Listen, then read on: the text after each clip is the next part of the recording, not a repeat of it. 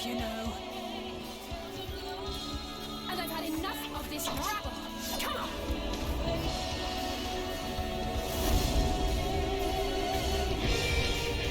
As the chaos spread, the star seemed doomed to unravel, and yet...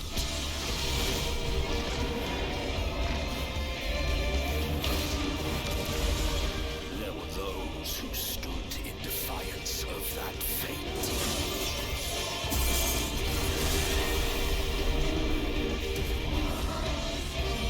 The hour has come, Preacher.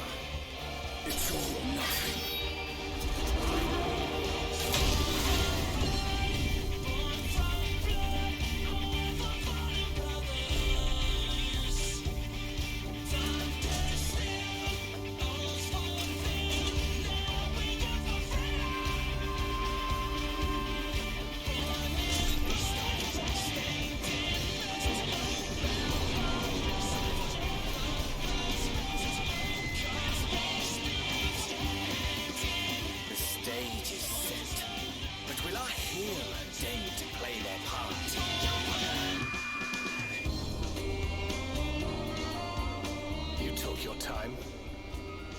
As we feared, the respite afforded this land was but fleeting.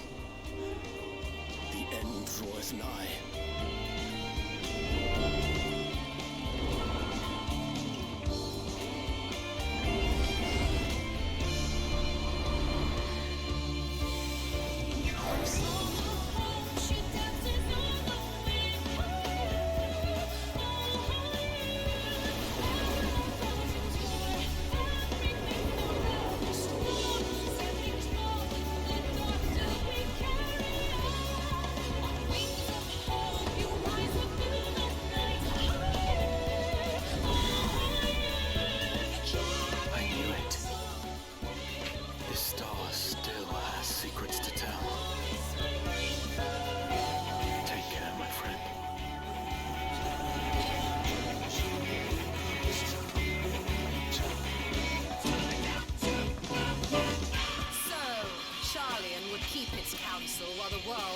To ruin.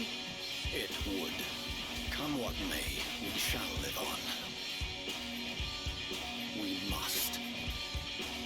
Do as you must, then, that we scions will fight until the heavens fall, until our last breath.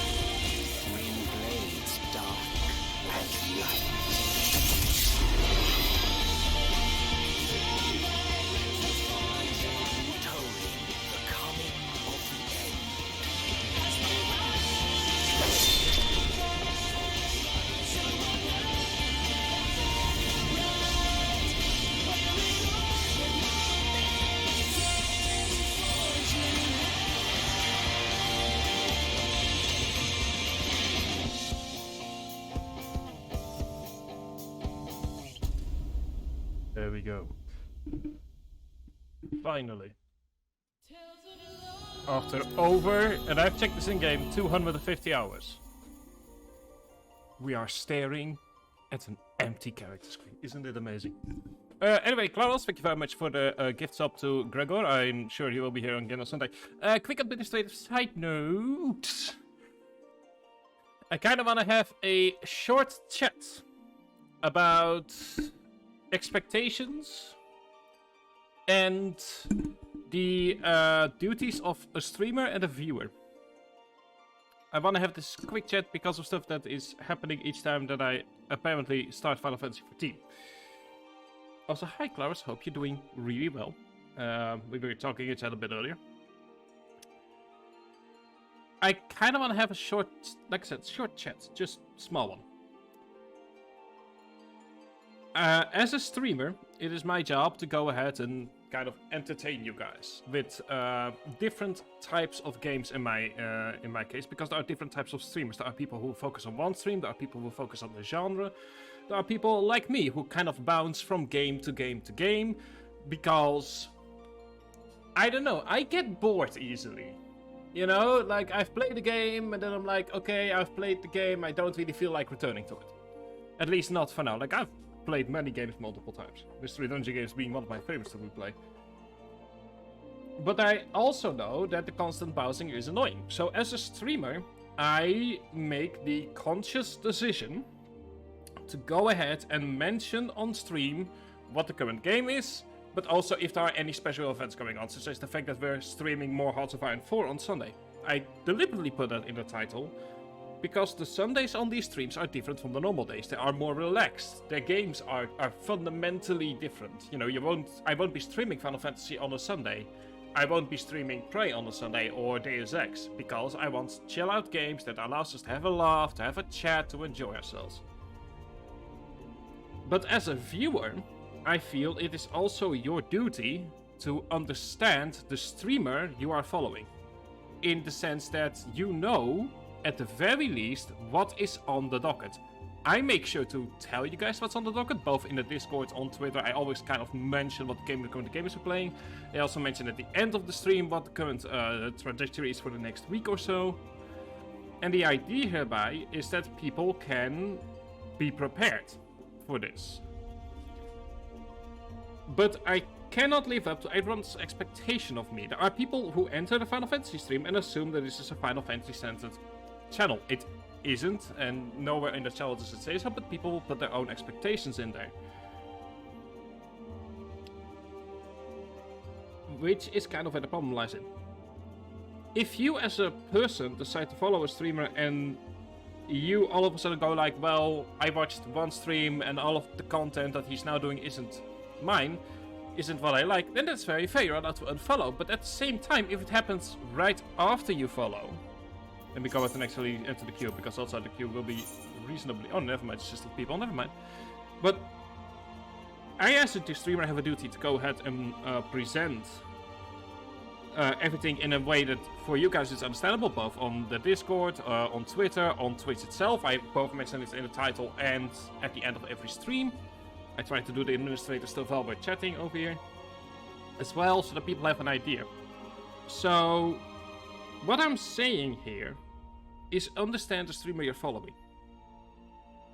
At least in regards to the type of content. Because I say in my chat that I'm a variety streamer. It's best, you can see based on the current games being played list that I'm a variety streamer. The other hint is that the Sundays are called Sunday sessions. They're different. It has deliberately a title that basically says, okay, we're somewhere else, we're different. And I kind of want to just have said that because I've had it happen multiple times. And I can noticing that because I'm a small streamer, I have a small following, so, you know, if the numbers go up and down, I will notice it faster. That what I'm noticing is that people follow my stuff when I'm playing, like, something that's a one-off, that I'm also trying to constantly say, like, this is a one-off. They'll sit there through the end messages where I'm also telling you guys, like, hey, this is what we're going to be playing for the next week. And then the next stream, they unfollow. And that's your prerogative. You're allowed to do that. But for me, it gives off the vibe that apparently I don't know what I'm doing. You know, like, if you're going to follow a streamer, make sure you know that, you know, it's a bit of give and take on both sides. Like, make sure for the streamer, they need to make it clear when something is different than normal. Also, let me go with the button on the chat once more. There we go. Let's hide that over there. And for you as a reviewer, it is important that you at the very least know that, well, what kind of streamer and what kind of environment you're getting into. And I just kind of want to have it said that because I've had it happen over the past few weeks multiple times, that people will, on the Sundays, go ahead and follow me, and then the rest of the week when I'm playing the games I normally play, all of a sudden stop following because it's not the type of game they want, which is very fair. But for me as a streamer, it makes it hard to determine whether or not what I'm playing is working, whether or not what I'm playing is correct, and whether or not I am doing a good job. So, my personal idea is, or my personal idea, but like, what I normally like to do for myself is that I kind of watch a few streams of a person, kind of see if it's my thing. It's not like I'm hiding it. The past podcasts are all there for you to see if you click on my name, if you go to my profile. The past podcasts all show you that the Sundays are different. So if you follow me for a specific Sunday game, at the very least try to go ahead and, you know, accept the fact that the rest of the week you're not getting the same content.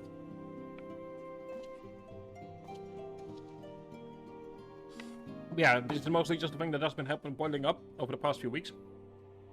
Because it's been happening over the past few weeks. And I've been reasonably annoyed at it. So yeah, for which my apologies for starting off today with the rant. But anyway, yeah, we're starting Endwalker. And I'm excited. I'm very much excited. It's been a long journey. It's been a weird journey. It's like Final Fantasy is sort of like the last game from a time before, so to speak, before like all of the branding began and before I like started doing my own thing, getting away from sort of like the Final Fantasy streams. So yeah, I'm excited. Now the goal, in order to, you know, allow me to not complain during Endwalker, hasn't been reached. So complaining there shall be, but I'll try to keep it at constructive criticism and at points where I feel that the game just simply isn't being aware of what the hell's going on, or like where I feel like it is actively protracting from the game itself, and I will also praise it when needed. Anyway, let's go ahead, set sail. Shall we? And you'll make sure that that is the clause that I want to see. Indeed, you should. You'll indeed make sure it hold against you. Also, I was thinking, and I know that I've already run this joke into the ground over the past 24 hours, but I was thinking of putting my name on a massive billboard. Which we are going to have a chat about that in a bit. About shit you don't do because it's against the terms of service of life. Because as you know, some people just don't know when to not break the terms of service of life itself. And yes, I mean, if I want to really start having beef with the Final Fantasy 14 community, I know a way to do that, but I'm not going to, because I'm not quite willing to kill my online career as little as I have it. Anyway, Thrive, do you have some time to talk? I don't know where I'm going. Was he doing an Irish? No, I wasn't doing an Irish accent for now. I would like to gather everyone in Dawn's respite, together assess the situation in which we find ourselves. Now, I'm not certain how the sound is going. I should probably going to have to up that.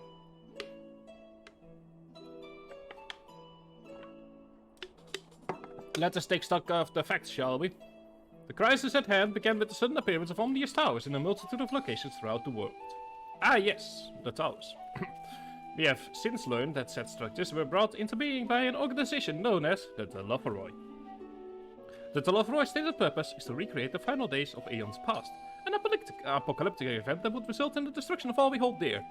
Already have these towers of theirs been the cause of untold suffering. Countless innocents kidnapped and imprisoned, their fate perverted for criminal summoners. This is why you don't have churches, people. And unless we find a way to deal with the corruptive aura surrounding the spires, we can't even get close enough to rescue anyone. Please don't take that out of context. Those shielded with the blessing of light seem to be able to resist being tempered, at least. But after what happened to Ironfall and Fordola, we need to be very, very careful about how we proceed. I don't know why I'm always less serious in the first stream of a new game. Yet, while these threats close to home are of paramount concern, we mustn't lose sight of the situation in Garlemald.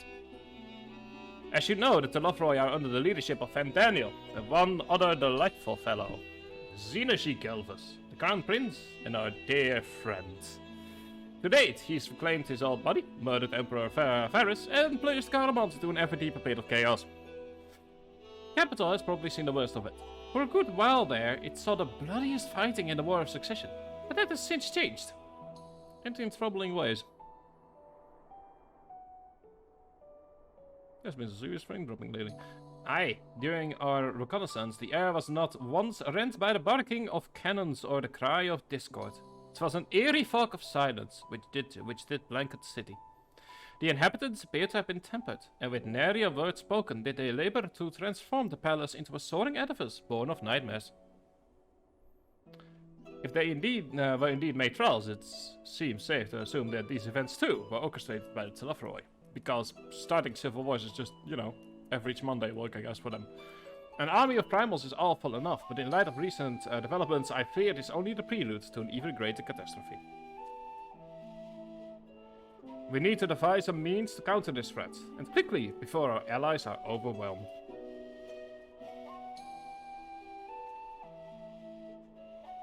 We will find a way in Charlian. I'm sure of it.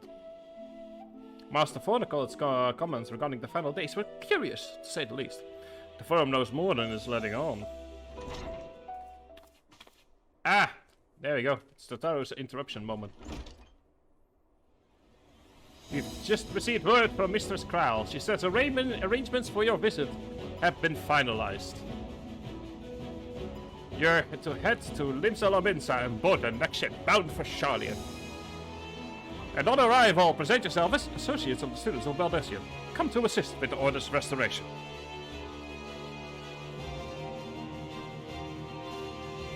Good luck with the therapy, Klaus. You're about to... Yeah, go ahead and look, dude. The arrangements may be settled, but what of your thoughts? They must raise at the prospect of returning home after so long.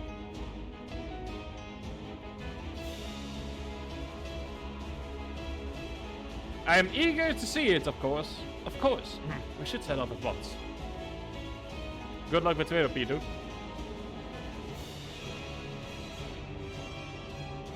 Then I'll accompany you to the docks. You need at least one person there to wave and cry and wish you a safe journey.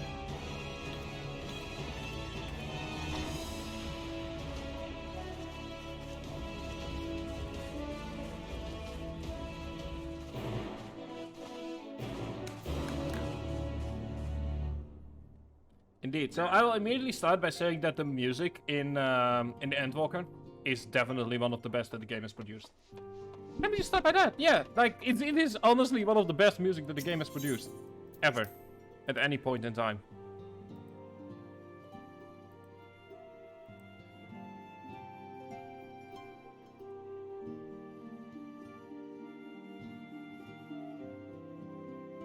So yeah, and if the best music in the game is up for debate, but definitely one of the better musics. Also, I really like the Endwalker jingle.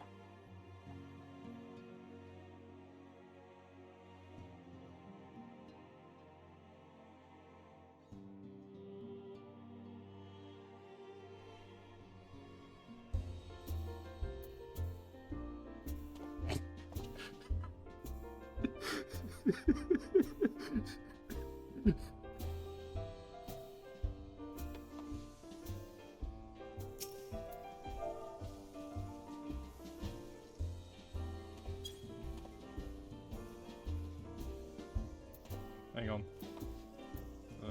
Where is it? I'm sorry, bud, but I gotta have to. Where is it? God damn it, I don't have the dancing mode. Oh, brother. Where's my dancing? I never bothered to unlock my dancing!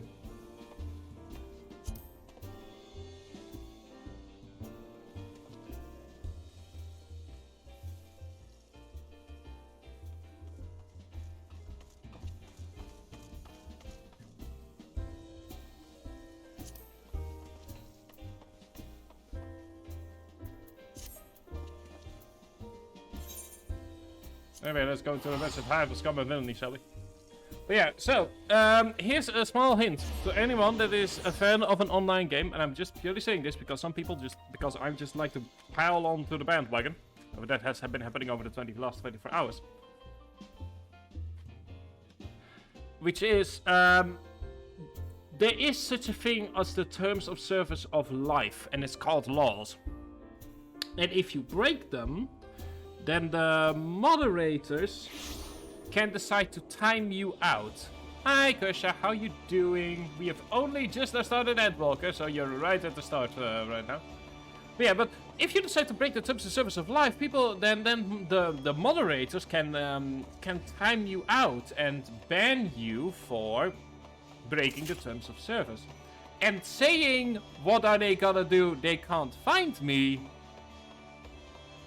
that's not how real life works. And I'm just saying that as a sort of like generalized statement that if, say, you are idiotic enough to put up, say, a billboard in an American state advertising your sexual Saturday evening bash or Friday evening bash, and hypothetically you use data mined clothing and modded characters with just a sprinkling of using the Final Fantasy XIV logo and the all rights reserved, then you're basically breaking. I'm not necessarily saying you would. No one is stupid enough to do that after the people or that make the game have asked you not to use, do not data mine or use modded materials on anything. But let's say hypothetically you were to do that, then you're breaking the terms and service of life, and the terms of, and more specifically the paragraph about copyright law and trademark right infringement. And the moderators of life can ban you for 2 years from playing the game of life. Now, surely no one would have been stupid enough to do that and then make national headlines with it. But like I said, surely no one is stupid enough to do that. I'm just saying, you would have to be an absolute idiot to do something like that. That's all I'm saying. Just no idea where it came from. But yeah. And Kosha, from the sounds of it sounds like you're having a Wednesday day. Yeah. It doesn't sound... to be fair, I also overslept my alarm. It wasn't even the day after, it was the day off. Like, it was the same day as the 1000 plus Final Fantasy XIV choir video. It is honestly the two sides of Final Fantasy XIV put inside of like one thing. Oh, that reminds me, I can actually use my alt to see the carnage on Friday. Ooh. I can watch the carnage on Friday. Yes. Yes, I will. Everyone's here, which is good, because I've already paid for your voyage, and the fee is non-refundable. Ship for Charlian should be pulling into port soon. So please follow me and have all your luggage close at hand. Like in it as in the FC, or in it as like the video. Never mind. That's actually like, really nice. That's great to hear. I wasn't a part of it because I tried to distance myself from the Final Fantasy XIV community as much as I possibly can. But yeah. Let's have the very first cutscene of the day. But that's actually great to hear. Anyway, we have cutscene, the first of many. I'll also up the sound after this cutscene.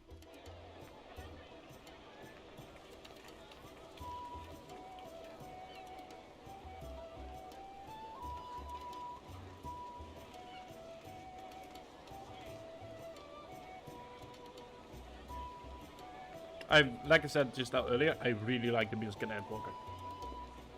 They've almost finished loading our cargo. We should be ready to depart right on schedule, or so I'm told. Excellent. 'Tis nice to have a smooth beginning to one's journey, at the very least. It's funny.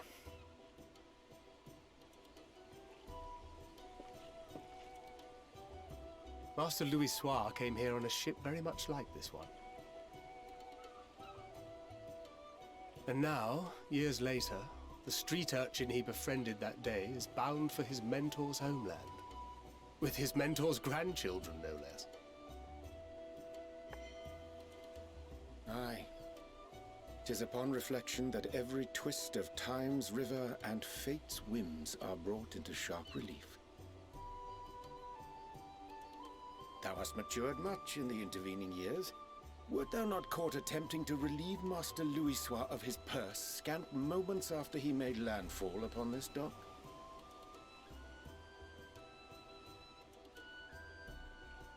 Oh, really? Now that's a tale I'd like to hear. Why? I would like to hear it as well, please. We've got all the time in the world on the ship you can't get away from. Will this be your first visit to Charlian, Sir Estinian?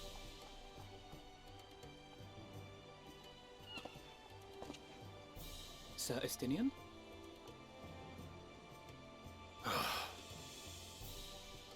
Are we strangers newly met? Why this stiff formality? Because you're scary to him. I merely meant it as a professional courtesy, since we are now colleagues in an official sense. Also because you have a spear that is bigger than he is. I'd rather you dispense with the sirs, especially in private company. Very well, your lordship. Or I'll be forced to respond in kind, little Lord Alphino. Yes. You've made your point, Estinian. Painfully well. Yes. Please, allow me to call him that. Better.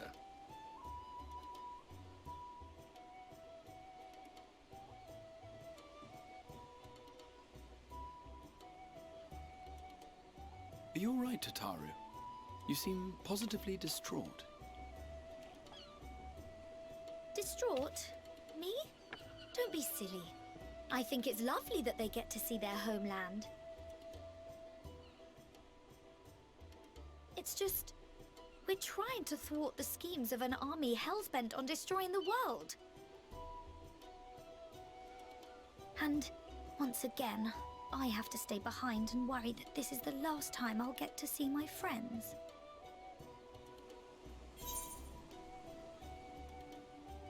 Yeah, no sense worrying about the things we're powerless to change.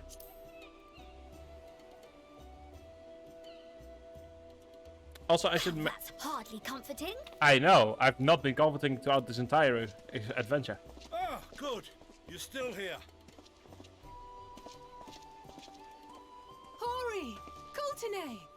What brings you all this way? We're to assist the Maelstrom and the Kobolds with a lunar primal operation, so we thought we'd see you off before heading to the tower. It's really nice that they actually, like, give us Hori Boulder as, like, Flamine a and small... the others wish you all a safe journey, and promise that they'll look after things here until you return. We will too, of course. Aye. We, your fellow Scions of the Seventh Dawn, will do our part to ensure the end of the world won't happen on our watch.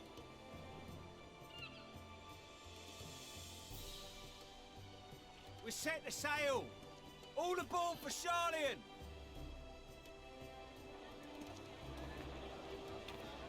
I really like the fact that they kind of show your Holy Boulder, which is one of the first people we've met. It's time. Then we must delay no longer. We will contact you the moment we learn aught of value. Wish us luck. There is just so many... That's for me the problem with Endwalker, there are so many nice details in there, and then there are also, for me, at least for me, some glaring Have a safe problems. journey! And please, please, be careful.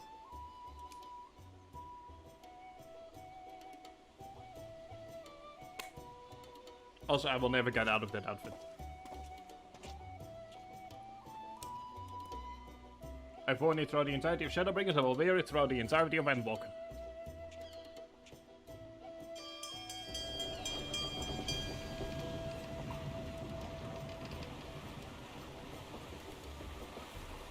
And so you venture forth unto the unknown. A fate beyond the horizon that cannot be divined. A future undefined and in flux. In uncertain times, naught but the simplest words of wisdom will suffice. Oh, Matthias, I love your voice. That which lives is destined to die. Love leads to loss. Every beginning has an end.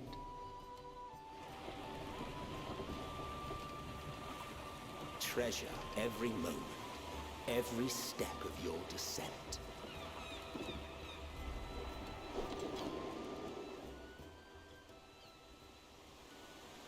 Which are strangely prophetic words.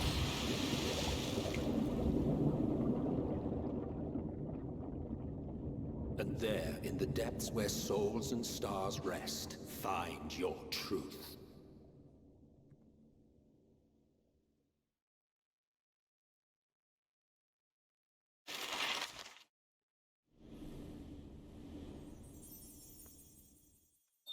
I will also say this right now. Yes, we will be streaming patch 6.2 on the day of release. As we always do with new patch content.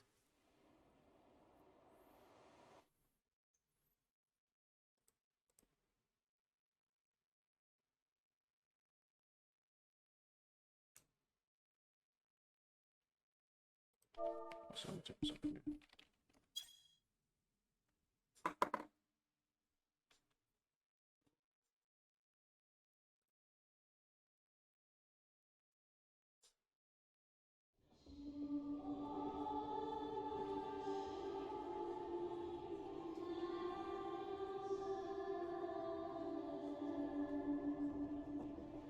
Here.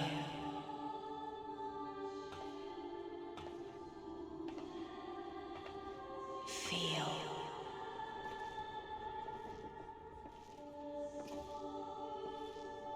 Think. I also just realized that I'm on a timer now in regards to doing a bunch of content before a certain quest before a certain quest done on stream. Oh, that's going to be fun. That's going to be fun. The day has barely dawned, my fellow earlier riser. Though we're hardly alone in that. Envious of those still sleeping soundly. I mean, they managed to sleep on a chocobo while being attacked. I get the feeling that nothing will get them to stop their slumber.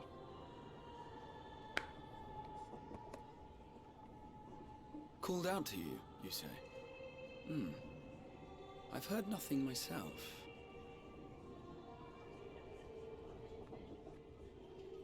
In any case, I dare say the sea air will do you good. Why not join the others on deck? Charlian should be coming into view at any moment.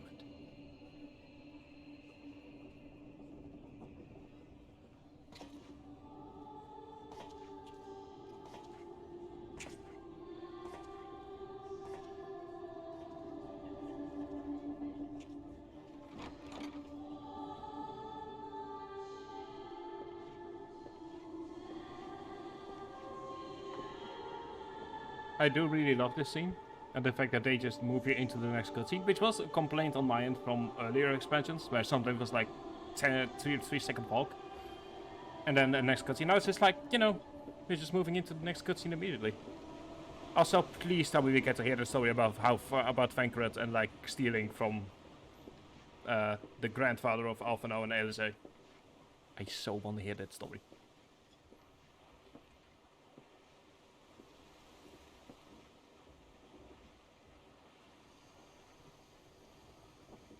My voice yet reaches you. I am glad. Hear, feel, think.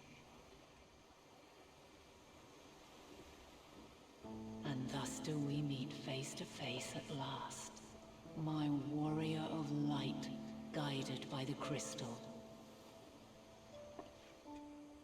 Without spoiling too much, this scene suddenly like has such a different meaning once you've actually finished Endwalker. Which is a compliment to the writers, that they are capable of making this entire scene different depending on the information you have. But yeah. Also, yeah, technically mummy, I guess. It kind of depends on your definition of mummy. First. You have every right to say that. It's the same as like, do you consider God your father? Something like that. Like you have gained an understanding creation of stuff. what I truly am. What Eidolon has always been. A primal.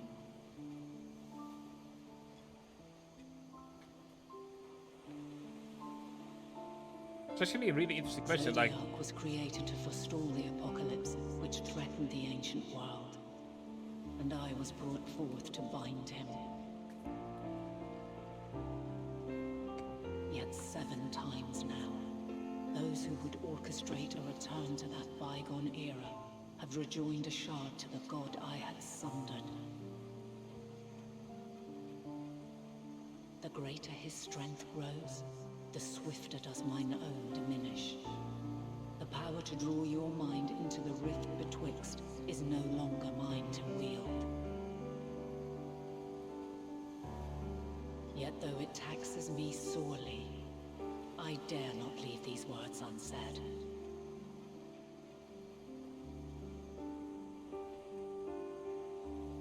Even bereft of my guidance, you and your companions have accepted the burden of this star's troubled past. A conjunction has begun to form, an intertwining of your time and mine.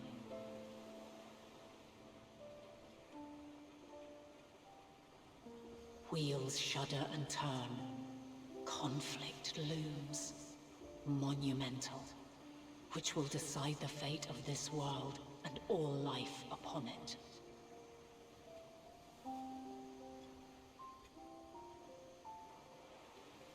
When you truly understand what is at stake, and your journey has prepared you to surmount the insurmountable, then shall I honor the promise made in another time, another age.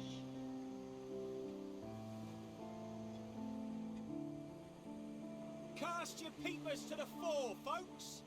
Sharlayan's just over yonder. Also, you could technically see the rocks there for like a split second first. You further. Your traveler's heart must yearn to behold this unfamiliar land.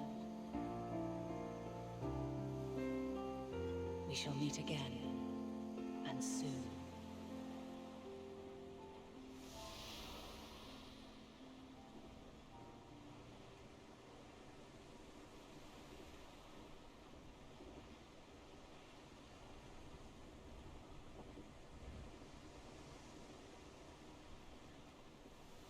But yeah, like, this is... So I've said a few times that I feel that Shadowbringers and Endwalker are basically two parts of one expansion.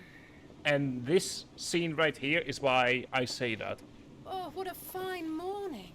Oh, still a bit stiff, though. And a good morning to you too. Taking a look at the island already? Then let's go. Let's go. Might still be room in the prow if we're lucky.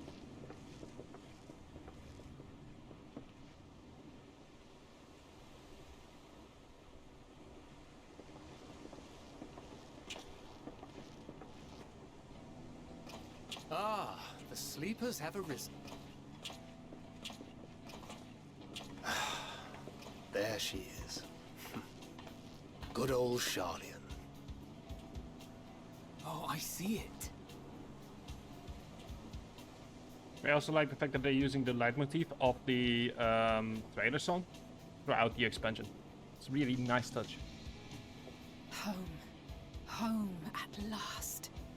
Well, maybe not in Father's eyes, but we'll manage on our own, if we must. You do know you're not alone in this, don't you? Indeed. 'Tis as Sir Estinian saith. Forget not the comrades who boarded this ship at your side, I prithee.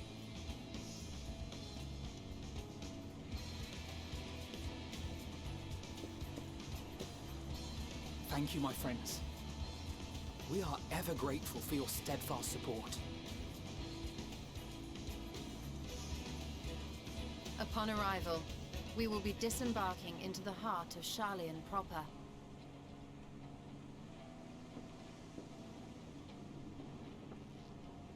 There is no greater concentration of wisdom in all the world. I am confident that somewhere within that center of knowledge and learning, we will find the answers we seek.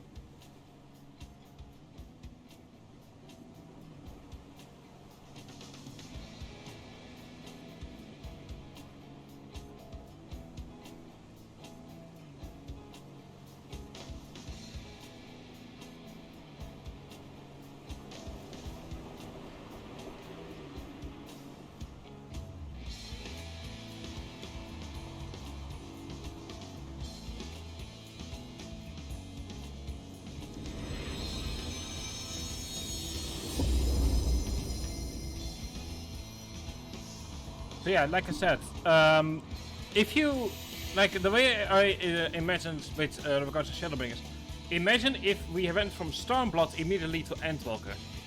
We technically still would have had the same story, but the impact would have been fundamentally different. The solitary island nation of the northern seas. Where under the watchful gaze of Thaliak, patron deity of scholars, academics hoard all manner of knowledge and secrets. Once, they deigned to accept foreign students into a distant colony maintained in the Dravanian hinterlands. How swiftly they abandoned it once the first Garlean boot set hostile foot on Alamegan soil. So averse to the prosecution of war, these men of wisdom, your would-be allies.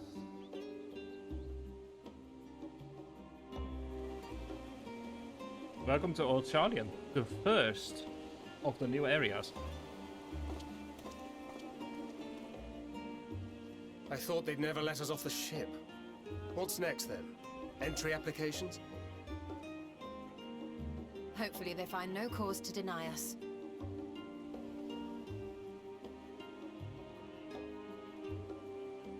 Hasn't Charlian all but severed relations with foreign powers?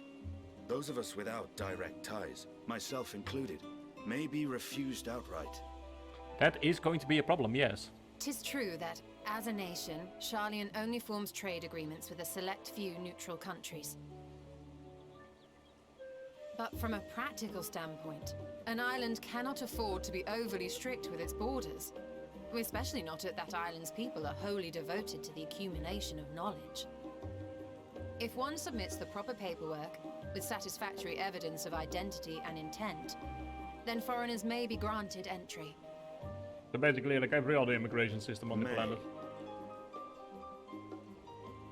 I mean, Estonia, I'm sure that you'll find lots of fun So things let to us do be now, but absolutely clear on these points before we proceed.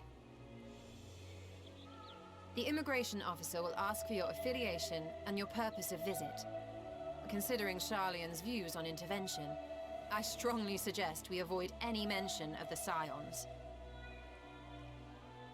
Crown has laid the groundwork for us to act as associates of the students of Baldessian, and our ostensible reason for being here is to aid in their order's restoration.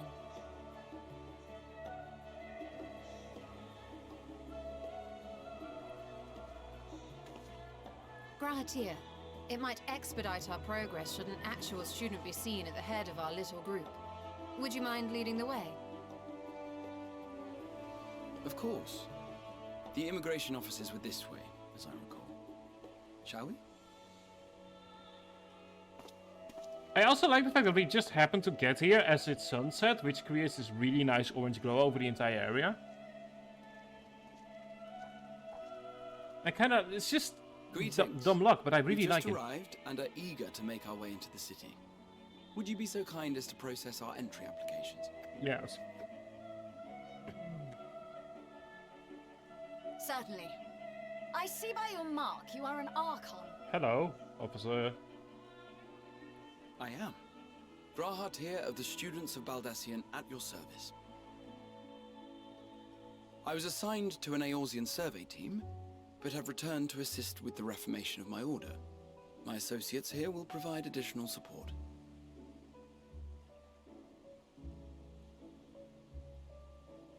Very good.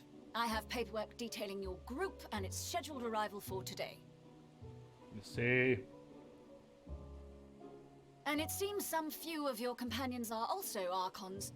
If you'll step forward, we can process those applications first. Nothing like waiting at the immigration office. Ishtola rule. Also, this is the first time I believe that we've ever heard of Ishtola's last name.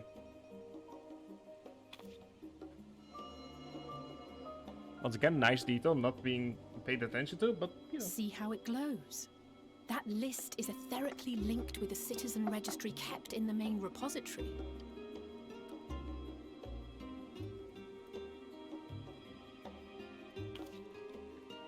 I've confirmed your status as Archons and amended your travel records accordingly. Welcome home. See, that isn't so hard. Now, who do we have here? Oh boy! Yeah,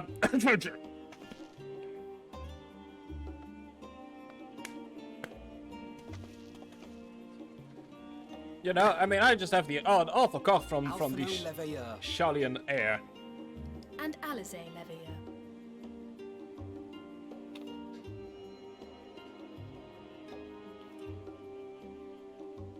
Your applications have also been approved. Having said that,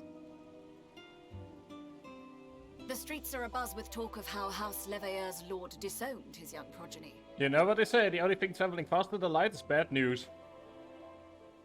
Or was it gossip?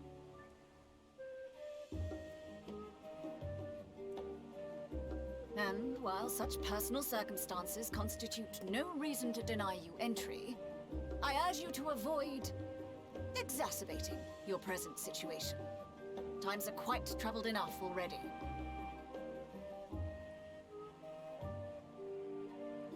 We shall keep that in mind.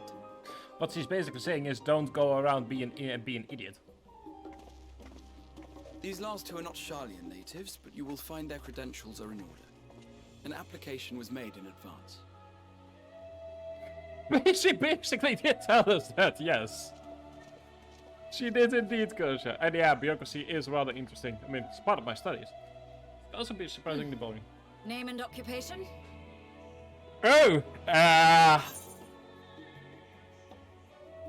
Oh, that's right. Yeah, so here's one of the first fun things, is if you have a CAD and crafting job, then you can say, hello, I'm Track Sakamori, artisan at law.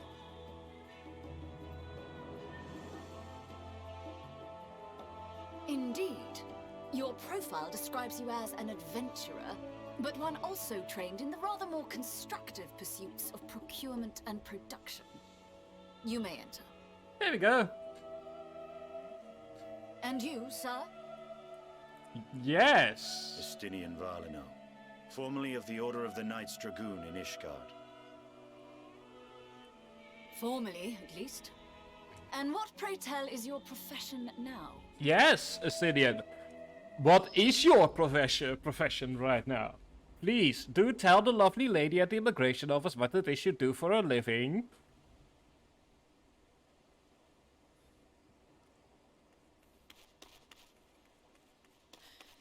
If you'll allow me.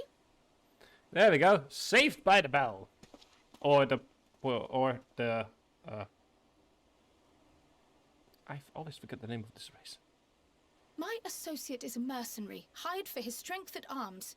Surely you are aware of the dangers we often face on our forays into the wilderness. Crow, you could have told him that before entering the office. Mistress Baldessian, if you insist on sponsoring his entry, then so be it. But while I appreciate that desperate times call for desperate measures, I find your choice of company concerning. Be advised that even a single misstep may have severe repercussions for your organization. I have every confidence in my chosen company, dear and trusted comrades that they are. But I thank you for your concern. Yes, I thank you for the backhanded compliment you gave me. Please allow me one in return.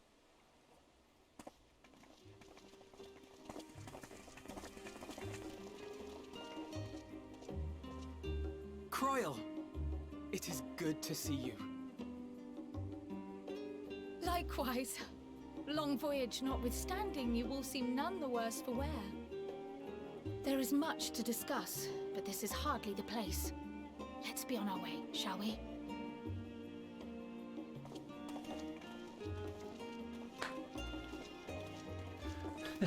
Oh, absolutely. Nothing like Little Sun. So, Little Sun is still one of the best backhanded compliments in the history of video games. To Sharlayan. As your mercenary, I should hope my welcome includes a generous salary. Well, so you can spend it all again. Oh wait, hang on, we haven't done to this yet. Say something, Sir Taciturn. Oh wait, we haven't done that part yet. Let's ignore that for a minute. Don't worry, we'll get to it this trip. Yeah, let me go and up the music a bit. Actually, speaking of which, is the music like loud enough or should it be a bit louder? Let me know, please. I'm upping it a bit. But yeah, welcome to Sharlayan. I really like this as an area. It's actually this is actually where I log off a lot in my on my main account. If I'm like not doing something specific, or if I just kind of log out in a nice area. Like the music is nice. It's relaxing. Look, the atmosphere is just like very nice old Greek. And it stylistically fits with the hinterlands, which is where we first learned of them. Like, just look at this. God. And this is the harbor area. Like, there is so much more to discover here. And this is like an upgrade from the Crystarium. It's rather nice and compact, which has always been a problem for me in regards to dealing with the Crystarium, which is that everything is like 5 minutes running away. And here it's just all just nice and compact. Anyway. Hello. Oh, hang on. Chat, it's time to hide chat again. Why should I... Well, my boy, you've clearly never gone through immigration before. Yes, it matters how you make your living. Yeah, anyway, I'm glad I spotted your ship coming into port. The officers are born bureaucrats and stickler for detail. In any case, you may relax and take a moment to get your land legs back. And we've been given a horse chestnut puppy. Which is 515. Let me check it. Oh, ignore that.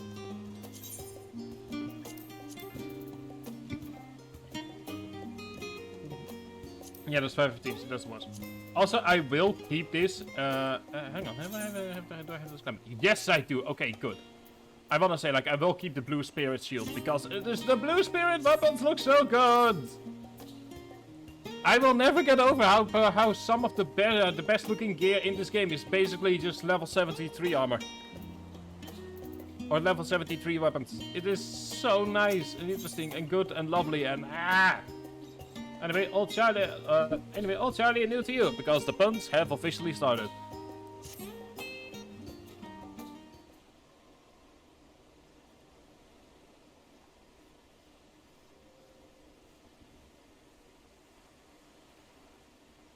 I had thought to launch directly into an explanation of what I've learned and how we might proceed.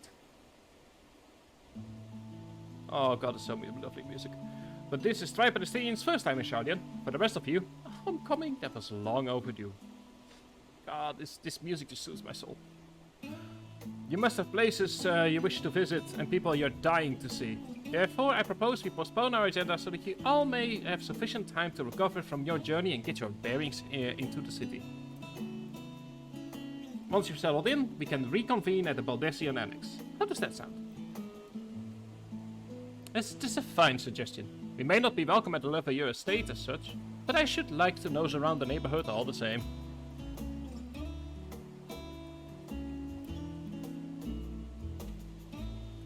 I am equally unfettered, as it were. There's no particular place that my kin call home. Still, I wouldn't pass up the opportunity to reacquaint myself with the city. Likewise, a quick tour of our old hounds might even yield some useful gossip. The annex was west of the Aetherite Plaza, wasn't it? I shall join you there anon. Once again, a nice way to kind of in-game allow for an explanation of where we need to go. Yes, we'll meet you there. Nice way to kind of allow players to know where they need to be even without looking at the map.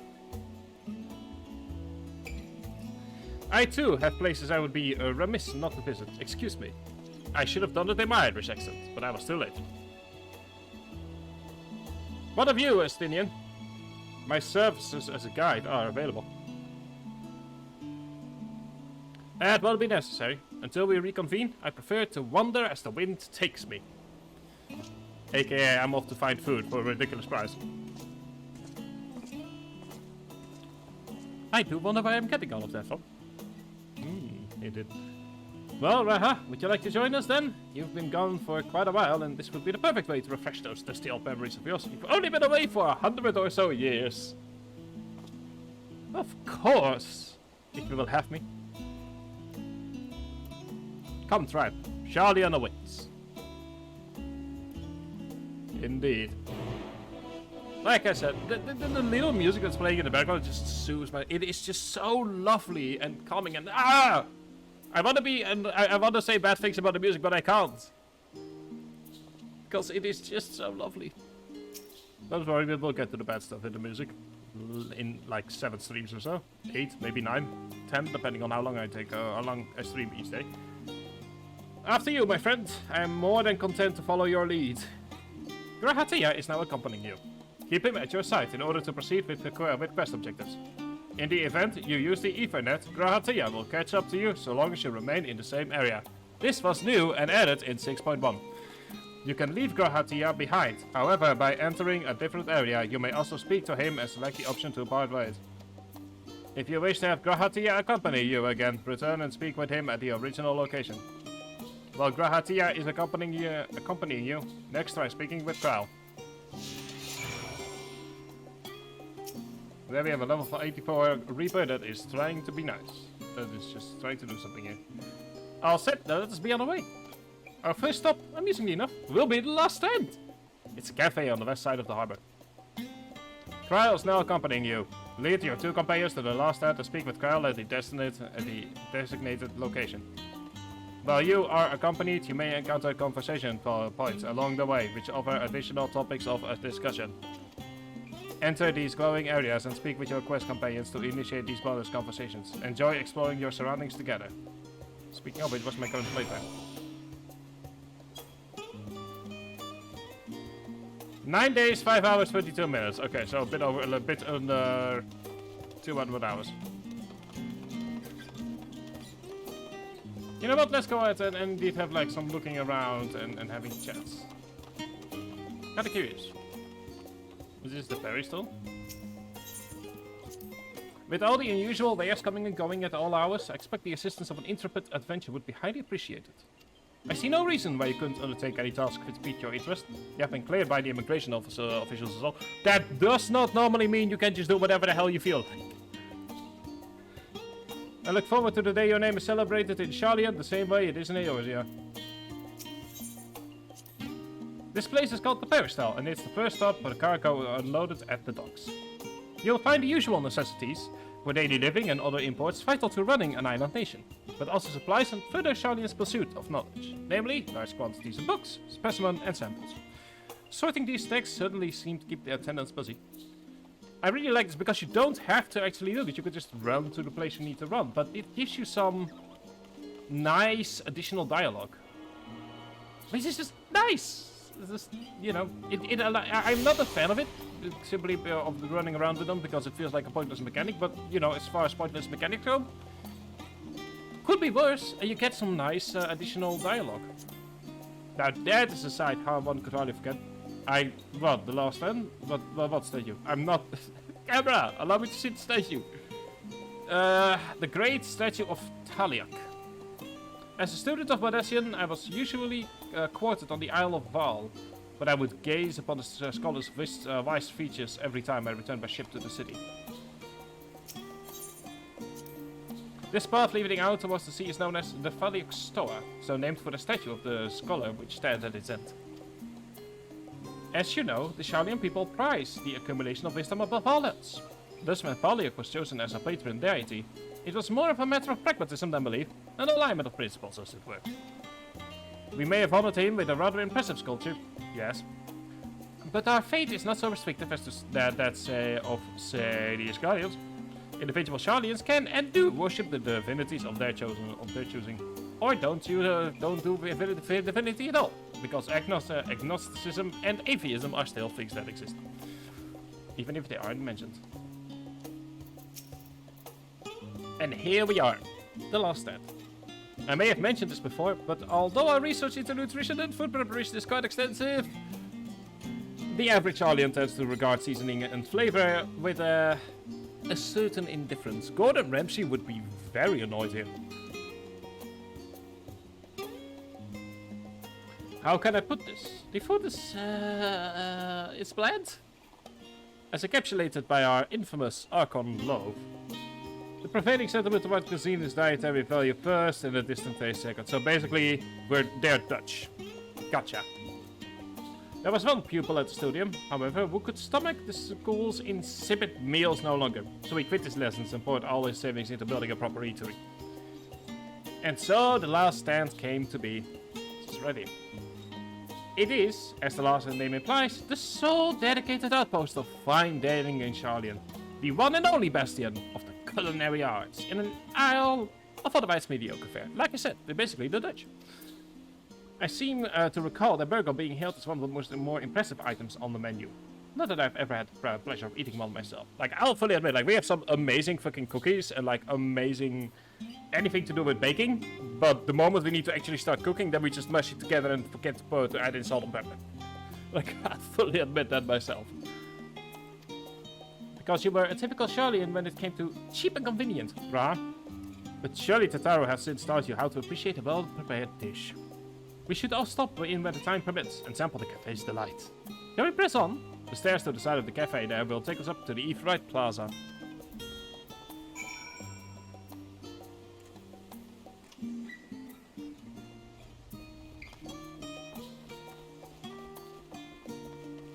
So yeah, let's go to the FFXIV Plaza.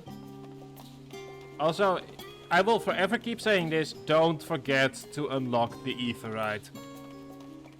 I have had some people here, day one, that forgot to put up the FFXIV and then had to go back to Limsa Lominsa first. Don't be that person, please.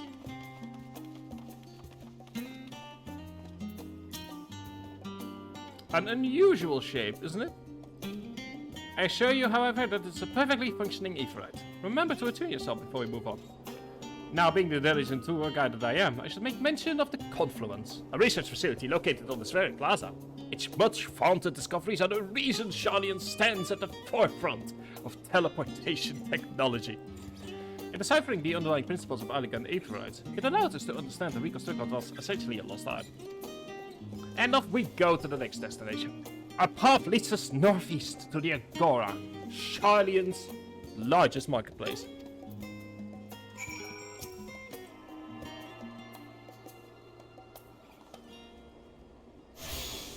There we go.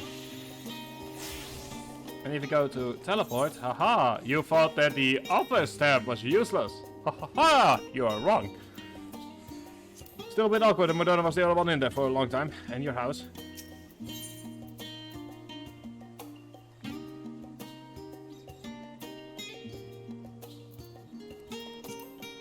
Ah, speaking of FFXIVs, those teleportation feats do add up after a certain while. Which is why I tend to rely on the far cheaper ferry services. I was pleasantly surprised when Master and Mistress Tataru informed me that the Scions are reimbursed for the transportation costs as part of their duties, but I find old habits hard to break. That, and I'd rather not be bothered filling out the necessary paperwork.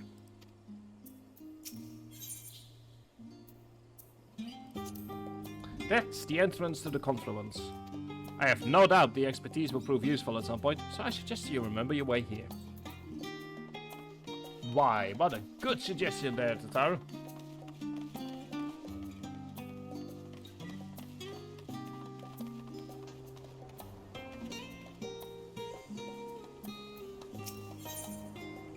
Yes, let's discuss the bookstalls.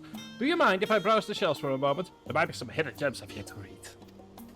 Only a moment? How optimistic. Feel free to browse all you like, but we won't wait around for you. Ah, perhaps I'll return here later then. If we actually have a similar system in the Netherlands, like you start seeing popping up more and more of these little stalls that have like books you can like. But basically they're being like, if you go ahead and grab a book, then give a book in return, so that like other people can read it. It's a nice way to kind of reuse books. These little open air stalls are so uniquely Charlian. I'd always thought them a common sight until I visited other nations. Yes, I'm starting to wonder whether if Charlian has by accident based on my country, which is a issue.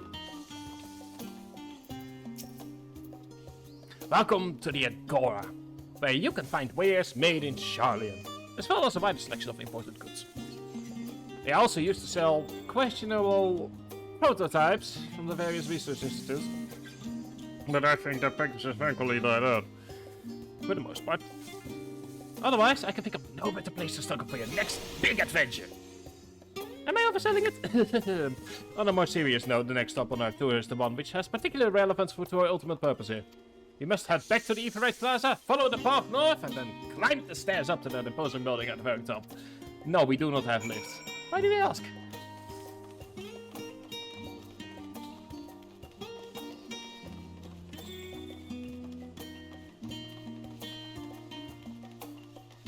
Yeah, let's go all the way up there. I really, like I said, I've said this a few times, I really like the design of Charlian. It is just nice and white and peaceful. There's water everywhere. Oh god, yes, this... The more I hear about Charlian, the more I'm like, yeah, this is probably the Netherlands by accident, isn't it? Cobwebs. Oh, oh, that is so cute! That's so cute, Kojo. I mean, is it by accident? Is it by any chance an orange tabby? Because if there is, I'm... Hang on, let me actually just... I'm going to link you something in your in Discord. Since we're talking about that. Let me see if I'm... No, I'm not. 1 second. Where's my search button again? 1 second, I'm going to go ahead and throw you something.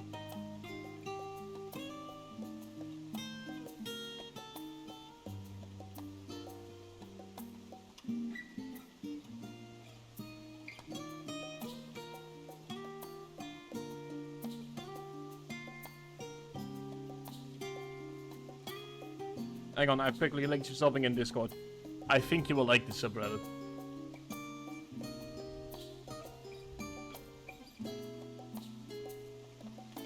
Although, to be fair, half of my subreddits that I'm subscribed to are like cat subreddits, so, you know. I guess I feel like I might have a small problem.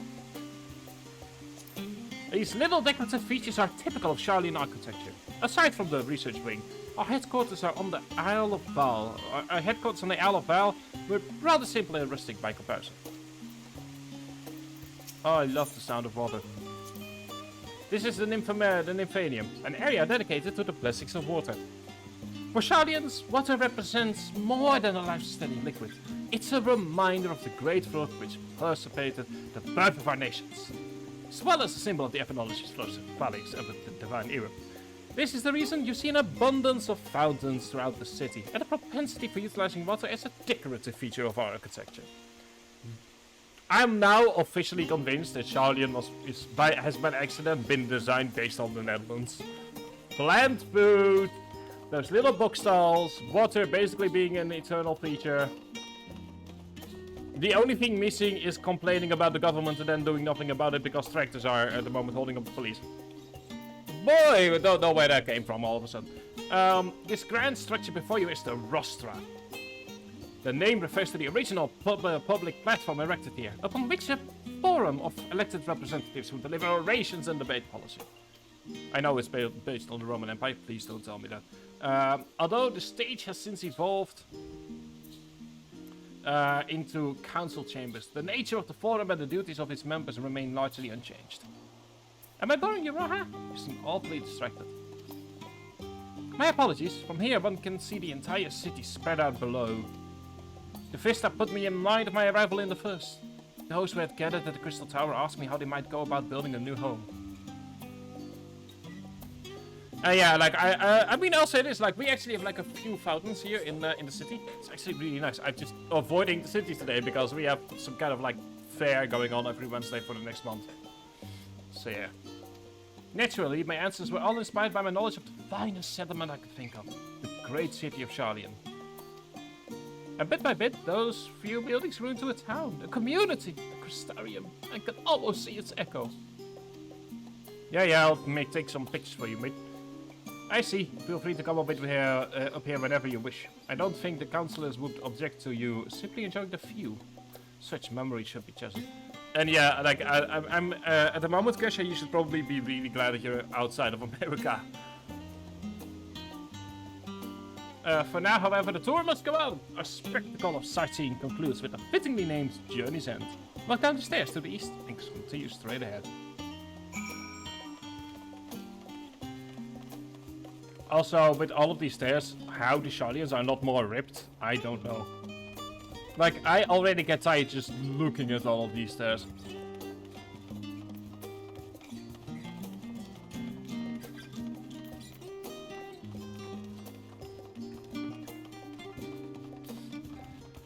Understandable. I mean, moving as in, like, just general moving, or like in regards to the comments I said about America? We've arrived at Journey's End. History tells us this was where those who put ashore with Archon name built their first homes. In the present day, it serves as the residential district for the most important officials in the oldest Sharlayan families. You'll see that one mansion is clearly larger than its neighbors. That estate belongs to our friends from House Liviu. All things considered, we should probably keep a distance for the time being. And with that, we bring our little Sharlayan tour to a close. I hope it has proven to be an entertaining and enlightening experience. That's actually... That might actually be true. Who knows? But at the same time, like, the thing is... I actually want to move to a more hilly and mountainous country. Because I've always felt more at home in those environments. Also, god damn it, Klaus, that's your second gift sub today. Thank you very much for the gift sub to Kersha. Kersha, enjoy your emotes and access to the subscriber part. They are part of the Discord, which is never used, and we should all pretend it doesn't exist. At least I don't know if it's used, but I assume it isn't because I never got a notification from it. But yeah. Also, hi Klaus. How was your psychiatry going? Like, I know that you had a thing where you needed to be, so I hope it went well. Stressful. Well, that is very fair. Oh, moving to the Netherlands. Yes, visa work can reach this business. Oh, that's yeah. I mean, I absolutely hope for you. Absolutely. Also, let me see here. How many months has it been at this point? I believe it's like 2 months. So I believe, or 3 months. So that means you have a new sub badge.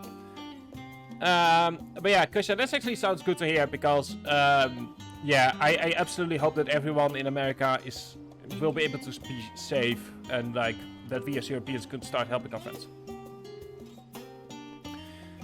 Talk about embedding without saying it. Yeah, that I can see how that's indeed deeply stressful. I actually had that last Friday when I had like a Zoom call with my teacher regarding my thesis, and like another appointment that I had has already been walking in, so I'm just talking about all kinds of stuff, and the person is like inside of that's here is like looking at me and he's just going like, whatever it is you're talking about, you don't sound you sound a bit mental.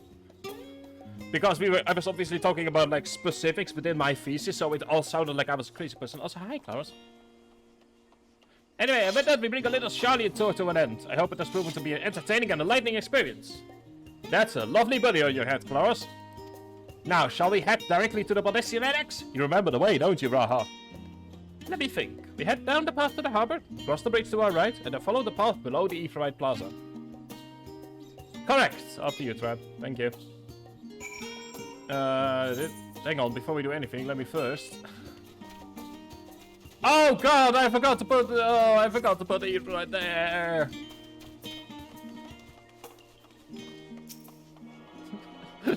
Oh, thank you for keeping me company, Klaus. That's actually really nice. It'd be nice to pretend they didn't see you sobbing and make it... Yeah, I can understand that feeling. But yeah, it was mostly mine. It was just, it was a lot of like... You know, it was a lot of like, oh yeah, post for... it was basically sentences along the lines of like... So, as I'm looking at this, like within post-functionalism, I feel like the theory itself is a bit like less clear than it should be on account of like the way that society is integrated within the theory of European integration. And like the person next to me was just kind of looking at me like...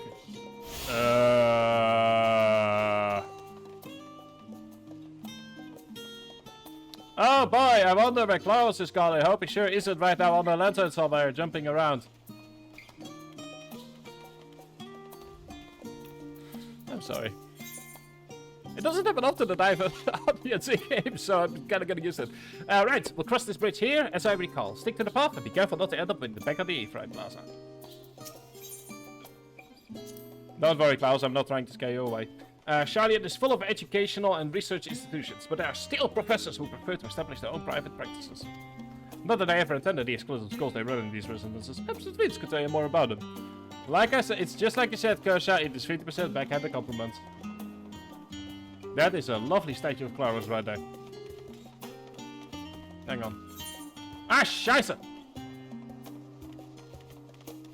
I forgot, damn it. I forgot, I always forget to do my Aetheryte stuff. 1 second. Yeah. I always forget to do my Aetheryte stuff. I don't know why. It is such an annoying habit on my end to forget.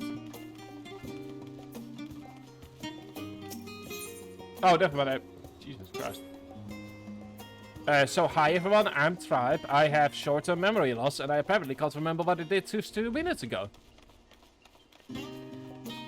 For some reason.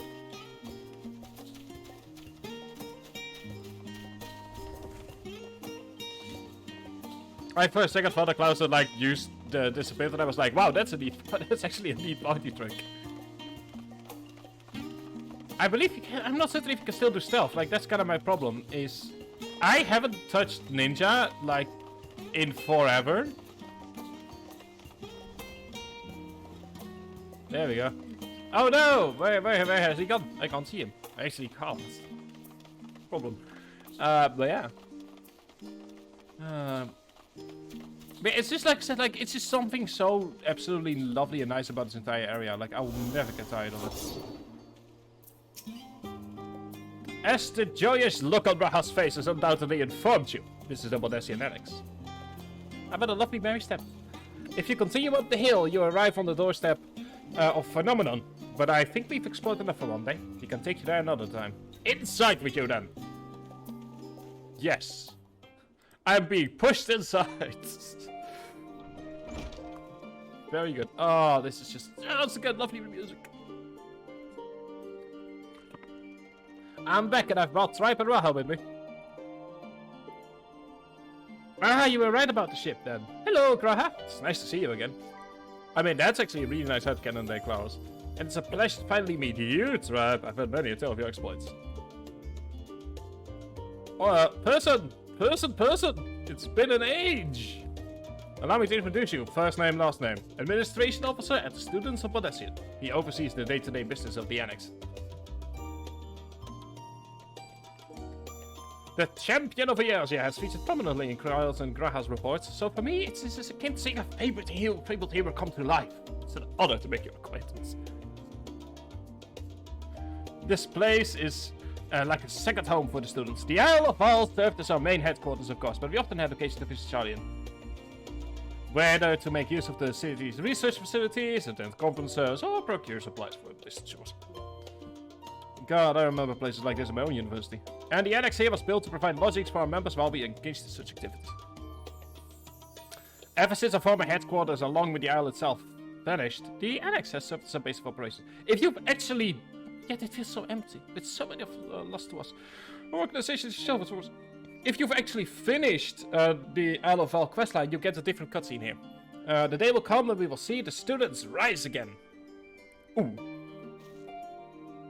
But first, we must ensure that the Teloperoi fall. Though through that door on the left is the main hall, where we can discuss our options moving forward. And yes, Graha would be way too excited to have 2 Warriors of Light in his near facility. He would probably pass out from excitement. Once everyone arrives, that is, you probably have time to rest before discussions begin in earnest. I've had private quarters prepared for you in the Endron, so please feel free to make yourself at home. I really feel like they should put this one in Ishgard as well, just for reasons. The nap rooms. Perfect for a nap. Oh, I didn't mean to give you the wrong impression. The chambers are quite well appointed. Far more than some cheap roadside inn, you may be assured. It was simply that we were often so busy with research or exhausted from journeys abroad that we would slip into the Endron just to steal a few winks. And thus they become known among the students as nap rooms, even if many such nap might well last well into the following morning. Say the word, and I'll be happy to show you to your chamber. Wouldn't be students without sleeping through class. Hopefully the others won't be too long in coming. I'll wait for you all in the main hall. Ooh, I'm curious about the Damascat now. Oh! he looks so... Oh, it's a beautiful little kitty. Oh, that's a cushion. That's a really beautiful little kitty right there. That is... I am much excited about that kitty. I'm very much excited. And I mean, you're right. He might not have one orange brain cell, but it doesn't stop him from having one. Anyway, let's go into the main hall. But yeah, I feel... Oh, hang on. My chat. There we go. Is it worth it? For when I know in the button. Also, can I say that I love this room? I just need to have it set. You know, like there are all these different things. There's the promotional art right here. That was, I believe, for... actually, this is actually, I believe, one of the loading screens. There's the elegant weapon.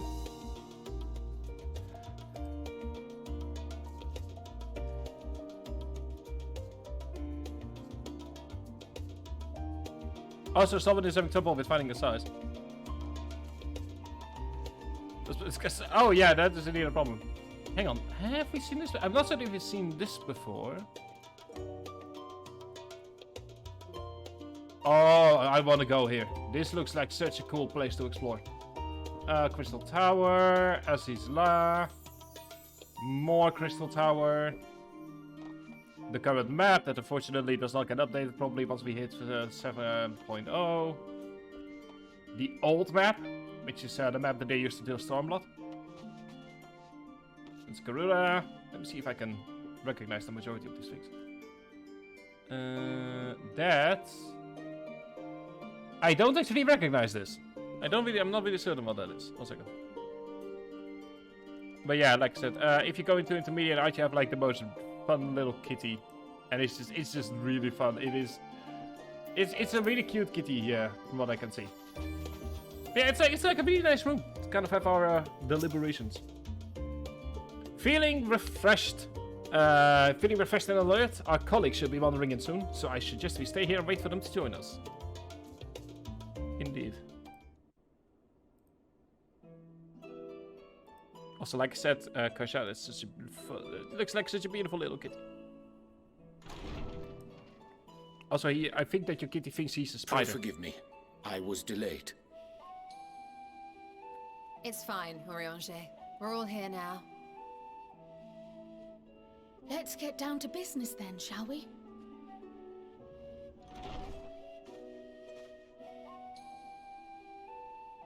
Come what may, we must prevent the Telophoroid's plans from coming to fruition. At present, I see 2 paths for gathering the information which may aid us in achieving that goal. The first involves an investigation into the change which has come over Sharlayan, not to mention the recent inscrutable behavior of the Forum. As most of you know, the 99 members of the Forum are elected from the general populace. This alone guarantees a plethora of opinion with regards to foreign policy. We'll have a chat about this in a bit. The bibliotheques, for example, are a group of conservatives which would have Sharlayan focus on recording history, while remaining entirely uninvolved in the making of it. And at the other extreme, we have advocates for proactive diplomacy and direct intervention.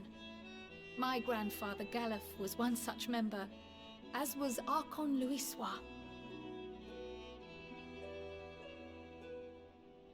Yet despite our diverse factions and philosophies, the recent vote to deny Eorzea's request for assistance was unanimous.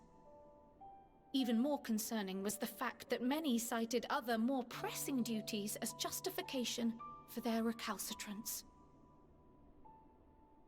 Fortuno's refusal in Gridania had those same undertones.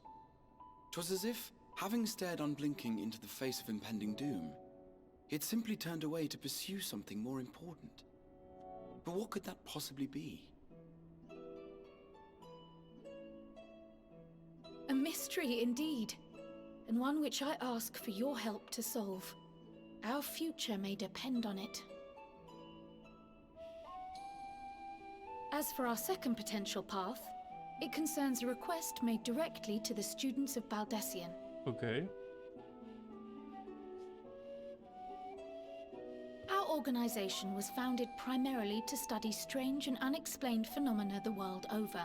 Mysterious relics and ruins, arcane disturbances, and so forth. Makes sense. Compared to our more isolationist Sharlayan colleagues, we have strong connections overseas, namely with scholars and academics who share our passion for the unknown.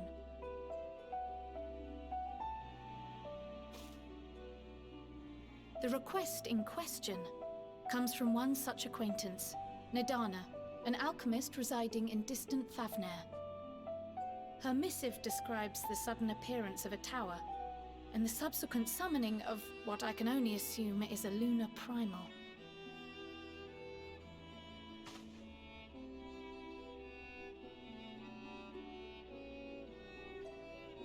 In response to this threat, the Satrap of Radzat Han, the individual who governs the city-state, has instructed the alchemists to find a means to deal with the spire. Makes full sense so far. The artisans of that land are heirs to an ancient tradition, one rather unlike that of their Uldan counterparts. I like how Steve just Tis sitting in the possible, background. nay, probable, that they have gleaned truths unattainable by Eorzea or her Far Eastern allies. They do, in fact, appear to have a strategy in mind, though it will require further research. To that end, they have requested an introduction to a capable warrior shielded by the blessing of light. Do they now? I wonder who could help. Assuming we divide our forces to pursue both of Kral's lines of inquiry, and having you join the group heading to Thavnair would seem the obvious choice. But the investigation in Sharlayan is of vital importance as well. Equal, I think, to the Thavnairian one, given that the fate of the world may hinge on the results of both. Yes, it is quite the quandary. Though it is a great imposition and an altogether too common one, our efforts would be more likely to succeed were you to lead the charge on both fronts.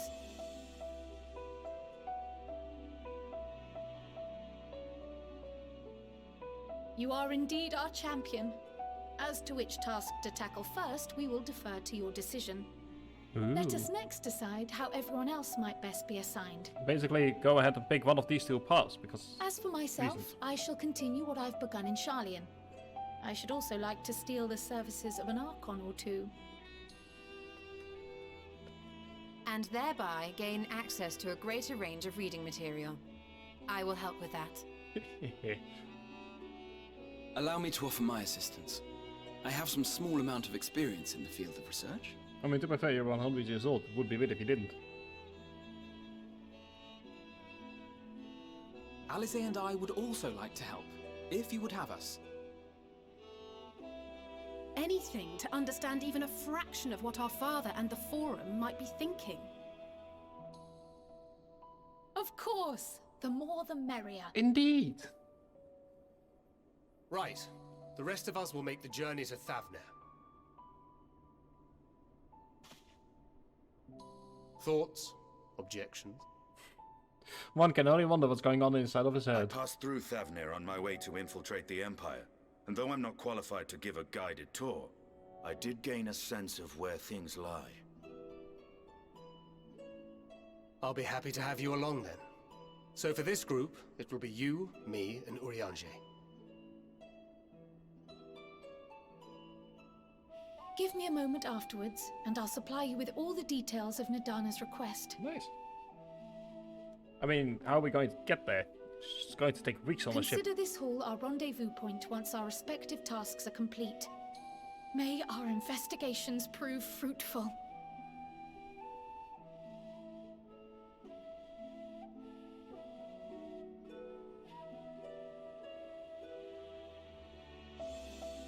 So I know that it's a bit early, but I'm going to take a short 5-minute break because I really need to go to the toilet.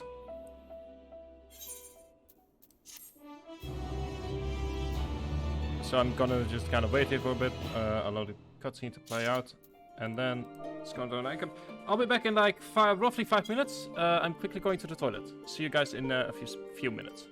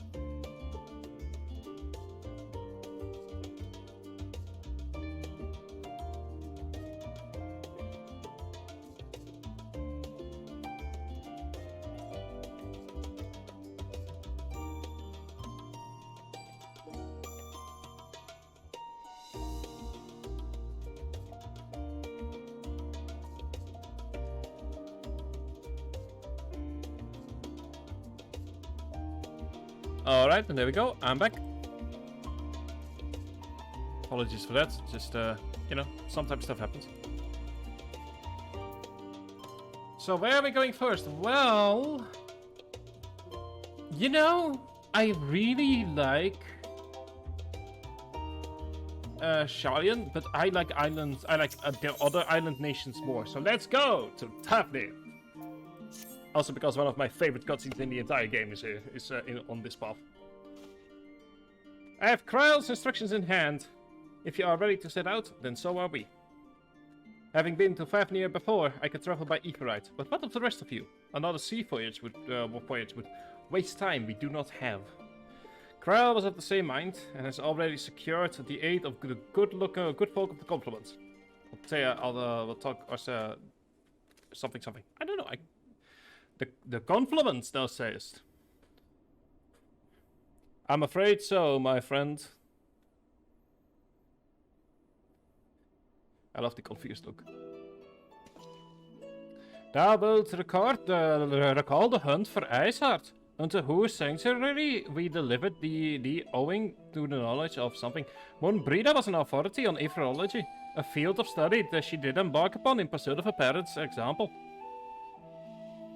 Both are authorities in their own right, and both are researchers at the Confluence. Haven't you gone to see them? Wait, you haven't? It's been how long in universe?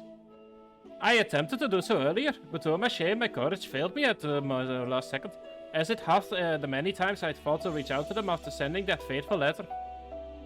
Neither time nor introspection have revealed unto me the words I should speak, and thus I have kept my silence. Whether you come with us or no is your choice and yours alone. If it's too difficult, well, we'll manage. Thank you. Thou art kind to say so, but I have no intention of forsaking our cause. I shall go to the Confluence, and I shall face that which had long been overdue. If it is settled, then let us be off. When we arrive, we should look for research in Imkara. Now I'm curious about, like, seeing, Christ. Thank you. I mean, it's not like I'm trying to have an actual... The thing is, it's not even like meant to be that way. It just kind of happens. It's the same whenever like I have to like talk about if I have to like do the voice of someone from Limsola Mensa. Is that it just happens? I can't explain. I quite literally can't explain. It's just like I sort of like naturally roll over into an Irish accent. But yeah, we now have Sights of the End. And the hunt for specimen. Let's actually unlock these two first. Before we do anything, let's first unlock some side quests.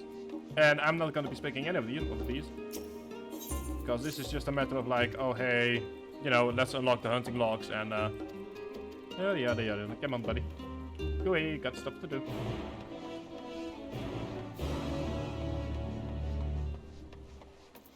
But yeah, thank you very much for my Irish accent. Also, I apologize to any Irish in the chat. Just, it wasn't meant to be. Yeah. Come on, buddy. Keep. They're basically saying, oh no, we've got so much work. There we go, cold ship, hounds have are now accessible.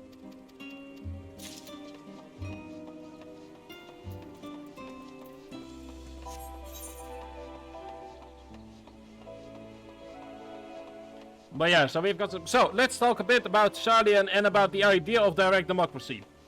My personal opinion is shit. Wow, that came out worse than I... What I wanted to say is, I don't feel like direct democracy is the right way to go in the modern era, personally.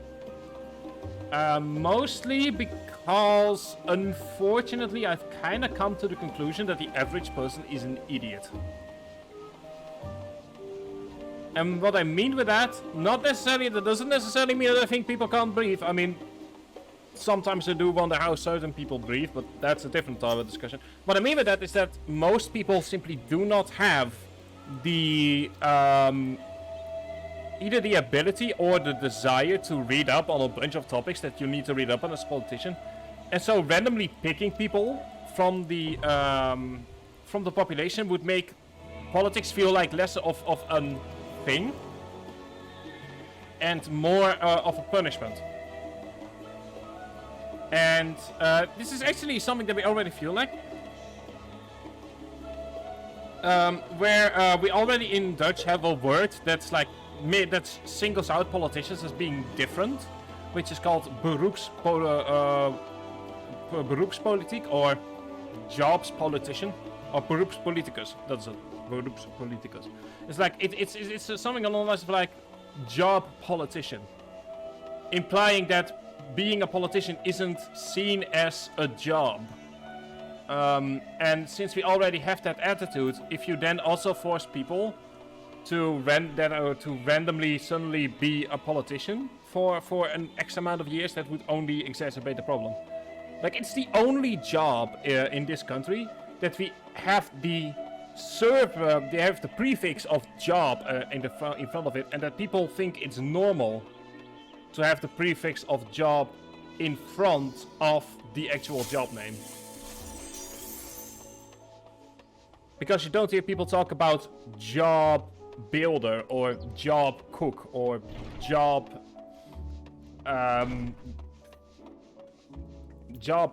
human resource department manager.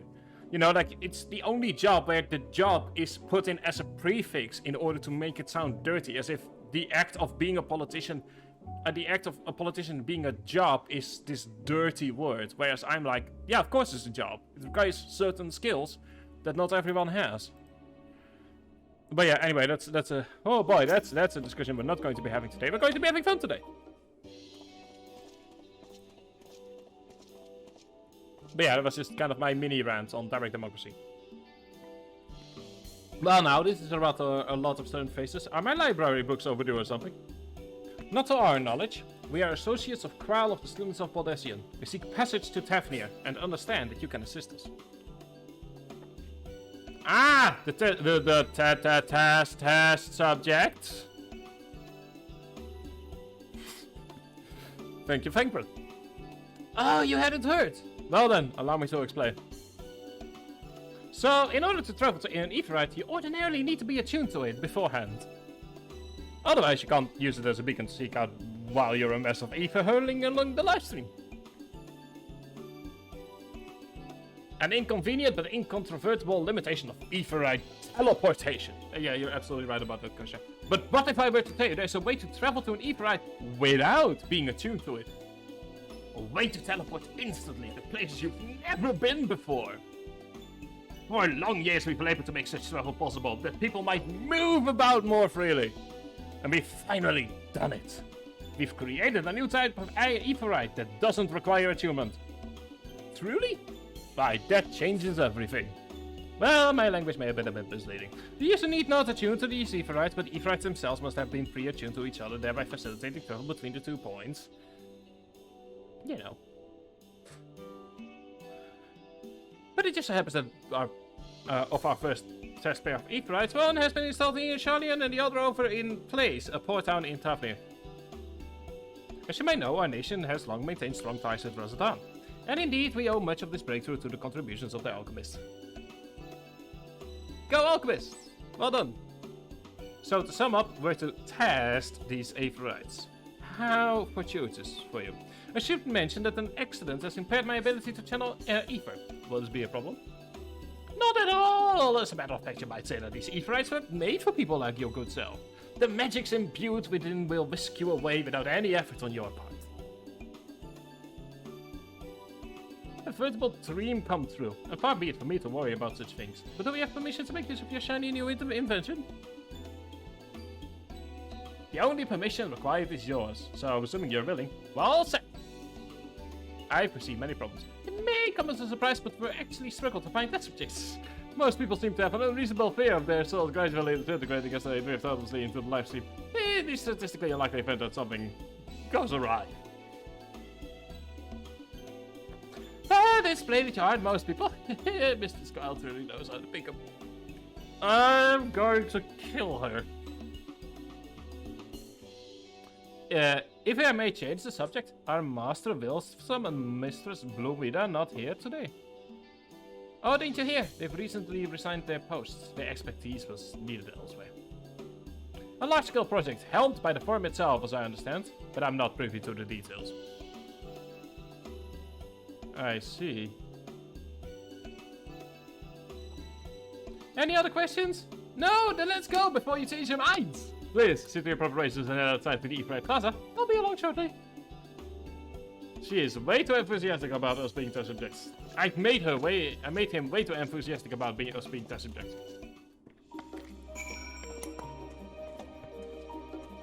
Way too enthusiastic.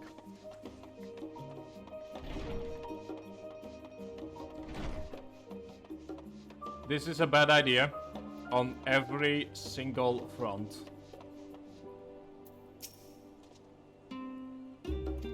Oh, Estinian gets to do it the normal way.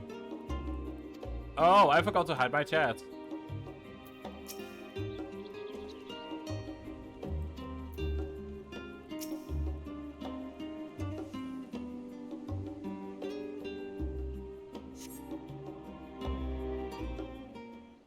Yeah, the beginning of the game is a lot of like running back and forth.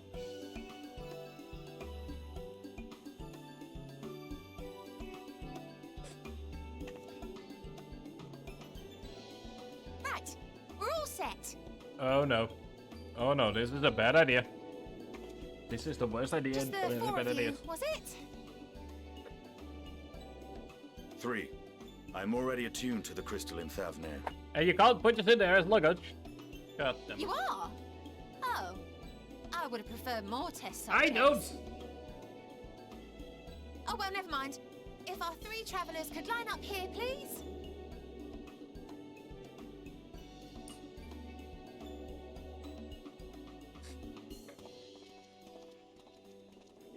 Boy, I'm bringing lots of ice to the customs.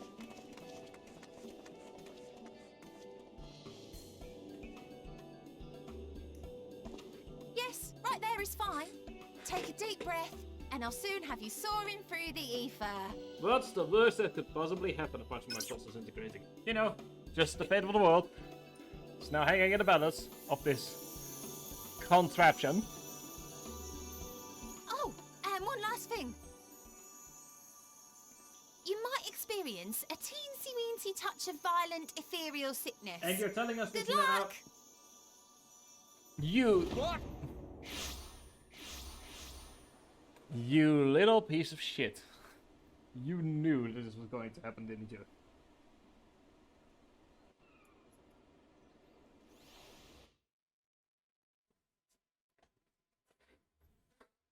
Anyway, welcome to Daphne and welcome to one of my favorite cutscenes.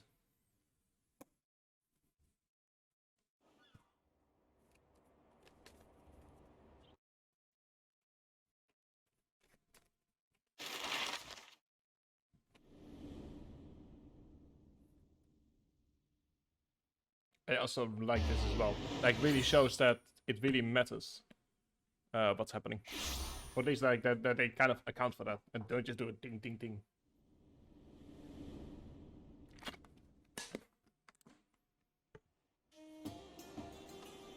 Thavnair, home to city-state Rads at Han.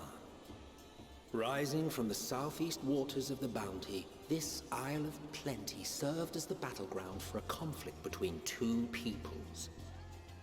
Their cultures bled into one another until a unique amalgamation was distilled from the chaos, in a process not unlike their precious alchemy.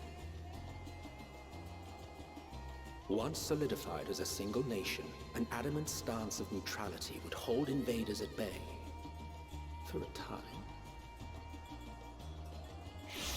Welcome to India.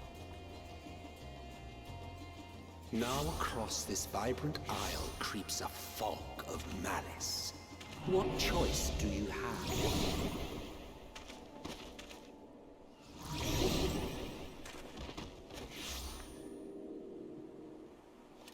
What chance?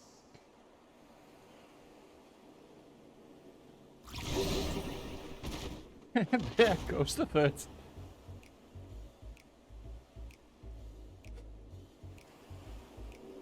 Against such an insidious foe.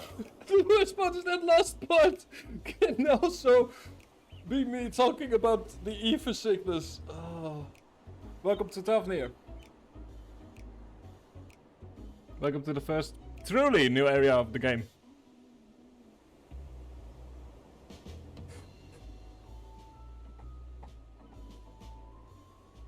Welcome to my favorite cutscene right here.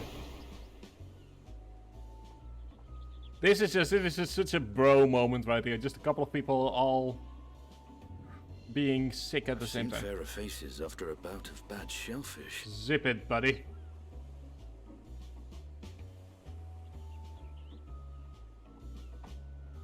Let me bring you something to drink. That should help settle your bellies. There is something about the unspoken kinship of everyone being sick at the same time. It's just. There was a note with Kryle's instructions. Precisely, precisely. Don't let Estinian roam the markets alone. He's alarmingly bad with coin.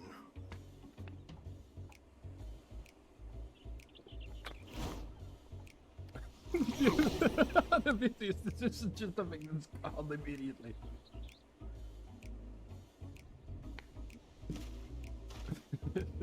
I also love the fact that he's like, yeah, I'll do it. Here's the problem. Ether sickness doesn't just go away until you're done with it. You manage to will yourself to your feet, but given your condition, will you be able to reach Justinian in time?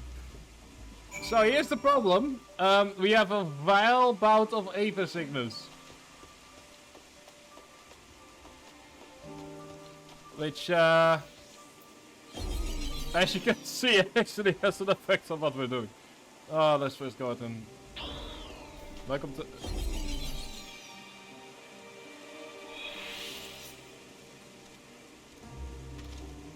Anyway, let's first go ahead and do the ether ride.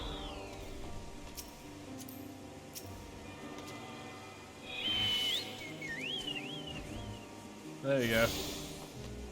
And we no longer have to use that.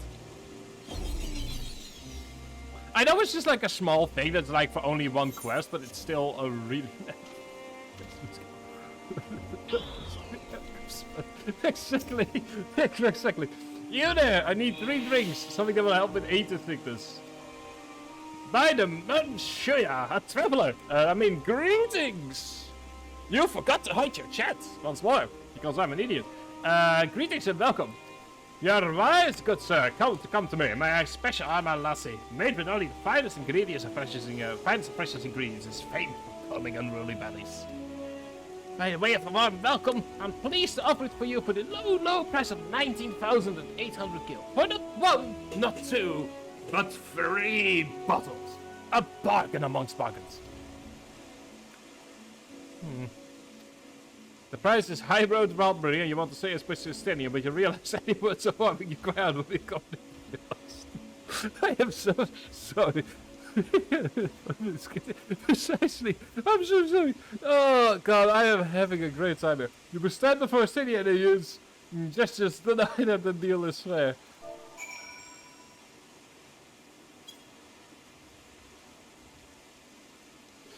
I thought you could barely stand, but they need to tell me that's so urgent.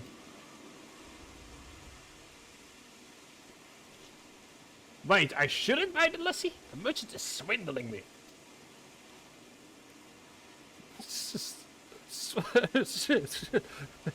That is... Okay, we're about to go into a very gross story. Like, I actually have a story regarding this.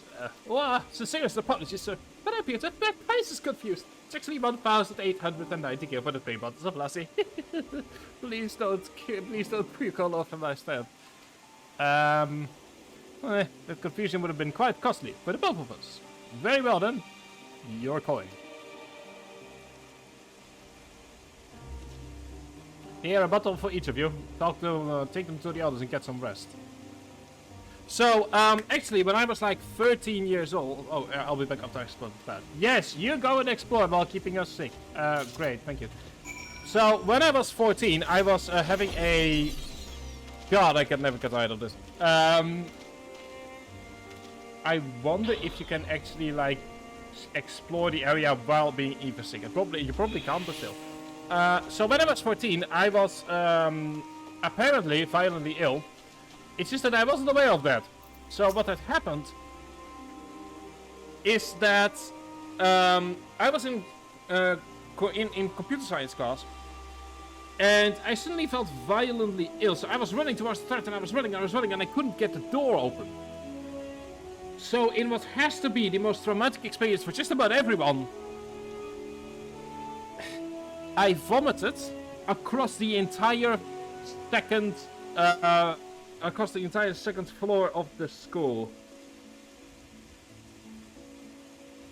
At least in my memory, it felt that way. In reality, it probably was a bit less. But yeah, I was basically forced out of class, and the second floor was like closed for an entire week. And I've never really been able to get over that memory. Basically afterwards I was sent home, and it wasn't even like the worst part is I was feeling actually rather normal, and then all of a sudden it comes over me. So I basically got back into bed, and I basically slept for the next week. And what was really cute is that one of our 3 cats that we had at the time, or one cat, our singular cat we had at the time, was just entirely sleeping on top of my head for the entire week. They just tried to burn me back to good health, which is really, really cute. But yeah, that is definitely by far my most traumatic memory that isn't actual traumatic experience.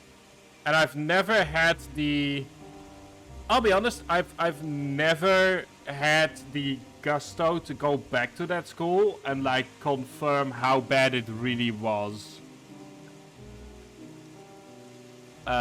So yeah. There was definitely, yeah. Anyway, let's go and get this story on. Skip die special Amra los here. Praise be to the 12. My stomach doth loosen its death grip. My heartfelt thanks to P and Estinian, and to the fine fruits of this land. Thank God, buddy.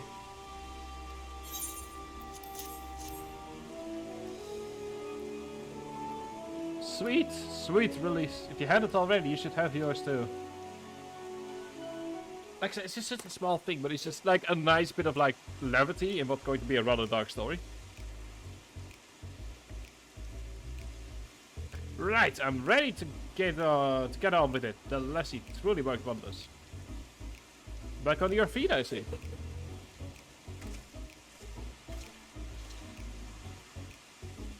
By hair.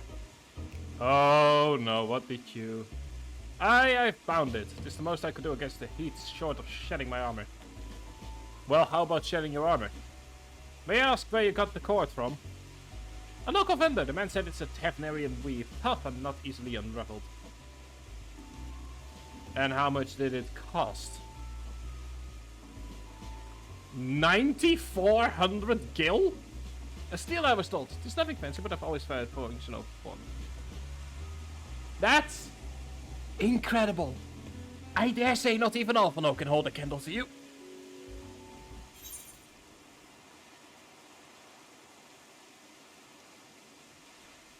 Why, Justinian? Why? Even I mean, Alphano at the very least wasn't aware that he had bought a 1 million gil sword. Let me see here.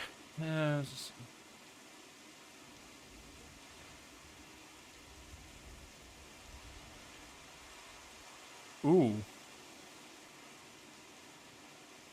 Stop comment that it would be 9 day. Oh boy.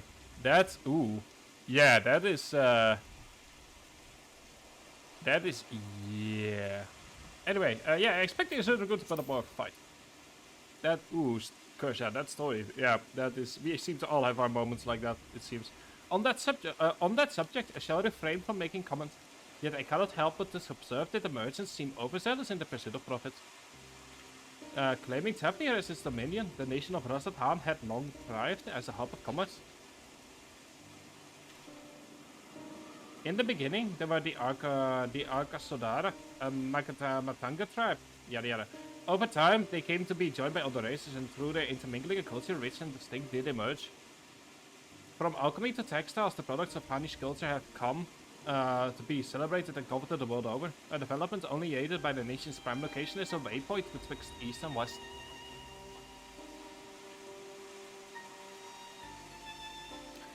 All of this had combined to make a trading power of Ras Khan, yet such a status cannot be taken for granted. Nay, it must be maintained through judicious governance and stringent regulation. Neither of which I see any evidence, given the merchants at the gateway town are free to please helpless travelers and tarnish the reputation of the nation at large. Just so, the opportunistic pricing is rampant of suggests the oversight is much weakened, or mayhap the people have fallen upon hard times. Whatever the affairs may be, it would be prudent to ascertain the current situation of affairs. But yeah, Kusha, that I can. Yeah, I would also assume you were sick if you did that. So here we seek out Quail's acquaintance. Shall we see what information we can gather here in Yeldil Mud? Excellent. We need to simply get up to a flying start, but we'll make up for it. Indeed.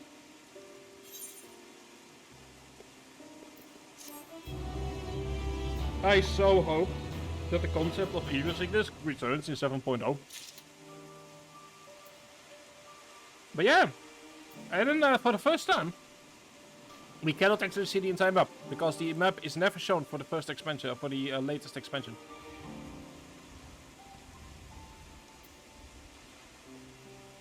Also, it's always... I feel like you're always the sickest the day before you actually get better. So that's understandable, Cursor. On low tide, yes. Right, let us split up and make inquiries in town. Tribe, the period is yours. Once we have learned what we can regroup by the ether of putting though the mere side of it may be.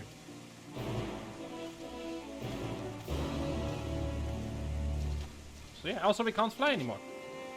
Because, obviously, like we are... I kind of... I will say this, I like Tavnir as an area a lot more than I like the areas in Shadowbringers. Not necessarily because... like, it isn't necessarily because the areas in Shadowbringers are bad, it's just that the endless light, you know...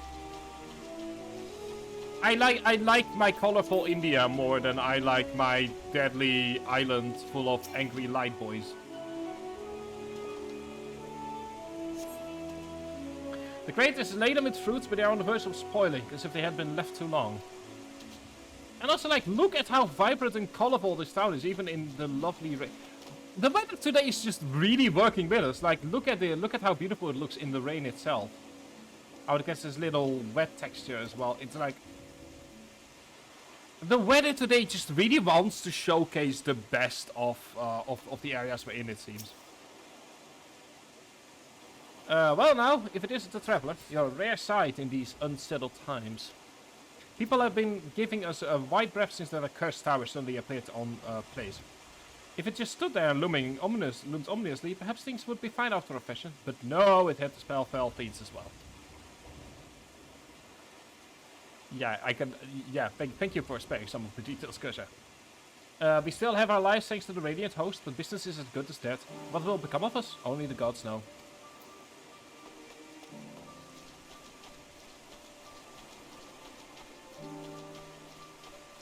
But yeah, like, I mean, just look at this. As well, what I also like here is the fact that you can immediately see, like, islands and ships being docked over here. Like, it implies that the world is so much bigger than what the part that we're seeing.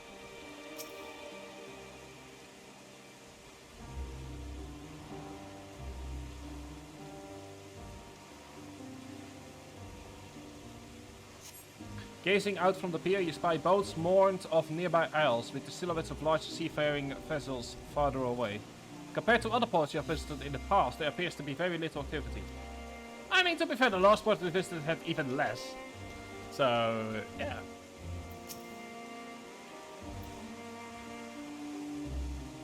What am I doing? Oh, recording my sales. Still do it daily out of habit, though I don't know why I bother. Hardly sell anything these days. Business has never been this terrible, but I suppose things could be even worse. I could have a consortium to keep afloat, like Carl's out. I don't envy his position. Better to be alone with my little operation. I've come to realize. You're a traveler by the looks of you. If you have a moment, perhaps you could pay Kalzal a visit. He'll be glad for tidings from abroad. Like as not, you'll find him at the Salt Winter Sails, the Harbor Guild's building across the water from here. Yoink. I will also say this, like, as a child, I liked swimming in the rain. Because I was already wet, so when I was like a child, my theory was like, I'm already wet, so I might as well swim.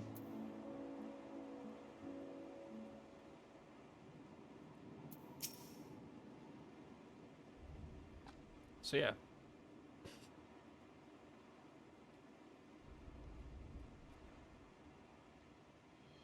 The Dalmatians are coming, but we've already had everything they ordered. What are we supposed to do with it? Throw it away? I don't know, but yelling at me isn't going to help. All I know is that their plans have changed, and that's that. Look, you must have known this might happen. The Empire is at war with itself, and the provinces are in chaos. And then there's that tower sitting on our doorstep, spitting out monstrosities. The city has its defenses, but we've been afforded no protection out here. We can't blame foreigners for not wanting to take the risk to trade. Ah, this will be an enormous loss. Alright. Forget about the Dalmatians. Surely some ships are still coming? We have fresh produce, handicrafts, medicines, entrepreneurial Hennish favorites. Come on, please, tell me. One ship, please, come on. Our consortium works closely with merchants and artisans to supply only the finest wares. Quality is guaranteed. I know all these things, Kalzal, I do. Which is why I regret to say I have nothing for you. All voyages have been cancelled or indefinitely postponed. And you are? Hello. I'm just listening in on your conversation. Don't mind me. Wait, you're a foreigner. Are you not a merchant? Please tell me you're a merchant. I see. That's a shame. I'm sorry, but we're discussing important matters. If you need something, please talk to one of the others.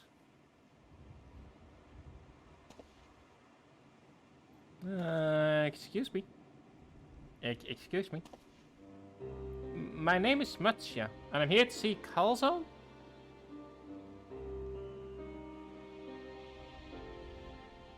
Oh, it seems he's busy. I'll come back later then.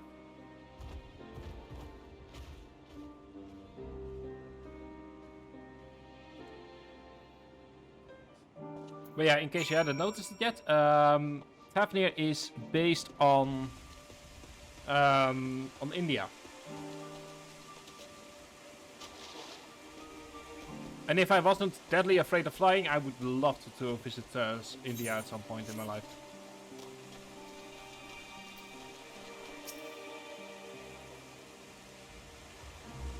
Yes, can I help you? Ah, I remember seeing you back in the guild. You wanted to speak to Kalzal too, didn't you? I'm Matsuya, a fisher from Akyali, a nearby village. I sell my catch to Kalzal, who offers it to foreign merchants, but he hasn't bought anything for a while. When I heard the consortium had been struggling, I became worried and decided to come and see him. Just as soon as he's free anyway. He's a hardworking man and I dare not disturb him.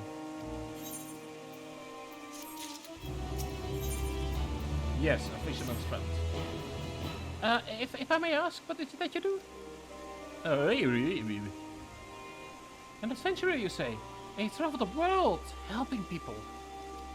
Then, that must mean you're dealing with strangers. Please, would you teach me to be like you? You see, I've brought some fresh fish with me.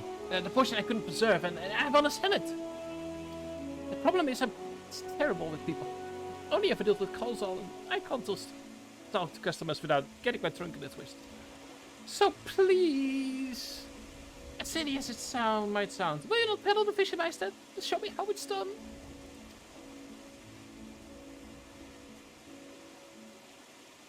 If you're willing, please let me know and we can begin at once. The events follow cannot be skipped. You may wish to cancel any pending duty finder registrations. You'll do it then? Show me how to deal with customers? Oh, I'm in your debt. Right, please try to peddling my fish to... Shall we say 3 people here in Yetlimat? I'll observe you and learn. Matsaya is now accompanying you. Please give me to site in order to proceed with the quest objectives.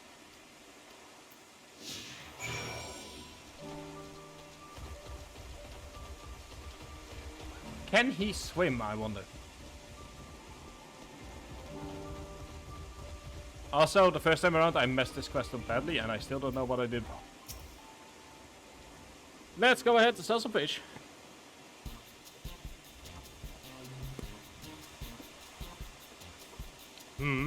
Yes. Greetings, friend. How fare you of late? Greetings to you too. I suppose I'm well enough given the circumstance. Things have settled down somewhat, but it was utter chaos when the tower quest appeared. Everyone grabbing whatever they could, trampling over each other to get to the city.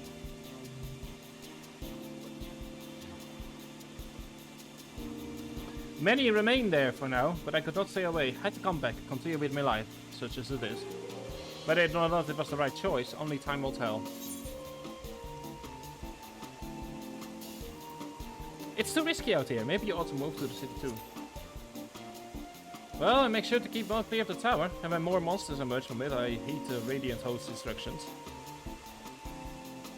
No place safer than the city, of course, but if everyone up and left, what would have happened to Yetlimat?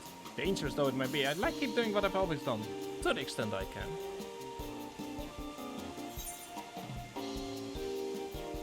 Understand by me, I'll probably carry on doing what I do best as well. What do you do for a living, if you don't mind me asking? Oh, well, good of you to ask. Well now, a fishmonger. Well, do you have your goods with you? If so, I'd like to buy some. Like me, you're doing your part to keep things normal. I respect that.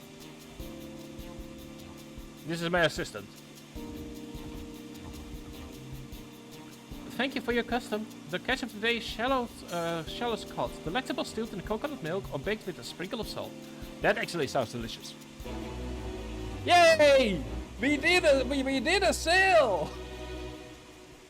But yeah, once you know that you're meant to be in India, it's actually, the quest becomes a lot easier, because it's like, oh yeah, you know, you need to like make small talk, kind of allow the consumer to guide themselves to the point where they know that it's not so much that they don't know that they want your fish, it's just that they aren't aware of the fact that they want your fish.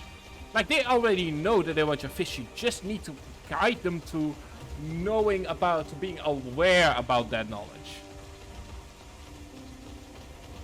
And so have some small talk, because by allowing this person to ask the question of, hey, you know, like, oh yeah, we're also doing a thing. And then by allowing him to ask, what do you do for a living? You give him the opportunity to come to the realization that he's wanted your fish all along.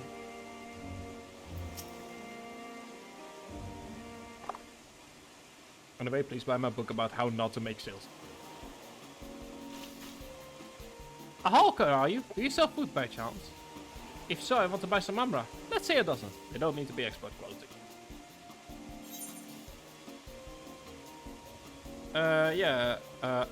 What do you need so much amra for? Why, for eating, of course. It may seem like a lot, but of late I go through that much in no time at all. I'm a stock trader, taken by trade, but no vessels coming in these days. The wares are beginning to pile up. By the same token, nothing is coming in from overseas, but the day goes by that someone doesn't come asking when the next shipment is arriving for this and that and this and that. All of it wears me down and I find myself feeling constantly hungry. Well,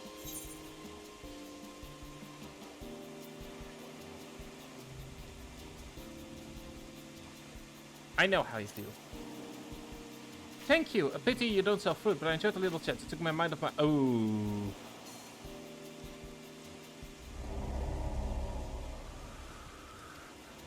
Whoopsie.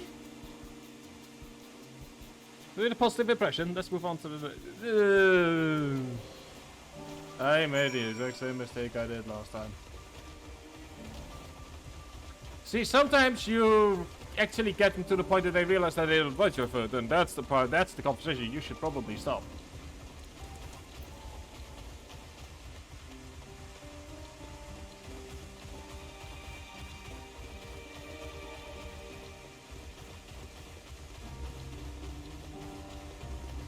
But yeah, I always, like, I know I can just, like, you know, grab the mount, but I just like running in these towns more because it gives me more of a feel.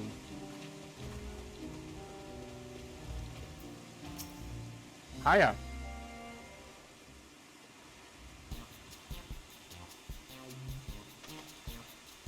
What is it? If you don't mind, I'm rather busy.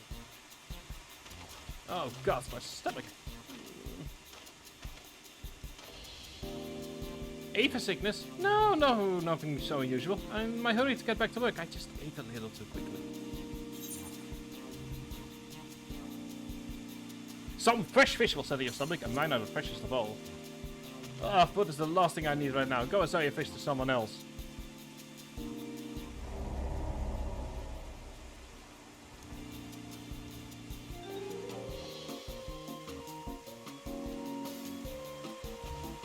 Thank you so much for your demonstration. It was a truly yes, I'm sure it was.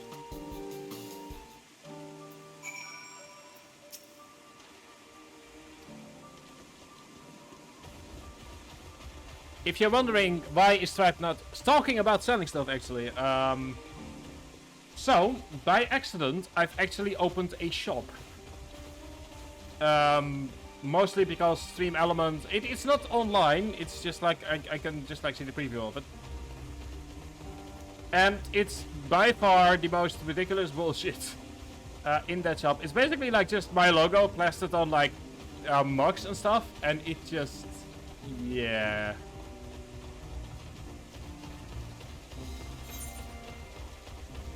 So yeah, anyway, I'm not certain if I should open the shop at the moment, so I'll have to think about that.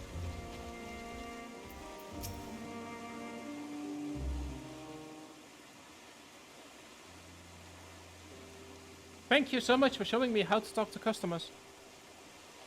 You managed to sell one of the 3 people you approached. It was difficult, but when you put your mind to it, you succeeded. Well, you did fail too, but there are lessons to be learned in both success and failure. By applying yours, I'll endeavor to become a better peddler.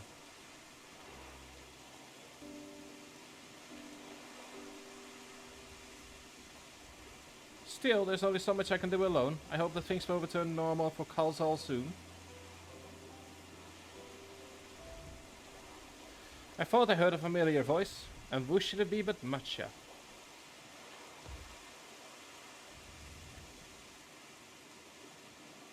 Kalzal, have you finished your business at the guild? So you were there too? Yes. Forgive me. Try as I might, I can't find any buyers. With no ships coming in and hardly any going out, there simply aren't any options. At this rate. So you can't buy my fish anymore? I'm sorry, Matcha. I truly am. But for now, you must peddle your own goods. But by myself, I can't. I want to help you. I do. But as it stands, I can barely help myself. I've poured my all into the consortium, and I'll be damned if I let it all fall apart. I have friends and families depending on me, and I won't tell them. The sisters are as my witness. Kalzal. Not to worry. Using what I've learned from you, I'm sure I'll manage somehow. Well, I had best return to my village. My thanks again, and please take care on the road.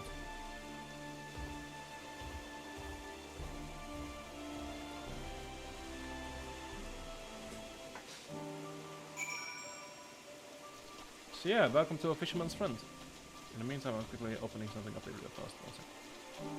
Also, apparently the new data center caused the game to crash yesterday, which, yeah. I want to say that I'm like, that I didn't expect that, but I did, yes.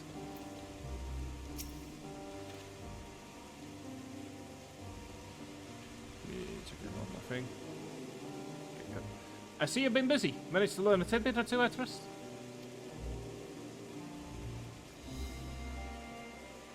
I see. We also heard that the tower is affecting many locals' livelihoods.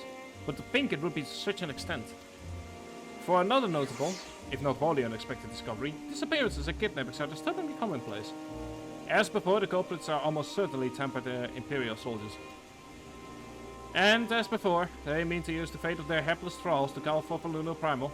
Business as usual for the Teloporoi.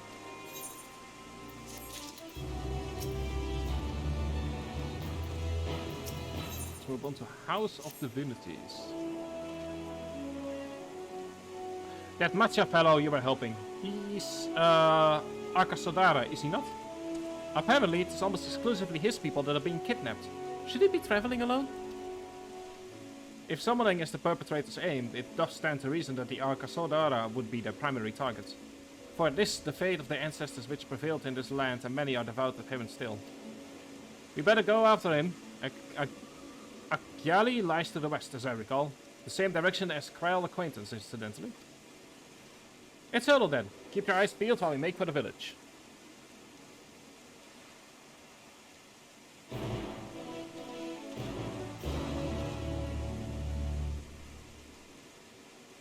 So yeah, the way it's going to work is that today we're going to be doing the Fafnir quests.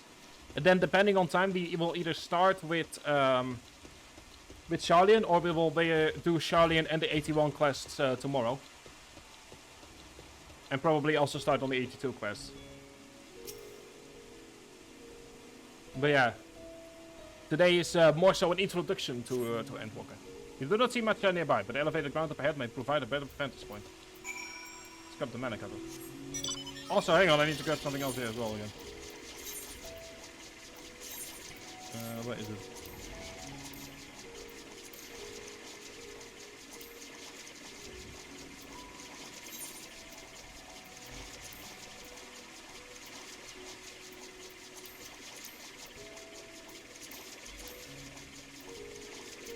Where have they put?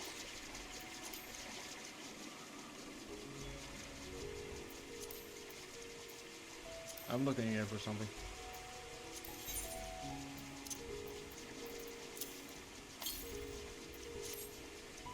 There we go.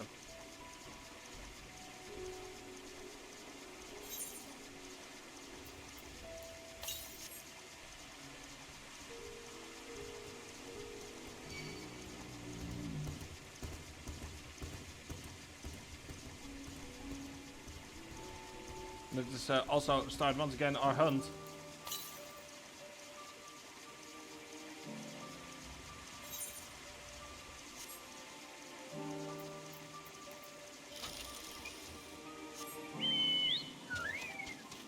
For the Eva crystals, but only if they are on the path. Which they will be at some point, it's just not now.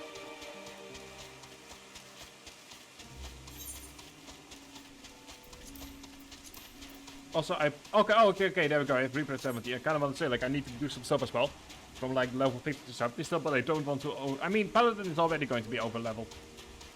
And I don't want him to be over-leveled even more.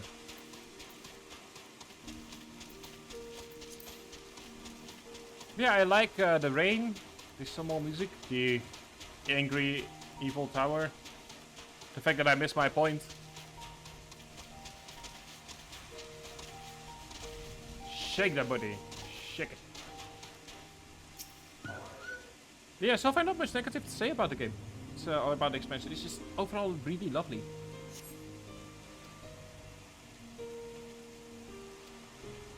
But just twice, and it came from the north, indeed. But yeah, so far Endwalker has just been a lovely, relaxing ride. The worst part is just that I know that at some point. Also, allow me... I'm not certain if will the music be playing here already, or won't it yet? Okay, it won't. Kinda wanna say it like...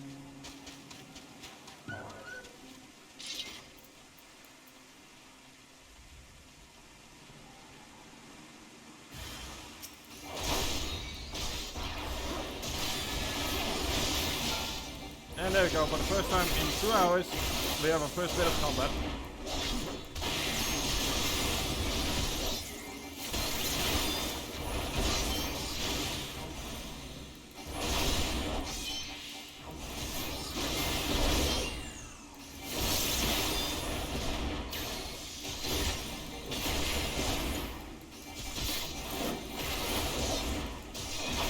So yeah, I hope everyone is having a lovely Wednesday.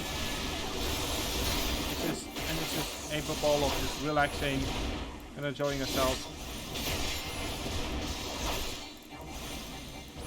I spent last night playing Elden Ring, while also looking at the lectures that I had to do.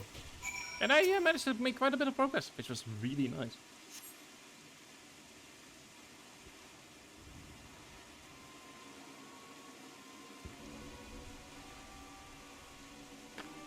Huh?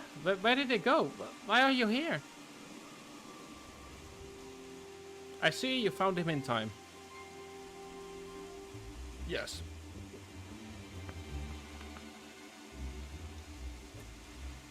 You and your friends came to look for me? I don't know how to thank you. On my way home, I took a moment to stop and rest, think about what to do about, well, everything. And then those men came. Kidnappers. We'd heard that the Akasudara were being targeted. Surely you have as well. Perhaps it's best if you took refuge in the city. We've considered it, me and the others, but fishing is all we know. The ocean is all we have. I see. That's your decision to make, but you should take care not to travel alone.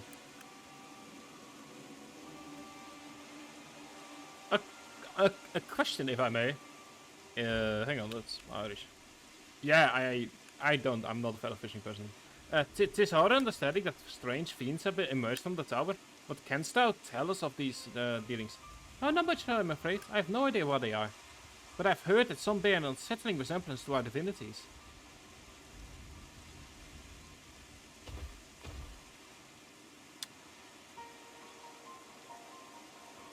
For that reason, some have taken to calling the tower Zod, House of Divinities in the old tongue, it means. But they are not true divinities, they're monstrous imitations that bring only death. To have one's fate so twisted is a grievous indignity, and full justified art thou in thine outrage. I'm using the wrong voices here. No, it's for no other purpose but to neutralize the tower that we have journeyed to this land. In time we may be forced to contend with these false gods, and thus we would learn all we may about them. Would you not tell us of thy divinities and their true nature? You've come all this way to save us? Really? To think I had you peddling fish? Aye, Claros. But to answer your question, yes, of course. We would gladly tell you about our gods. I say, but because I'm a terrible storyteller. So I'd ask my fellow villagers to do it. So please come to our village. We're good, God-fearing folks, all of us, and we'll be honored to share our knowledge. And fish. Please buy my fish. What sayest thou? Shall we pay a visit to Archiali? Wonderful, just wonderful. Just follow the road west and down the hill. You can't miss it. Please buy my fish.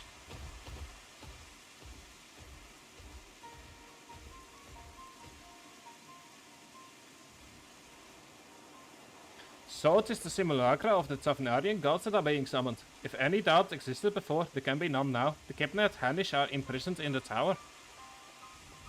I pray that we will be able to save them.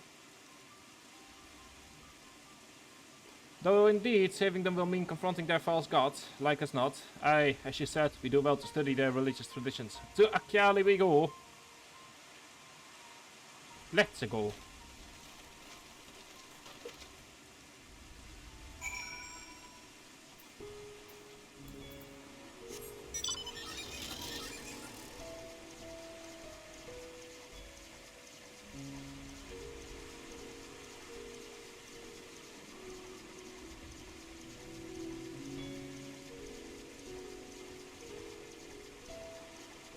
So let us go down.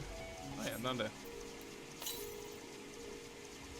And we are 82 to the southwest. Oh, there we go. There it is. The very first ether current.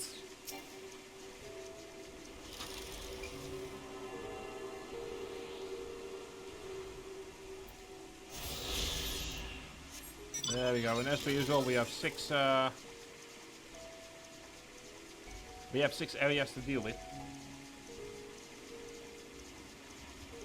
And I kind of like this, look at this little fishing village. You know, it's small, but it has everything that it needs.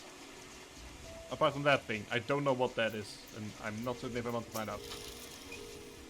Welcome to Kiali, my friend. The name means white beast, and there isn't much here save that, but please make yourself at home. Your companions have already begun talking to everyone. Feel free to show yourself around and do the same. Any one of us can tell you about our gods, but you could do worse than to start with Kana and old person. They're free at the moment, as it happens. Why, thank you. I will. You wish to know about our gods? What a curious visitor you are. Most want fish. In any case, I'm happy to oblige. Now, I don't know how it is when you hail, but our home is our isle is home to many gods. They can be divided into two groups: the Manchuya, beings of wisdom who assume the form of man, and the Maraka, beings of might who assume the form of beasts. Together, they are divinities. Their forms and personalities many and varied. Some are kind and gentle, others stern and temperamental, just like we mortals can be.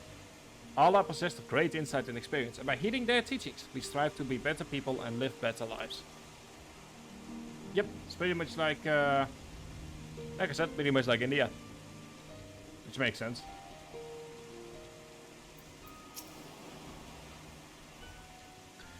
Interested in learning about the gods, you say? That's what I like to hear. Prick up your ears then and listen. In ancient times, the Manchuya and Muraka, not so now you say that second one, deities who look like man and beast respectively were locked in conflict. Eventually, seeking the wisdom of the Manchuya, the Muraka cast aside their own heads and took up of those of the... Oh, that's not jolly at all. Likewise, the Manchuya confronted the might of the Muraka, and so they too resolved to trade heads. Thus were born... Muraka, yeah, I'm not certain either. I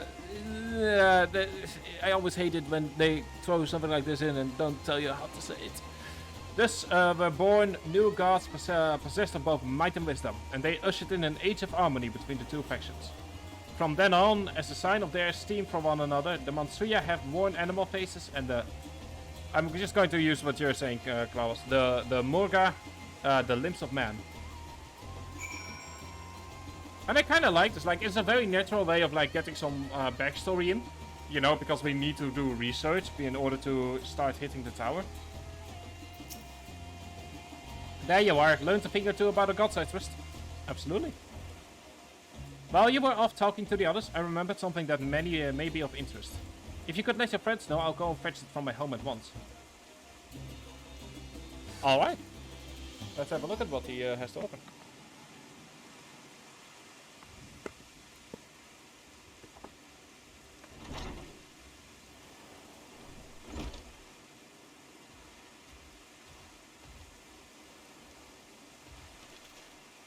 Apologies for the wait. I wish to show you this hanging scroll which depicts 3 of our most revered deities. By all means, we should like to see it.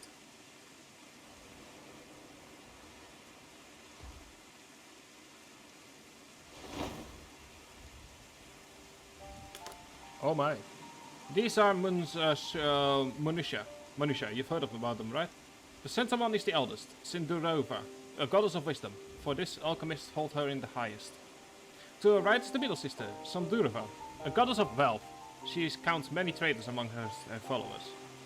And to the left is Mindurova, the youngest sibling. She presides over the crafts, and so is beloved by weavers. Although each is worshipped for different reasons, the sisters are usually portrayed together in these works, which people keep in their homes for good fortune.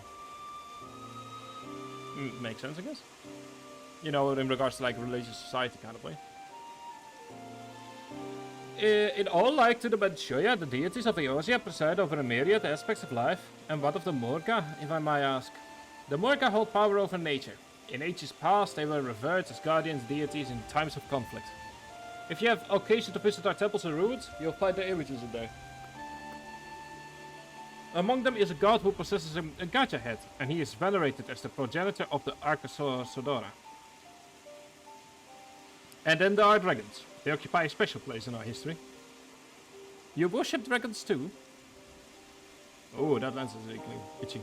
It is said that an ancestor of the satrap, that is the ruler of Rosathan, forged the covenant with a dragon divinity in ancient times. This divinity has since acted as the guardian deity of the satrap. Legend holds that, if ever the satrap is in need, his dragon ally will fly to his aid. Interesting. That actually is really interesting. You claim to be a terrible storyteller, but nothing could be further from the truth. The passion you bear for your fate is plain to hear. I'm confident that the information you've given us will serve us well in our efforts to deal with the tower. That is very kind of you to say. Thank you. I will pray for your success. Right, I believe it's time we start our Kryle's acquaintance. An alchemist by the nature of Nidhara. According to Kryle's notes, we're to find her at a place called the Great Wood, further north along the coast.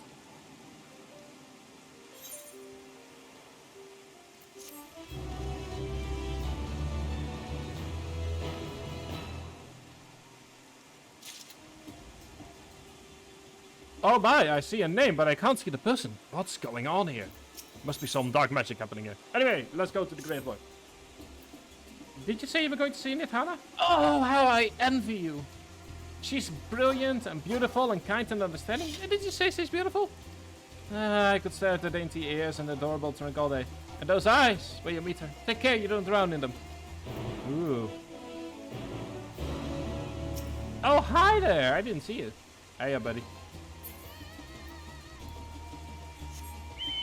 Let's follow the road.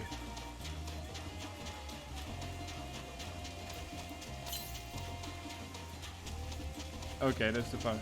Oh, look at that. Oh, they're a little crab.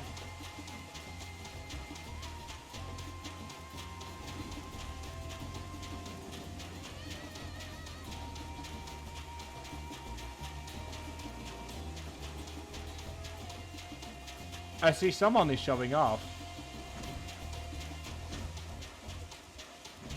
I kind of like the fact that they've like actually decided to put the crabs in here. That there's like a bit more thought has gone into where the different enemies are in relation to one another.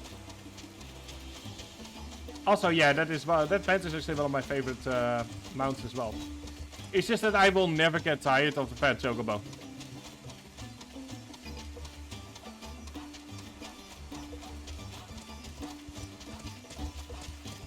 God, I've said it so many times. I think the rain especially is just like really nice. And oh, look at that! Just, I mean, it is as if the weather wants this game to be at its best. It's like the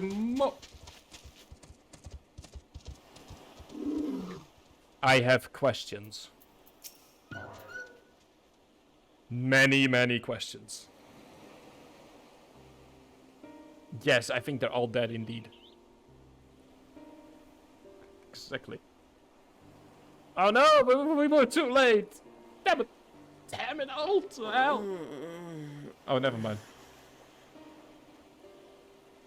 What happened here?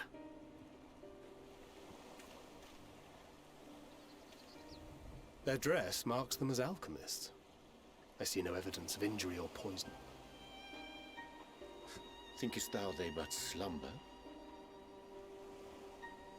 I believe so. Whether it is by choice is another question entirely. Truly a foul magic has washed over this place.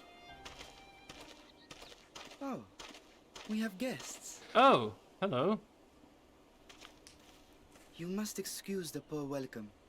Long days and longer nights have taken their toll, as you can see. Oh no, they've worked themselves to death. Pretty much. Like they're dead, okay. Let's continue on, shall we? Ah, sucks. Oh well, moving on. I am Vashan, servant to the satrap. My task was, in fact, to wake these good men and women, if you will allow. I mean, by all means, go ahead.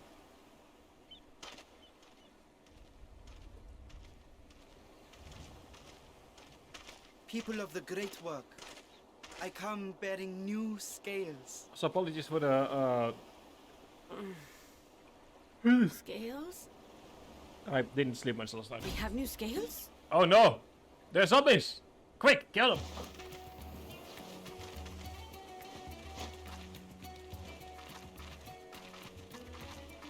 Yes, my friends. Gather round. I have them right here.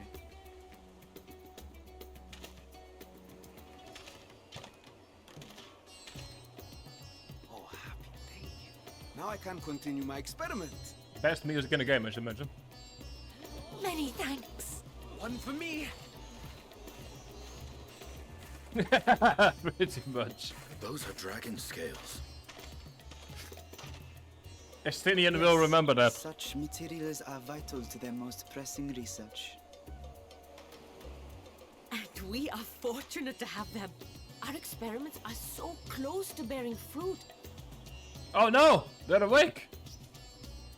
Quick, kill them before they rise up from Soon dead we will again. have a talisman capable of nullifying the etheric emissions from that accursed tower. Did I say something wrong? Are you not here with Varshan? Wait, who are you people? Wait, how do you not remember? How do you not remember us? The fact that you haven't seen us. Of course! You're the one Cryo sent. The warrior of light we've been waiting for. I love those quotation marks. Oh, this is a day of celebration. Praise be to Cinderova! Yeah, like there is not a The single bad winds voice have actor in shifted. Endwalker. I feel it. The end to our toil is near. There is like not a single bad voice actor in Endwalker. I feel it too. My head hasn't been this clear in days. Is that perhaps because you slept for the first time in days, buddy? Tell me, how did you acquire those scales? Curious that it concerns you so. But worry not. They were freely given by the dragon with whom our satrap has forged a lawful pact.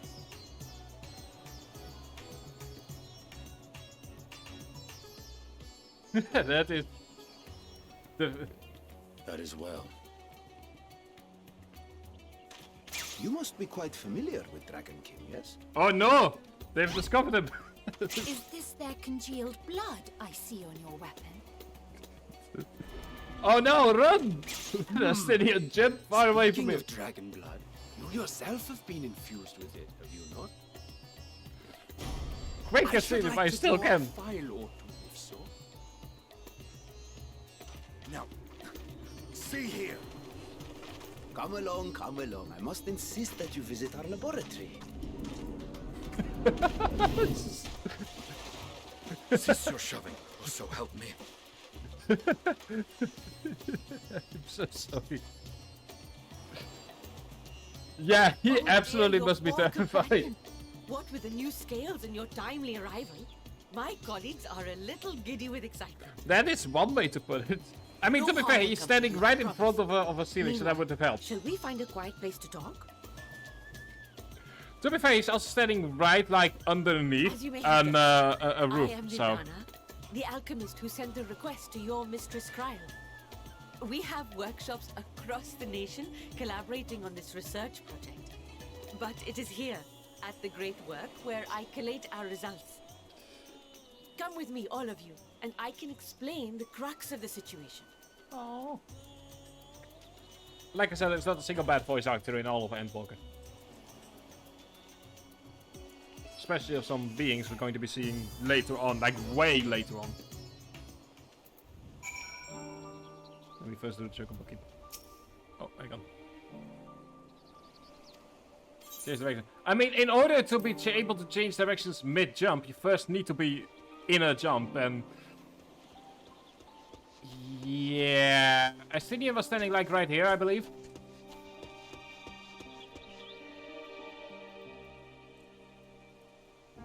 So, like, he would have had to jump, and then, like, just above where they could grab him. And then he would have had to fly off, like Team Rocket when they've been hit by Pikachu. Which I will admit would definitely have, like, added to the cutscene. I will admit, so the first time I saw this cutscene, I did want Estinian to do that. Like, I was basically hoping that Estinian would just jump out of the way. And it is both... I'm not certain if it would have been more hilarious, but the fact that he doesn't definitely adds to the humor. And yeah, technically he could have just done Lettery as well. That is very true. But yes, this is one of the last moments in the game we're going to be having fun. I might as well go and joke around as well. Allow me to thank you for answering our call. Many towers have appeared around the world, and we are grateful that you would assist us with ours. Though Kral herself is tied up with another investigation, Tribe is an eminently capable substitute, and we will spare no effort to aid you. So, if I understand correctly, you seek to make talismans that can nullify etheric emissions. I mean, I don't know how they did it, but it's absolutely amazing, Klaus. Indeed we do. As you know, the tower emits vast concentrations of ether. One cannot go anywhere near it without being chased by it. As such, we can only study the tower from afar and are powerless to deal with it in any consequential way. In order to strike back, the satrap bade us alchemists create enchanted talismans. Talismans that will allow our soldiers to venture into the tower, even should they lack innate protection. Could such a thing be possible? Admittedly, we are still in the midst of testing, but we are quite confident. Even prior to this, our people have long pursued countermeasures against the etheric corruption of primals. Of the methods tested to date, those utilizing dragon scales proved the most promising. Which also makes sense considering what we've learned. Owing to their etheric density, the scales are highly resistant to disruptive forces. The mightier the dragon, the greater the resistance. We seek to amplify this protective property through our alchemy, which actually makes sense in regards to what we've learned in 5.4. Thanks to the skills provided by His Excellency, we have been able to make steady progress on the research. Soon we will be ready to conduct a field test, and here is where you and your blessing of light come in. Better than having my blood drawn. Poor Stinian. I'm worried that he's going to look like a human porcupine when he's back. Perhaps so. And knowing my colleagues, they won't be satisfied with blood alone. But as for your task, we ask only that you serve as an escort. I will explain in greater detail later, but you'll be venturing into the tower's field of influence. And so, for your own safety, I would first test how well your blessing shields you. With your permission, of course. Sure?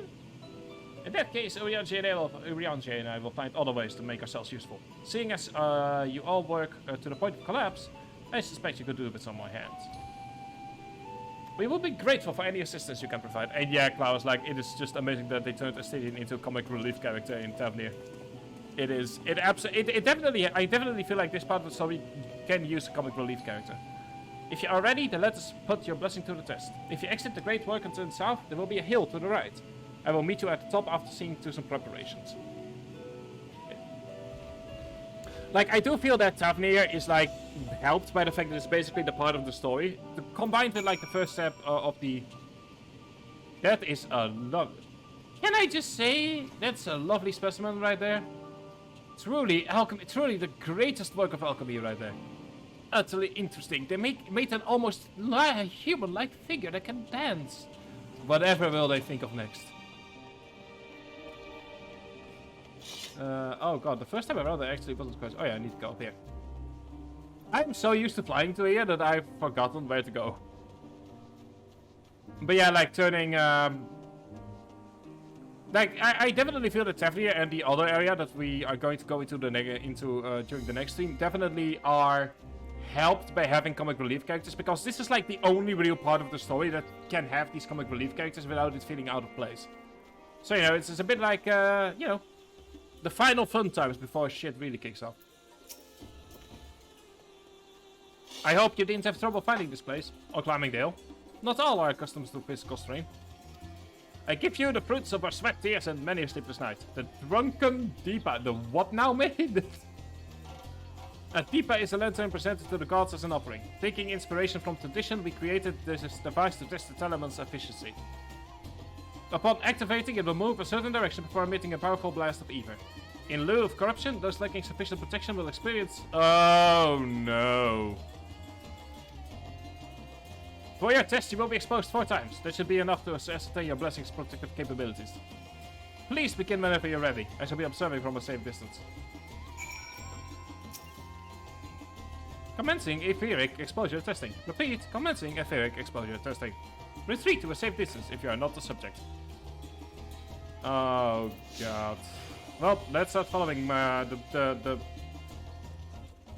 hopping lantern. Sure, why not? A drunken hopping lantern. You know what? I'm okay with this. I'm just accepting this. This is now part of the stream. From now on, at this point, I just assume, yeah. Oh, we need to stand back.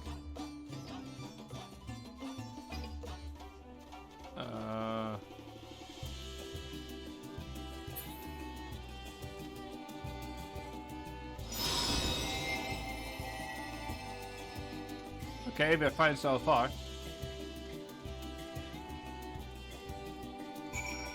Alright.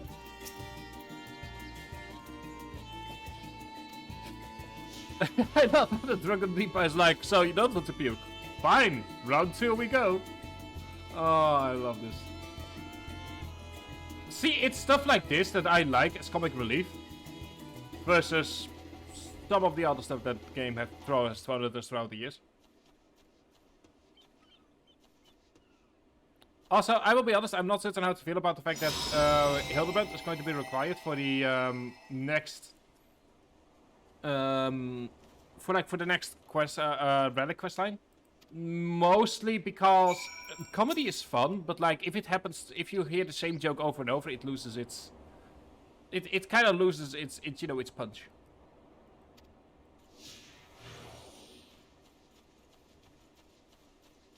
You know what I'm reminded of? I was actually playing Spyro earlier this week. I'm reminded of... I mean, there's exactly 2 quests.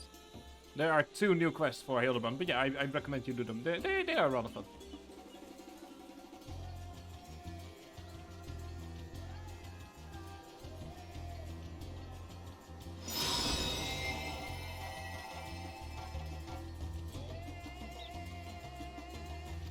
Anyway, good to know we're still not sick.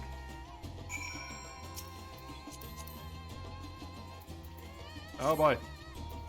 I mean, we aren't going to be in a... I'm going to... Thank you. Like, the dungeon won't be done until tomorrow, so don't worry too much about it, Klaus. Have fun leveling your astrologian.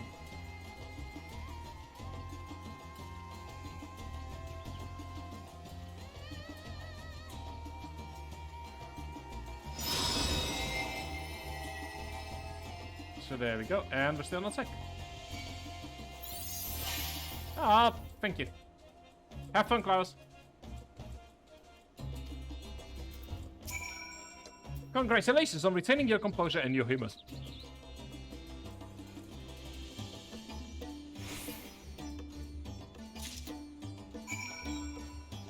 So yeah, there we go. We have been an unwilling test subject for the 2nd time in 4 hours. Ah, you've returned, and not on your knees. A promising sign, but come, let me take the deeper off your hands. Here you go, buddy. Back to Mama, you go. Thank you, I shall replenish its ether for when we test the talisman. So no listeners or no show anything of the sort? You feeling perfectly fine? Yes. That the strength of your blessing is beyond doubt. There's no risk that the tower will corrupt your ether. With this, we can request your aid for the task at hand with easy hearts.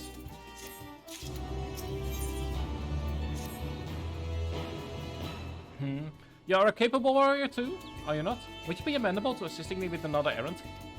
You see, our talisman requires the use of a special ink, but we have exhausted our store of liquid ingredient for it. Ah, spirit. The herbs grows not far from here, and I would like to go and harvest some. With the recent spate of kidnappings, however, we Arkasudara travel alone at our peril. Will you not come with me as my escort? I would compensate you for your troubles, of course. Yeah, sure. I'm in your debt. Without further ado, let us head to Katjai's footsteps. And thank you very much for the hydrate, Klaus, and the stretching as well. That's always good, because we are here officially at the 3-hour mark. So it's good to have a stretch and a hydrate. My bones need that. Yes, that's my voice. And we can slowly start counting down on the quest because we have 4 more quests to go in this area. I'm also deliberately not doing both this area and the next area at the same day because I feel that both are kind of comic relief areas. But I feel that it's better off if we just kind of split them up into 2 different zones, into 2 different days to kind of, you know, it's a nice way to just kind of slowly work our way into the story.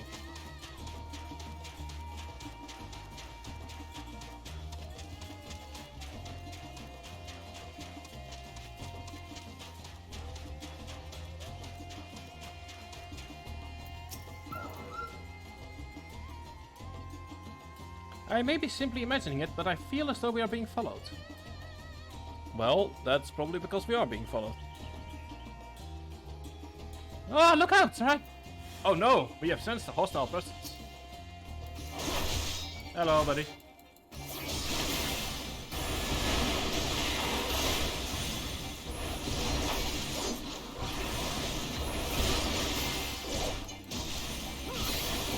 Because I'm lazy. I'm not in the mood to go out and just only do my AoE rotation.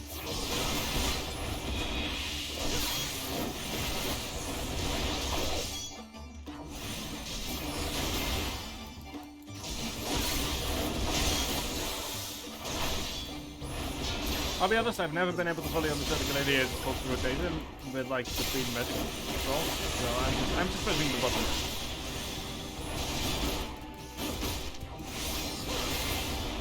Not that it matters too much. Okay, there we go. This is mostly just a lot of like casually walking around. So I'm not gonna be narrating all of that. Mostly because my throat is slowly but steadily starting to protest.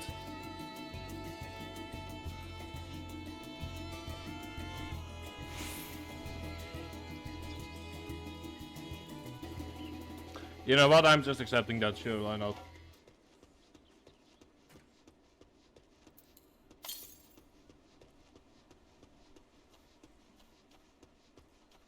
Hello, buddy.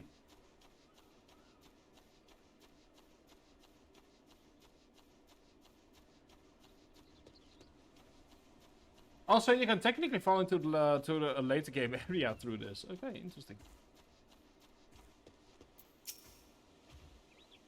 Okay, so we are at the footsteps. Katyaya was a great dancer, and those who follow her, well, you know, they come to this place to train and dedicate their dance to the ancestors.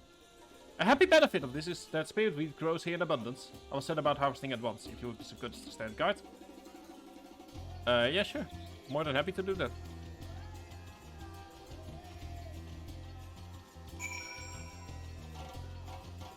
Let's go to stand guard.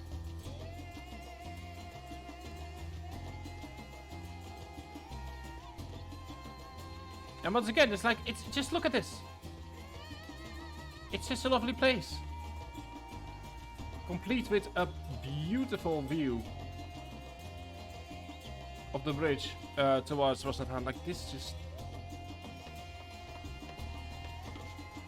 Yeah, it's just, I have nothing but good words about this entire area.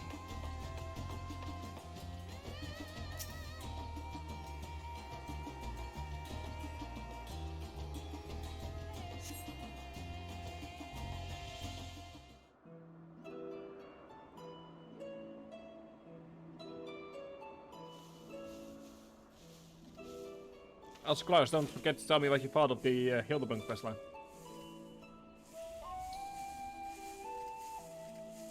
Yes, that would be Radzad Han. Hardly anyone has been allowed in or out since our troubles with the tower began.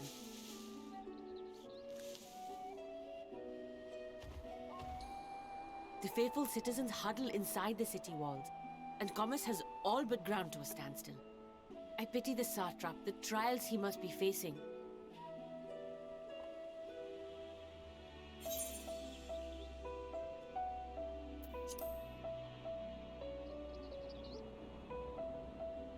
Completely! Without the satrap and his line, Radzad Han would not exist. Long ago, this island was home to two tribes of Matanga, the Gajasura and the Arkasodra. When the Aura came to these shores, it was the Arkasodra with whom they joined forces. Together they defeated the warlike Gajasura, forcing them to flee Thavnair altogether. Peace and prosperity reigned for a time, until a clan of Hjor from the mainland decided they wanted the island for themselves. It was a direct ancestor of the present satrap who arbitrated that conflict and welded the warring factions into the nation we know today. And ever since, a member of that esteemed lineage has inherited this somewhat unique position. You see, by and large, the state is run by the people, but when problems arise, It is the satrap who mediates the solution. The stability provided by the satrap is what has allowed Radz at Han to thrive all these years. And it was the satrap himself who entrusted us with this duty. We will not fail him, nor our countrymen.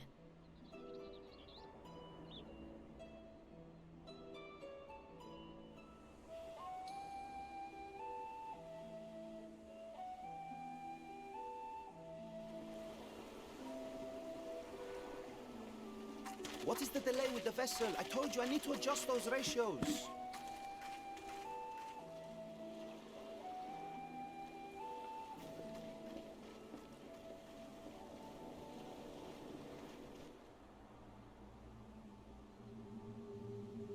Ooh.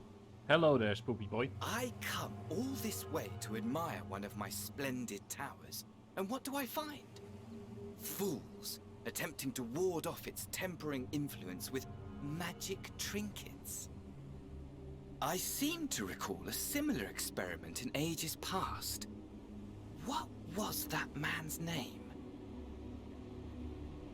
Oh, something. Owe? Another body, another time. Who could be expected to remember every trivial detail? Oh, that implies that he was the one that... Interesting. Allowing them to construct such handy talismans would be counterproductive to my plans. I'm only now noticing what that actually implies. And yet, I find myself deathly curious. How will they manage this feat with the limited knowledge and resources at their disposal? Complications be damned, for we cannot escape the nature of our souls. And I, as ever, am my own worst enemy.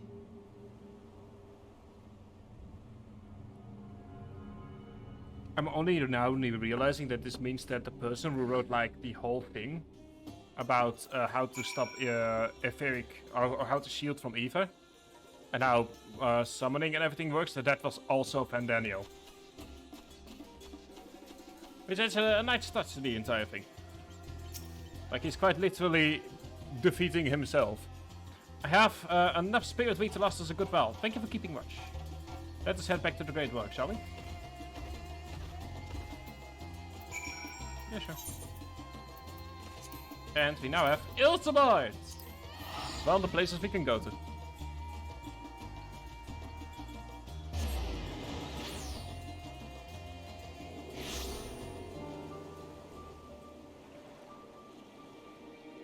I really like that. Like, if you like me had forgotten at the time what 5.4 was about again, then it's like one of those things where it's like all of a sudden this little light bulb goes open. It's like, oh right.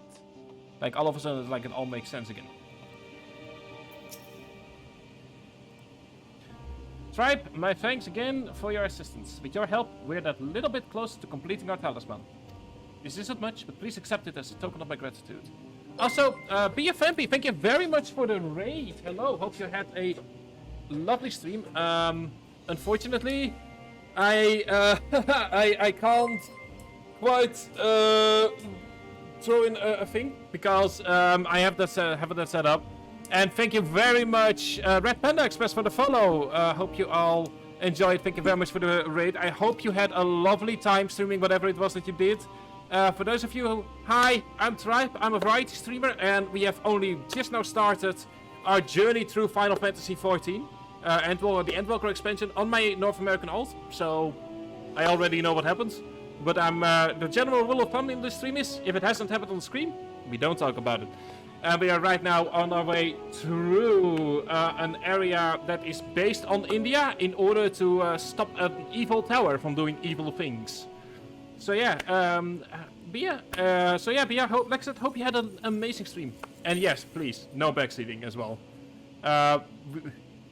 Sigh. Yeah, chat is a bit quiet today. It's so be it at times. But yeah, I think Bia, I've actually seen you on Twitter before.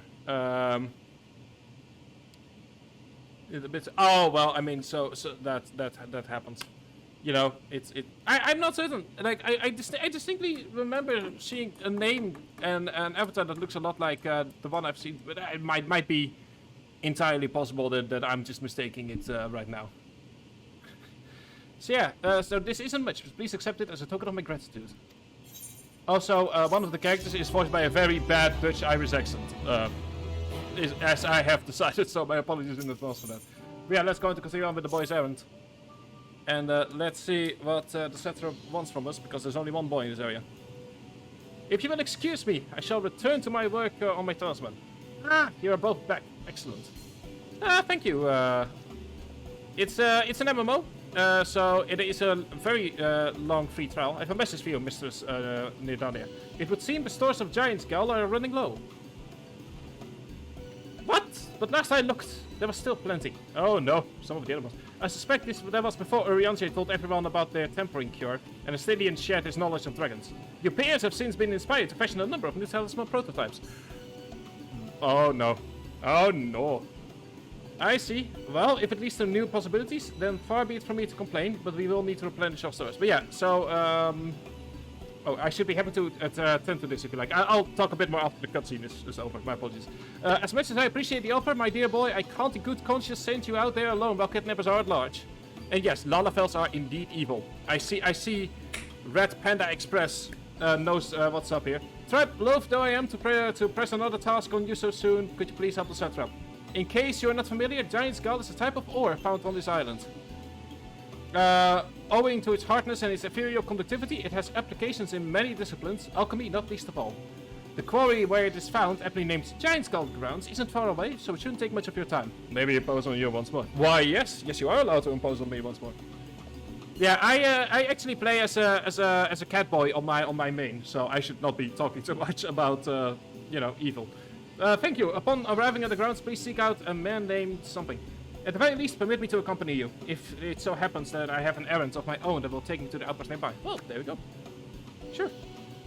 Maybe borrow a pair of Hamsha, Mistress Nidar. Ooh, yes, please. By all means, do try to be patient with them. Those that survived are still on training. I will bring the Hamsha to the entrance. Meet me there when you are ready. God, I will never get tired of the sound. But yeah, like, so if you are not aware of Final Fantasy XIV and what you like what you're seeing, there's actually a very generous free trial, and I'm not being paid to promote this. I like the game a lot. So there is a very generous free trial that has both the base game and the very first expansion, and you can just play it unlimitedly for free up until level 60, complete with all the content that it offers up until level 60. So if you want to give the game a try, I will say this, your biggest enemy is probably going to be actually getting into the game at the moment. But yeah, there is a free trial. I will say this, one thing that I always warn people about, depending on if you start your free trial on Steam or from the official website, that will lock you in for whether or not you need to get the actual game and the different expansions on either Steam or from the official website. So keep that in mind. And apart from that, you know, like like I always say, the only thing you waste is time. A game starts off slow. It is an MMO, but yeah, it gets really good later on. So yeah, here are our Hamsha tribe. If the creatures look familiar, it's because they are close to your Eorzean dodos. Oh, now I want riding dodos. Hamsha have long been kept as livestock in Tefnir, and many a hatchery may be found there. Alas, the largest of these were recently raised by monsters from the tower, of course. Also, that's actually a really cute emote, Bia. On account of said hatchery being situated near the tower, the Radiant host repurposed its remains as an outpost. We have been streaming for around 3.5 hours today, and we're going to continue until we're done with this specific area. So we're going to be continuing until we're done with Tefnir, and then tomorrow we start the second part, that's in a different part of the game, up until we're done with the first dungeon. So yeah, yeah, the community, when it comes towards MMOs, Final Fantasy XIV definitely has like the most pleasing community, so to speak. It's definitely a community where like a lot of positivity flows around. So yeah. If you have no objections, let us first make for the outpost. Yes. Yes, let me ride the dodo, please.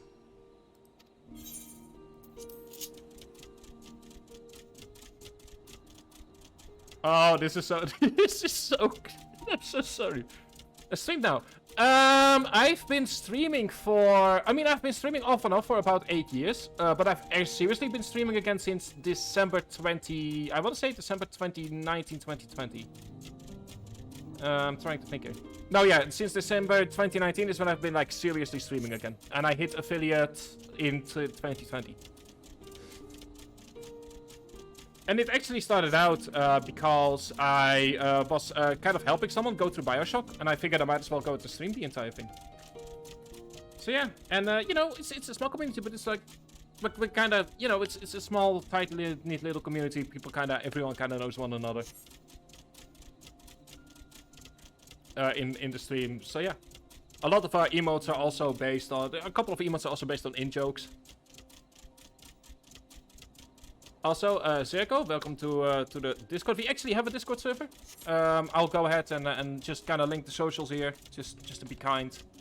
So these are the socials we have. We have I have a Twitter where you know when I'm streaming. We have a Discord, a YouTube channel, but I still need to at some point cut up the Dark Souls VODs that are still there. I've been having problems with Photoshop, getting Photoshop to work, so I can't like do any of the numbering I normally do. But I hope that that's fixed by the end of next week. So yeah, once Photoshop is back up and running for me, I can actually start working on cutting up the last 7 VODs for Dark Souls.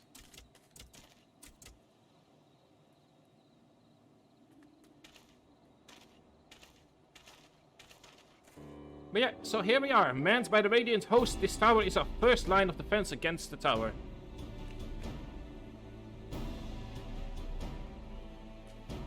Also, I'm, as you can see, playing as a Dragon Boy as well. Because, I don't know, I kind of like cat boys and dragon boys. Always been a fan of the designs of them. Well, who should it be but young Farshan?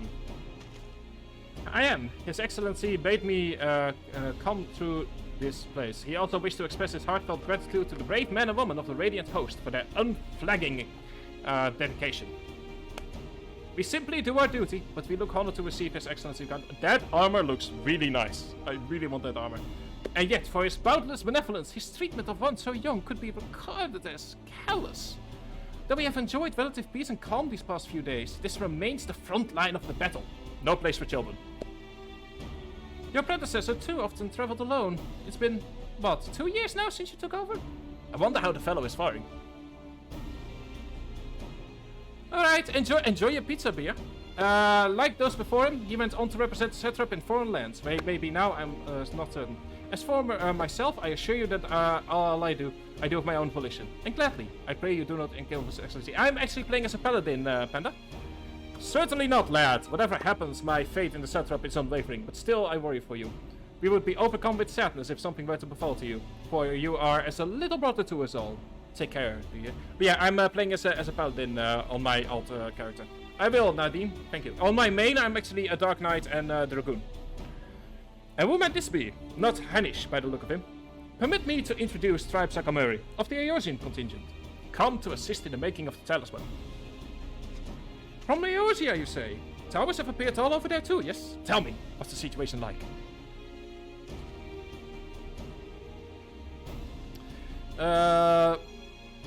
May I suggest that you exchange information with our soldiers? Both parties would stand to learn something of value, I believe. Oh yeah, Machinist can be really fun if you enjoy it. An excellent idea. Given the unprecedented nature of the threat, some of our are understandably anxious. Be glad to provide us assistance. You too, bring Fashan the latest report and answer any questions he might have. Oh, I mean, I'm not certain how far you are into it, Red Panda, but you're in for like a very good journey with Final Fantasy XIV. Like, it is the game definitely. Like, the game definitely is. It's a great game. Like, I know that on my stream I might sometimes grumble a bit about the game, but that's more so because of how much I like the game. Like, think of it this way: whenever I am critical of the game, it's because I want the game to be so much better. Despite it already being critically acclaimed these days. Universally, actually. Ever since Endwalker, we can officially say the game is universally acclaimed. I've heard about you, the visitor from Eorzea. Is there anything you can tell us about the Telophoroi? We know that they are the ones behind the tower, and that they've declared war on the whole world. I'm actually kind of curious, Panda, about... so you're right now a machinist, which means you've hit Heavensward. Kind of curious around what level range you currently are, because that way I kind of know what I kind of can't say right now. Not that, obviously, I'm gonna not spoil stuff. That, you know, where we're in Endwalker, that's kind of going to happen. But, you know, that way I can kind of, like, keep some things hidden for you. Some of the more fun hidden things that you want to discover on your own. But why are you doing this? What is it they want? This we don't understand. Oh, they are doing. So far I have got the machine. Oh, well, trust me, you're in for like an amazing journey. What? They wanted to hide and take everyone with them? What madness is this? Well, you can bet that we won't let those bastards have their way. We'll fight them with everything we have, like our Eosian and Far Eastern brothers. Also, I don't know why today the weather has just been like, wow, today the game has been like, wow, look at this beautiful thing. Like, look at the tower with the shadows. It's currently nighttime in Eorzea. Like, just look at how it becomes this ominous thing that you can barely see the shadows of. It is honestly beautiful. You wish to know about the tower? To be honest, we know little and less about it ourselves. This Tower of Zod, as folks have taken to calling it, suddenly appeared where it did on the island of Narunair. We're safe from its influence at this distance, but go too far into the water and you will expose yourself to its corrupting ether. You're a foreigner, aren't you? How are they dealing with the tower in your home? That's a good question and one that I don't have an answer to yet. For how they are doing. Our struggles are not unique. Then our hopes still lie with the talismans. We must keep the monsters contained until they're ready. But yeah, like the way that I always talk about it, especially in regards to like Final Fantasy XIV, is all you lose is time with a free trial. So it occurs to me I've yet to properly introduce our company. We are the Radiant Host, a military order under the Satrap's command. Our duty is to preserve peace in the land, be it patrolling the streets or dealing with heretofore unknown threats, such as now. We train hard and admit only capable warriors to our ranks. Even so, we struggle to contend with the fiends from the tower. Though we succeeded in striking them down on the 2 occasions they came in force, we had to pay a heavy price. What of the towers in Eorzea? Do they likewise spawn monsters? It's like, the fun thing is the dungeon before this point actually is all about the effects of the towers. Which is, once again, a nice way to kind of reintroduce a lot of the mechanics. Or a lot of like the lore that is being thrown in you through the dungeons. So much the same everywhere else. With every nation struggling, we cannot expect calls from for outside aid to be answered. Also, is it me, or does he look like a brother from another mother? Hang on. Hang on.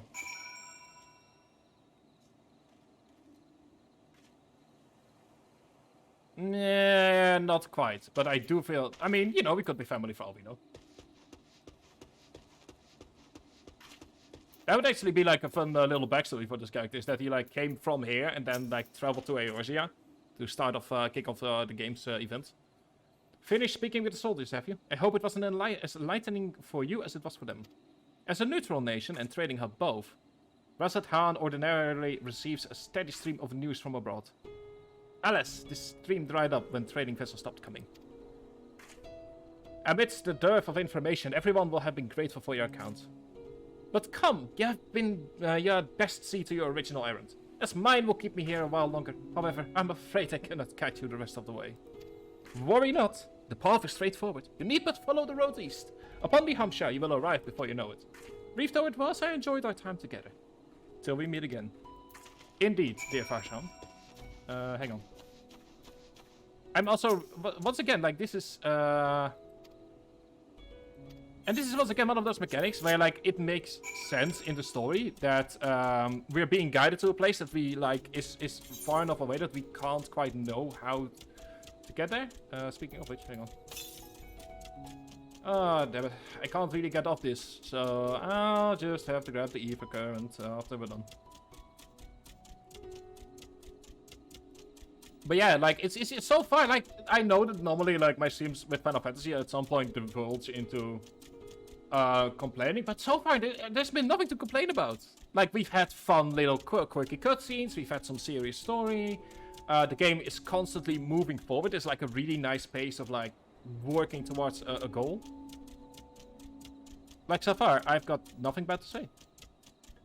And also, something else I also want to say, don't worry if you've never played a Final Fantasy game before. For me, Final Fantasy XIV was my first ever Final Fantasy game. And you can just play the game with no knowledge of the other games. And most of the knowledge is just like, and the most you will miss on is like a few fun callouts. But that's, you know, that's about it, really.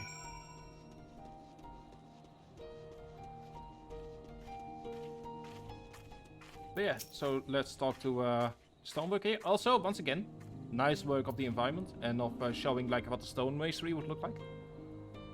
Aye, this is indeed the Giant Skull grounds, and I'm Zenya. Is there something you require? Well, as a matter of fact, there is. Also, I will mention, the picture you're seeing on stream is in order to hide the tent. So don't worry about that. Giant Skull for the alchemists, you say? But of course they shall have it. They labor tirelessly to deal with the tower, and 'tis the least we can do to provide them with the materials they need. Appreciate it. Oh, lovely. Okay, so what do we have? We have Holy Sheltron. And Sheltron Mastery. Let me actually check here real fast. Also, we've got Enchanted Intervention. So we have a couple of upgrades. Oh, extends the duration of intervention to 8 seconds. Grants Knight's Resolve to target, reducing damage taken by 10%. And Knight's Benediction into target, gradually restoring HP. Oh, that's actually really going to be really useful when the healer is busy. Like, I can throw this intervention onto a target, and then the healer can... I can actually, like, help the healer out a bit. And Holy Sheltron. Also great... Oh, nice. So, okay, so the Paladin is becoming more like a warrior. That's interesting. I don't have, like, Warrior Paladin yet at 90 on my other character, so I'm just, like, learning as we go along. Here you are, a sack of the purest Giant Skull. We always set some aside for our alchemist friends. Whether you deliver it, or when you deliver it, let the good folks of the great work know that we're grateful for their efforts. If they need more, they need but an ask. Drink the select another, so we're going to go here.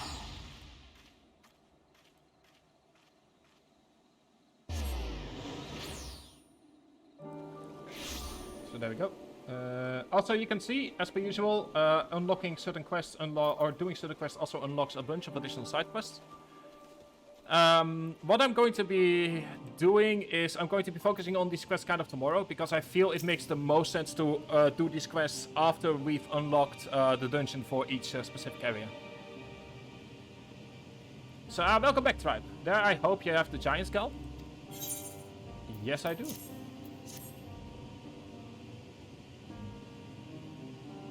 Oh my, such fine specimens. Thank you so much for bringing these. We should have everything we need to make our next prototype. One that should be capable of passing our most rigorous tests. When it is ready, it will be time for the true test. So please take your ease while you can.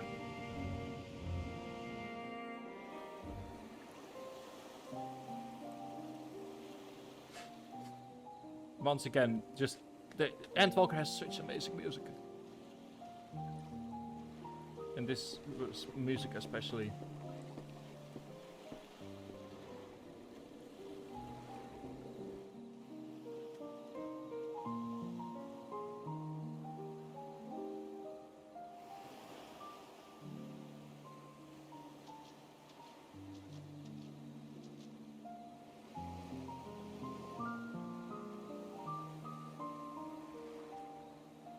I see our taskmasters have allowed you a moment's respite as well.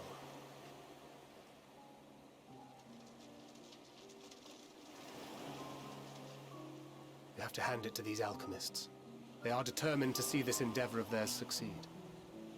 I've never been one for blind optimism, but I sincerely get the sense they're close to a breakthrough.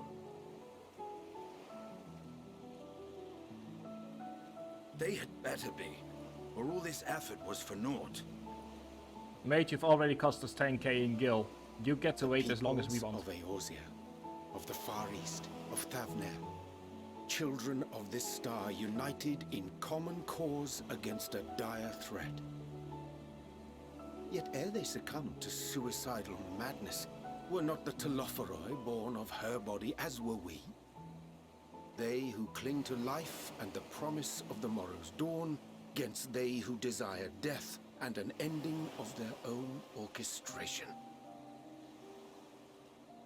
The victors of this war alone will hold the right to answer the question of existence, of its meaning, and its worth. Poetic and ominous to a fault. That said, if it's an existential debate in nature, then our arguments might not be as persuasive as you'd think.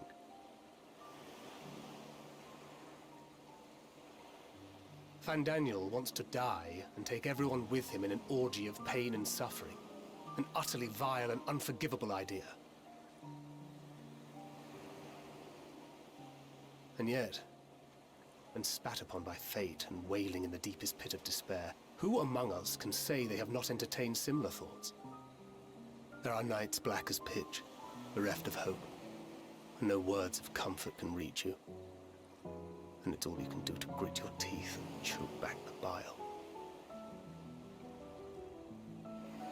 The more you see and suffer life's injustices, the more difficult they become to bear. Actually a sentiment I have as well as I get older. Is nurtured in similar soil. Though your anger has a broader focus, the sentiment is much the same. A fervent desire to destroy others, to see them drown in torment, as you have. That about sums it up. The will to endure is not always as strong as the urge to burn it all down and salt the earth. Survival be damned. It's a struggle, often close and brutal. Indeed. Well, I, for one, shall pray survival proveth more appealing in the end. As will I. Besides, our chances are much improved when we've the company of others committed to the cause of life. Our vengeful dragoon here is proof of that. They didn't bleed you dry, buddy. Doesn't look like a porcupine. I think the scientists might have gone easy on him.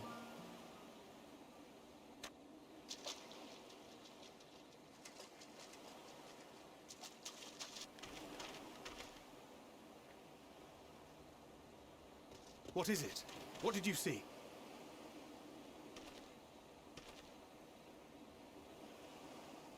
Fandaniel, are you sure? If he knows we've been working on a countermeasure. Yeah, that doesn't sound good. It holds. The vessel holds. Wait, what? This is the one. Oh, you. Oh, you've got to be. No way. They actually did it? Oh, hang on.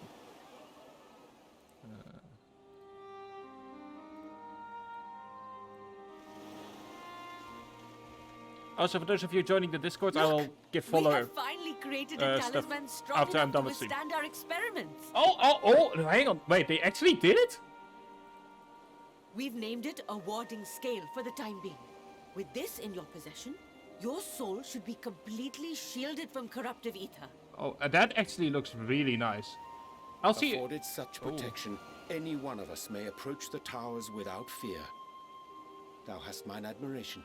'Tis an invention of historical significance. I'll probably go on Etsy and see if I can like find one Thank for you for your at kind home. words. But I would prefer you keep them unsaid until we test the talisman's efficacy in the field. It is for the next stage of our plan that we summoned you in the first place, to accompany me to the Tower of Zot. Should the scale prove effective, as I very much hope it will, then you'll have little to do.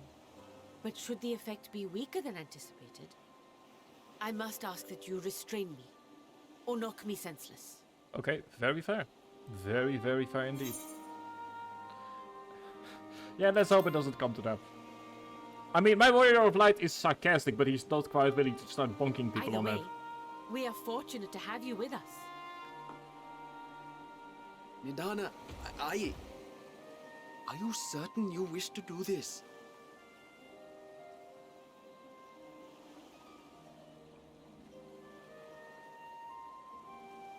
If others are to trust our creations, then we must have faith in them first. And as the senior researcher, it falls to me to lead by example. But should I fail to return, then learn what you can from this attempt and apply it to the next. Our work must continue. Is that clear?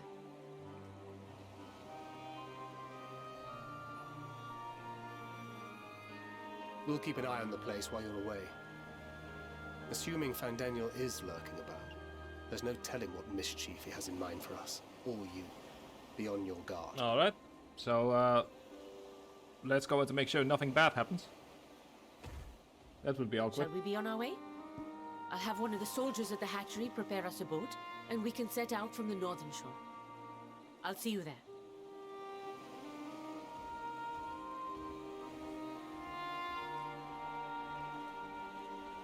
It's actually also a really nice transition towards the more serious stuff. And it definitely is just... Oh, hang on. Oop. And chat goes back up. It's just like such an...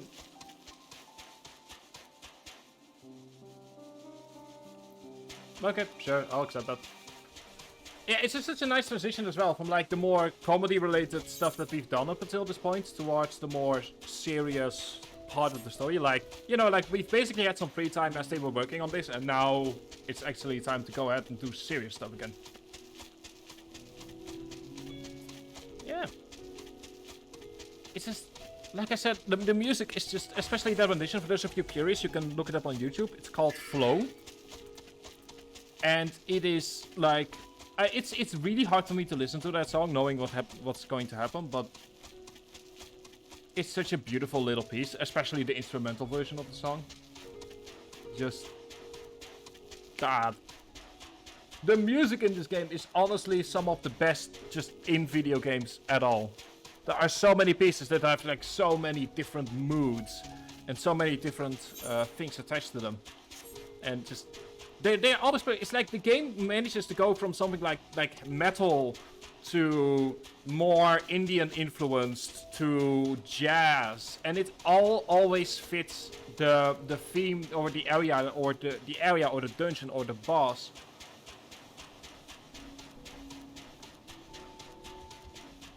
Like it always fits, and that is such an accomplishment. Like there are so many games where the music is just isn't quite there, and it just it kind of defeats the purpose of the music, and it's just so sad because great music such as right now, the nighttime music,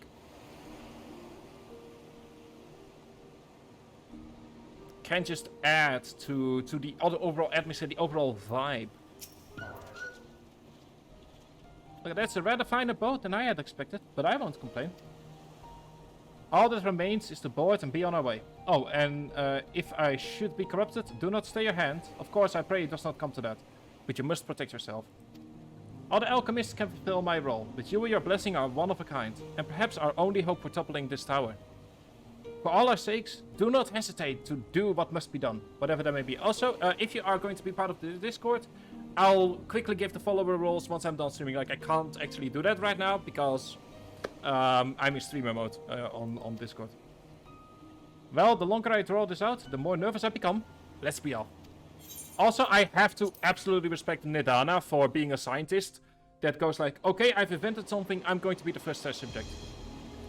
Like, absolute deep respect for Nidana as a scientist.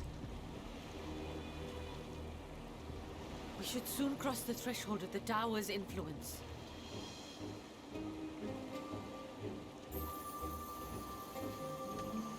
Any moment now. Oh, it does work. Oh, ho, ho. It's working! And you are still yourself? Then I'd like to see how it fares closer to the tower if we could. Yeah, I mean, you know, might have. I get the feeling that that our biggest problems won't be any form of tampering.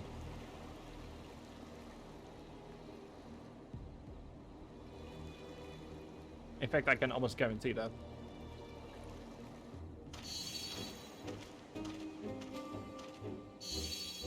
So far, so good. The scale's protection appears to be holding. If we can just make it to the tower's entrance. I am really curious as to what the towers actually look like from the inside.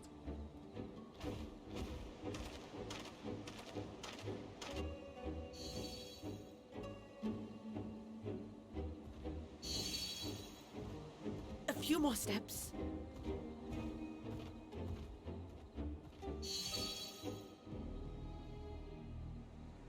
Holy, wow. That is... Praise be to the sisters, we made it! And the scale has proven itself to be everything we hoped it would be. Now we can focus on production. Once we've equipped and returned with an entire survey team, this menace will soon give up its secrets. I'm more than ready to start hacking this thing to pieces. What? Although I wasn't expecting that. That is definitely an interesting security system right there.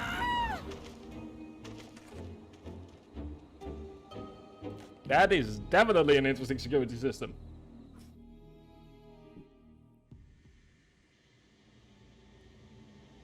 Also, can I say this is creepy? This whole place looks creepy. Like, the machinery combined with the organic influences gives it an almost... I want to say H.R. Geiger, but also like Lovecraftian almost.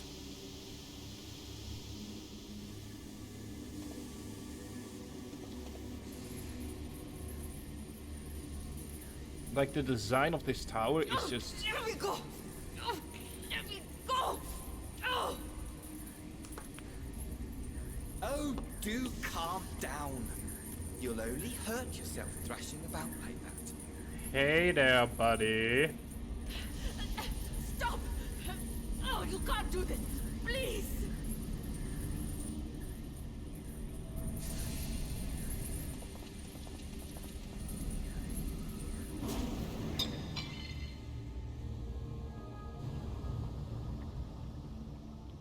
So yeah, that is... That is... Yikes. A little late for heroics, I'm afraid. I am going to slowly rip you limb from limb. The similarities are striking.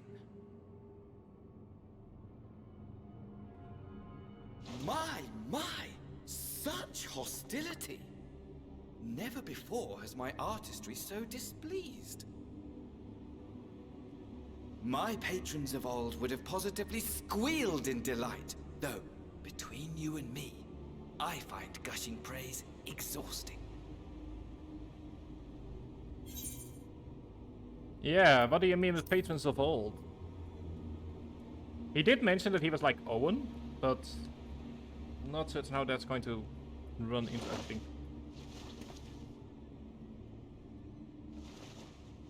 Allow me to tell you a story. Surely you've yet to hear the one about Van Daniel, the sundered Ascian.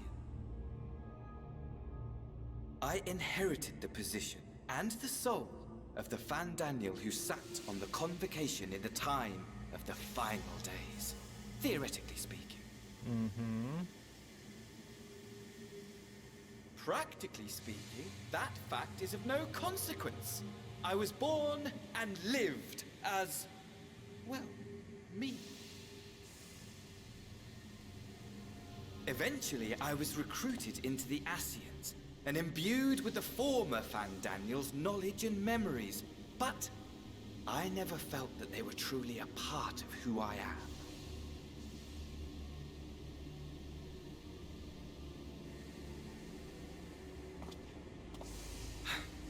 How to explain? Perhaps if I told you who I was before my Ascian embrace, although that chapter too is a past I've long since discarded. I mean, might as well be to bring you a cup of tea as well, some biscuits. I have it on good authority. You've poked your nose into an Allegan ruin or two.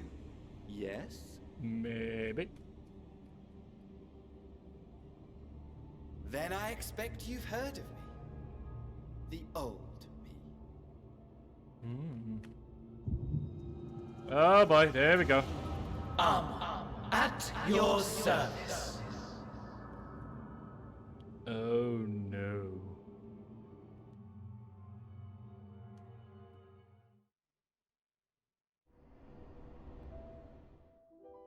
Imagine a nation of unbridled prosperity. Every need met, day after day of unbroken, unshakable peace. existence fulfilled and ripe for decay. Oh no. You are a genius without peer, Amon. However do you conceive of such delightful experiments? Oh no, that's the Aetrochemical Research Facility. That's That not a good fool place. was beside himself with panic when he awoke with the head of a bull. Even his cries for help emerged as so much guttural lowing. Oh, the memory of it. My poor sides. My friends and I were so consumed by laughter we struggled to breathe. No more than entertainment for bored wastrels ignorant of its worth. My all-consuming work. Oh no, this... But it was not their only indulgence. This puts a much more macabre twist on that dungeon. For they were ever hungry for stimulation. Slaves to the slightest hint that amusement was afoot. Our nation was ailing, but I would see the poison purged. It actually I reminds... resurrected a legend. Our first and greatest emperor. Oh, so he was And behind just the... as I had planned, he set our wayward empire back on the path of conquest. An inexhaustible ambition carried us onwards, always onwards. Yet, he who delivered to us such glory was not to be satisfied. Heed me, Amon. No matter how vast one's empire, or full one's treasure vault, all is rendered meaningless by death. In the end, all is lost.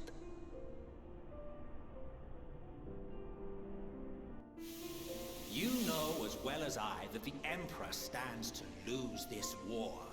And so I have come to claim you. Oh, not using your normal mask, Emmett. Yeah, that's For a while shame. your methods leave something to be desired, we cannot deny the results of your work.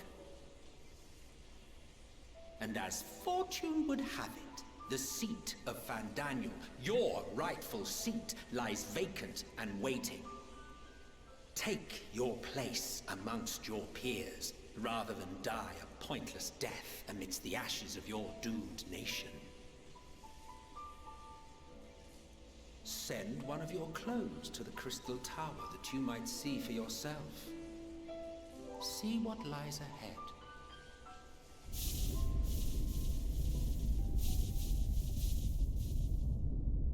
There is actually like a lot of additional information we're now being given about the Crystal Tower, which adds like new context to that raid as well. The fall of the Empire affirmed the truth.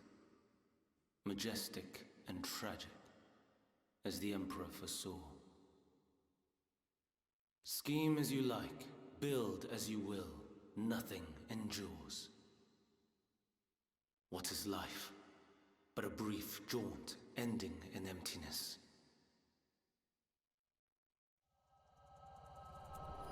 It's actually interesting that Pandaniel subscribes to the idea of nihilism,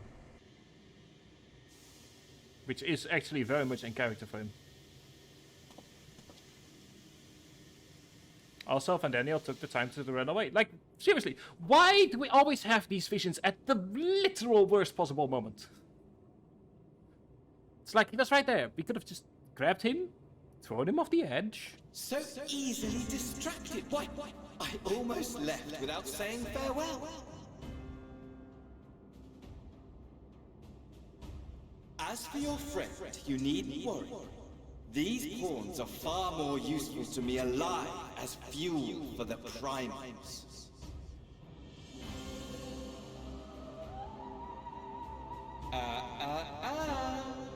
If you attempt to pull them free, they will die. So, enjoy tackling that conundrum with your comrades. Like I said, it's an interesting safety mechanism. not one I would recommend to other people. But Meet again. Not in one of these mine spires. Oh no, but somewhere more suitably grandiose. Your favorite playmate is ever so eager to see. if you call this tiny, then how big are we talking about when you say big?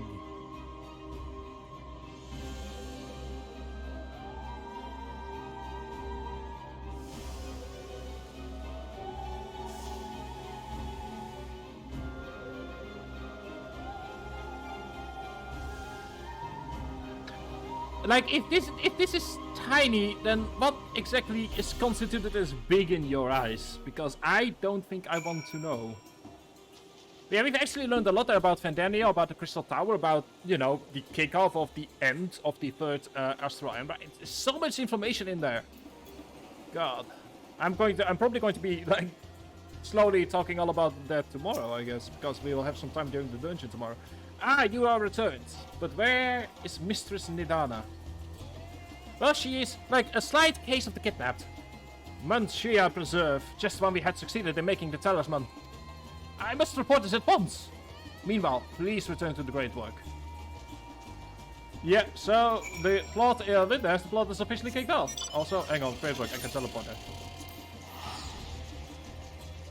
So yeah, I also, like I said, I like the fact that Fafnir started off with like a lot of fun, a lot of like faffing about, you know, like the bros all being sick at the same time, having this sort of like brotherly bond forged in the fires of being deeply, deeply sick.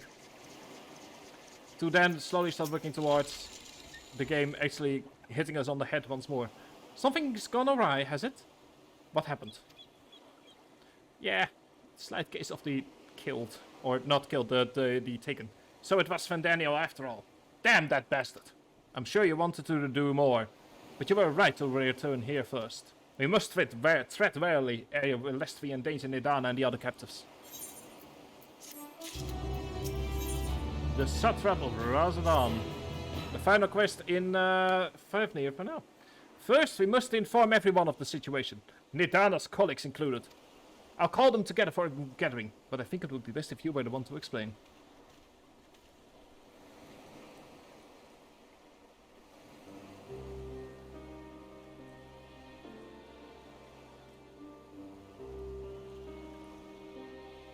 Oh, Nidana. Whatever shall we do? Can you answer me this? Though Nidana is trapped in the tower, she's still alive, yes? Yes. Then we must make warding skills, as many as we can. The prototype worked perfectly. This Nidana proved a peril to herself. So let's make more skills. That she and all who were taken might be saved. Aye, as alchemists, this is how we will help win the fight.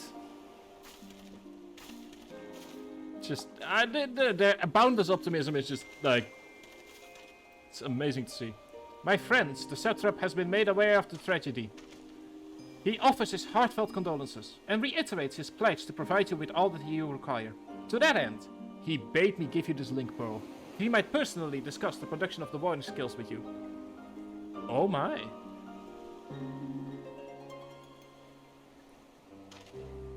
As for our Eorzean visitors, I bear an invitation. In her report, Mistress Nidana noted your vital contributions to the talisman's creation. This fact came to the satrap's attention, and in recognition of your deeds, he wishes to meet you. Oh, that's actually really, really kind. In addition to thanking you in person, he would also discuss further avenues of collaboration. And so, if it is agreeable, will you not accompany me to Razad Han for an audience with His Excellency? Why, we would be honored. We should be honored, of course. Closer cooperation between our lands can only be to the benefit of all. Then it is settled. Please come to the gates east of Giant Gal's grounds, and I will show you into the city. So yeah, as you might have figured out, Razad Han is going to be the second big city, and is also, and this isn't necessarily spoiling anything, it is also going to be the endgame city. So it's the city where like the majority of people will be hanging around once they're done with the main quest. Also, chatty, Becky, uppy, there. Also, I should mention the server that I'm playing on my North American Alton is like has a big Brazilian population, so it's like I'm learning a bit of Portuguese while reading Novos Network.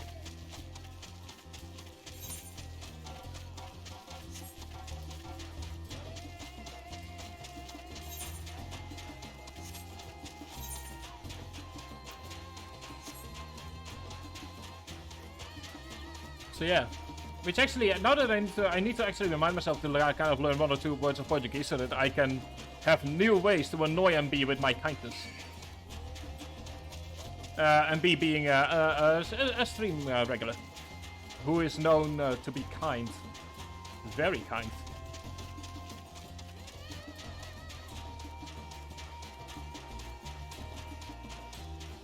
And based on what I'm seeing, they are talking about something to do with Steam Wallace, so.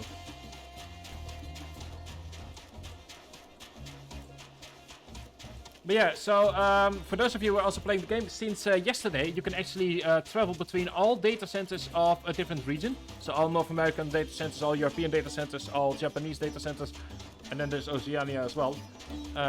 So you can all travel between them. You can't travel from North America to Europe or from Europe to Japan, but you can travel between the different data centers.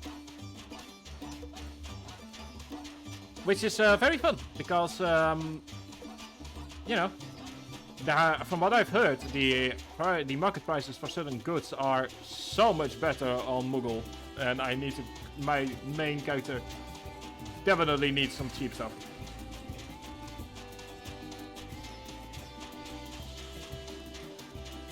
Also, can I say, the fact, I like the feature, like the elephant's snout being a water feature. Like, this is fun design. Like, we should have more of this kind of design in our own world. It's just fun to see. Also, if you go down this path, you will enter an area that you are not meant to be at. The expansions are, the first 2 areas of each new expansion are always broken up into 2 pieces to avoid overloading the servers and crashing the game. That still didn't save Endwalker, but Endwalker in regards to like crashing, but you know, they tried. All present? Then let us proceed. Owing to the threat of the tower, the city is currently in a state of high alert, and strict restrictions are in place for entry. Though you have all been granted special permission, I ask that you remain close to me at all times. So yeah, like, Endwalker was by far the biggest expansion in Final Fantasy history, so the game kind of broke multiple times.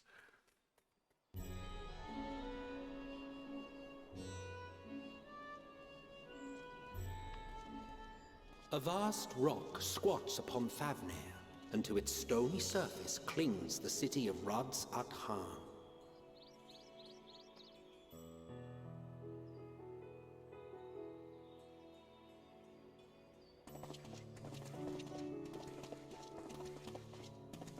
Ye who enter here are subject to the scrutiny of gods, the gate's most watchful eye. The orb which beholdeth the truth of all things.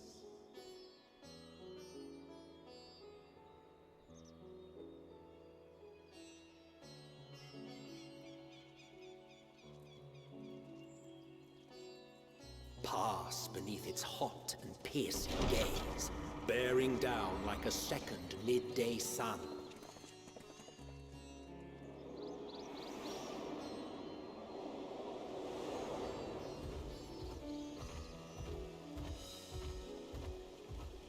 The fragrant haze, a mixture of sweet incense and acrid smoke. The cries of merchants mingled here with lively melodies accented by dancers' feet. Travelers seduced by vivid sound and colors were once swallowed up by patchwork streets.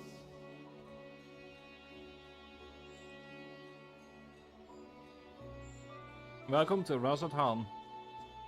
Unfortunately, we will not be able to do anything in this city until later on in the expansion. But no such scenes to savor now. To what somber present does that divine eye bear witness?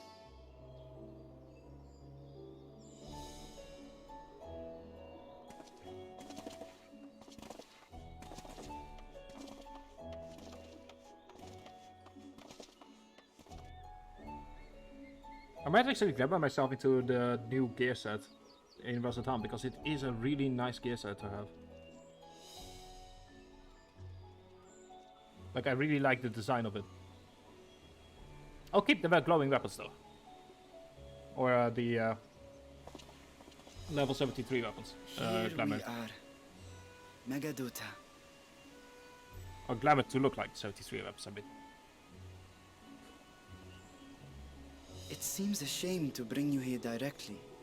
Under normal circumstances, it would have been my pleasure to show you the sights.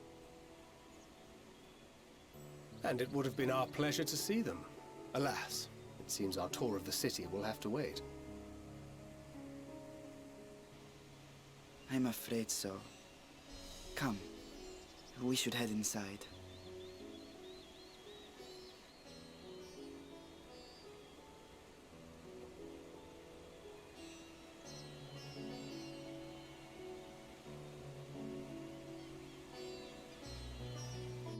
So yeah, unfortunately we will not be able to do anything in the city until later on the expansion, because as said, the city is on lockdown. Which means we can't use the Aetheryte, we can't trade with anyone. All we can do is sit here and wait. Your Excellency, may I present our honored visitors? Ah, splendid. Most splendid. Allow me to introduce myself. I am Ahawan, Satrap of Radzat Han. Our alchemists tell me your assistance was invaluable in the creation of the warding scale. Such deeds ought to be recognized in person. Thus did I have young Varshan convey you here forthwith. On behalf of my people, may I express to you our sincere gratitude.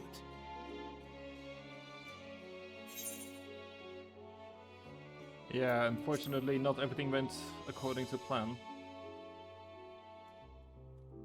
I assume you speak of Nidana. A regrettable incident indeed. Her colleagues insist that we honor her wishes and trust in the talisman, that it will be instrumental in saving Nidana and the others. I am eager to hear your opinion on the matter, so let us not stand on ceremony. Come, sit. It actually looks really nice. Does it look like some really nice sets? Bit too I much think not. gold for my taste, but This charade has gone on long enough. Show yourself. Forgive me, but were you expecting musicians, perhaps? There are no performers waiting in the wings at present, but arrangements could be made if you'd prefer. Nay, he hath the right of it. The time for artifice is past. Raise the curtain. I mean, it makes sense. If you need dragon skills, the skills As you need wish. to come from somewhere.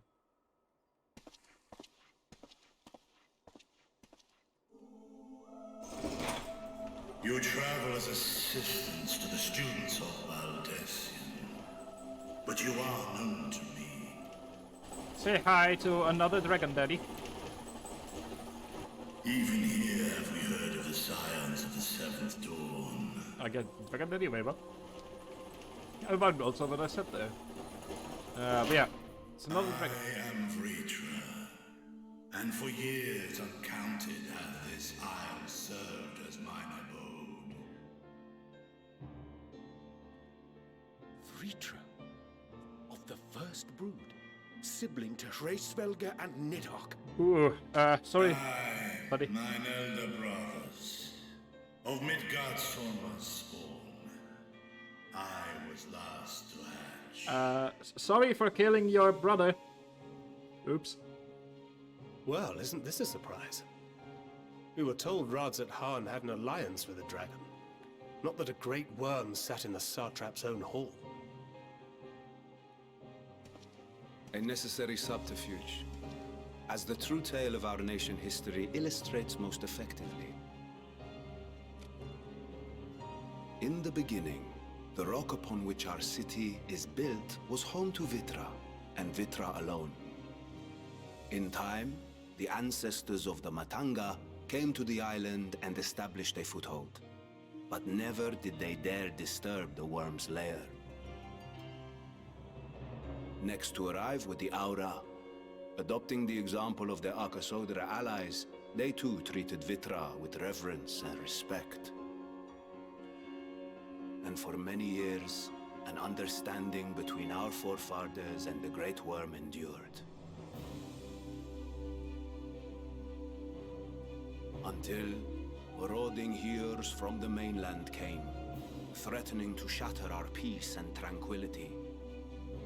When it seemed all would be drowned in blood, Vitra himself came forth and quelled the rising conflict. A peaceful accord was reached, and oaths sworn in Vitra's name.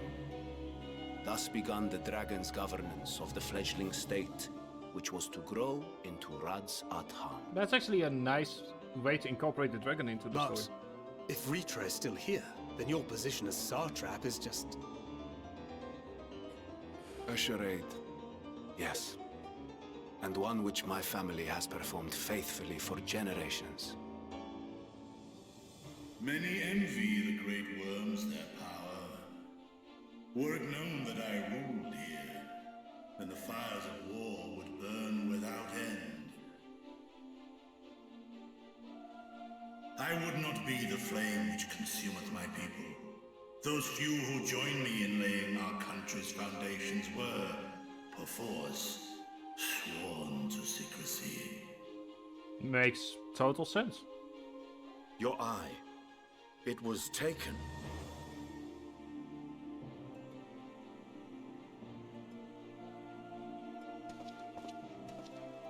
"'Tis here, buried within the semblance of flesh. Ooh. The body before thee is but a simulacrum, constructed by the finest artisans of Razatan.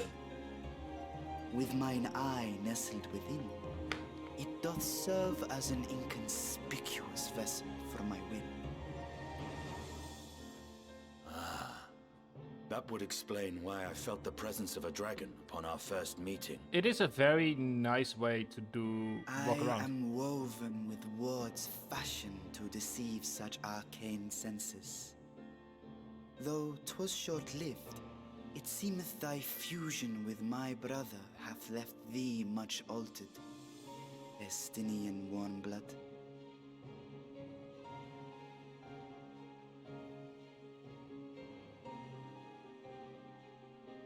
From the very first, we sensed the nature of one another, yet did neither one of us bare his fangs. That is all I need know of thee for now. It is a good way to kind of allow to see the state of the city-state without, you know, showcasing that you're a dragon. With my secret thus revealed, I have for you a proposal. Not as a worm of the first brood, but as the ruler of Radz Adhan. With all haste must we take in hand the finished talismans and breach this foul spire. Thence, should it lay within our power, dispel its wicked influence. Yet even with the assurance of the warding scales, the narrow confines of the tower doth limit the size of our force. And thus denied strength in numbers, thou must choose thy soldiers with care. Once again, everything about this whole thing makes sense. Yet though our radiant host is formidable, I see a sure path before me.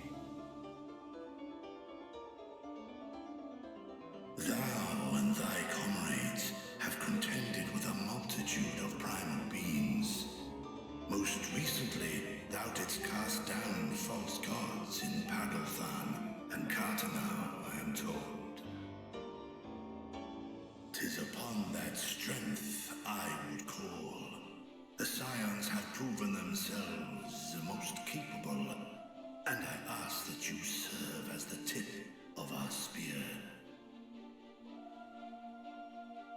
Talismans would, of course, be provided for each of thy companions. And should you agree to this undertaking, More will be provided to make use of as you see fit.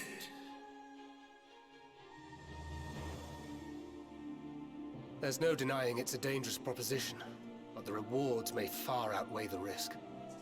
Just think of what we might accomplish if we could equip all our allies with warding scales. I worry, however, that even the 4 of us may be too few for what you have in mind. Might we regroup with our friends first to discuss the matter? 'Tis no trifling task that I have laid before you. Go. Steel your hearts and hone your plans. Such time as you require shall be spent in crafting your protective charms. It seems a quick trip back to Sharlayan is in order.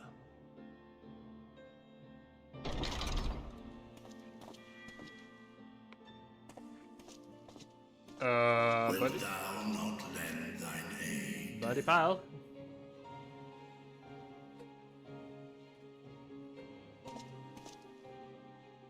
Whether your request be made as a great worm or the ruler of Rads at Han, I see no reason to refuse, nor will I.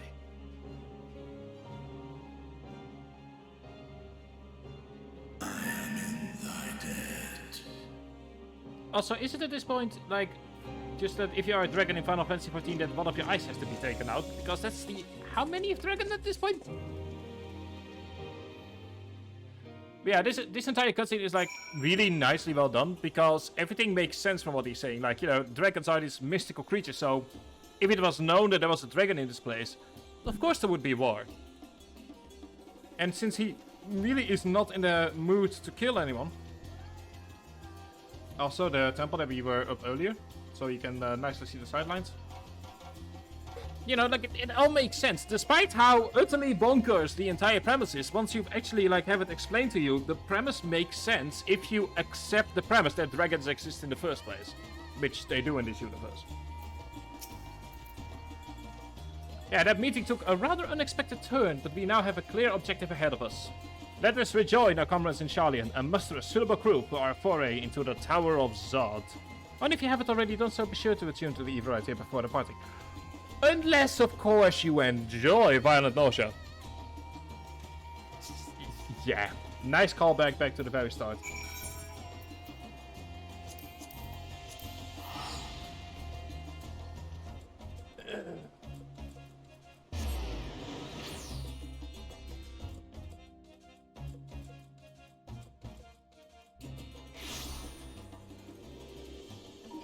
And then I also like just the return here. Like, it is nice, it's cozy, the music, the ambience. You know, it's nice to be back here. Like, it just, I don't know, it just feels like, and obviously, you know, I finished Endwalker on my main, but it feels just so much more like home than any of the other places we've been to. Like, it's just this very, despite the coldness of them, it feels very inviting. You know? Just as I was getting used to balmy Fafnir, we're back in chilly Sharlayan. Take care not to catch your death, eh? We need you for the battles to come. Now then, your investigation here remains, but when that's over, we can take stock of all the developments and discoveries. And with that, and then tomorrow, we're going to start to hit the books.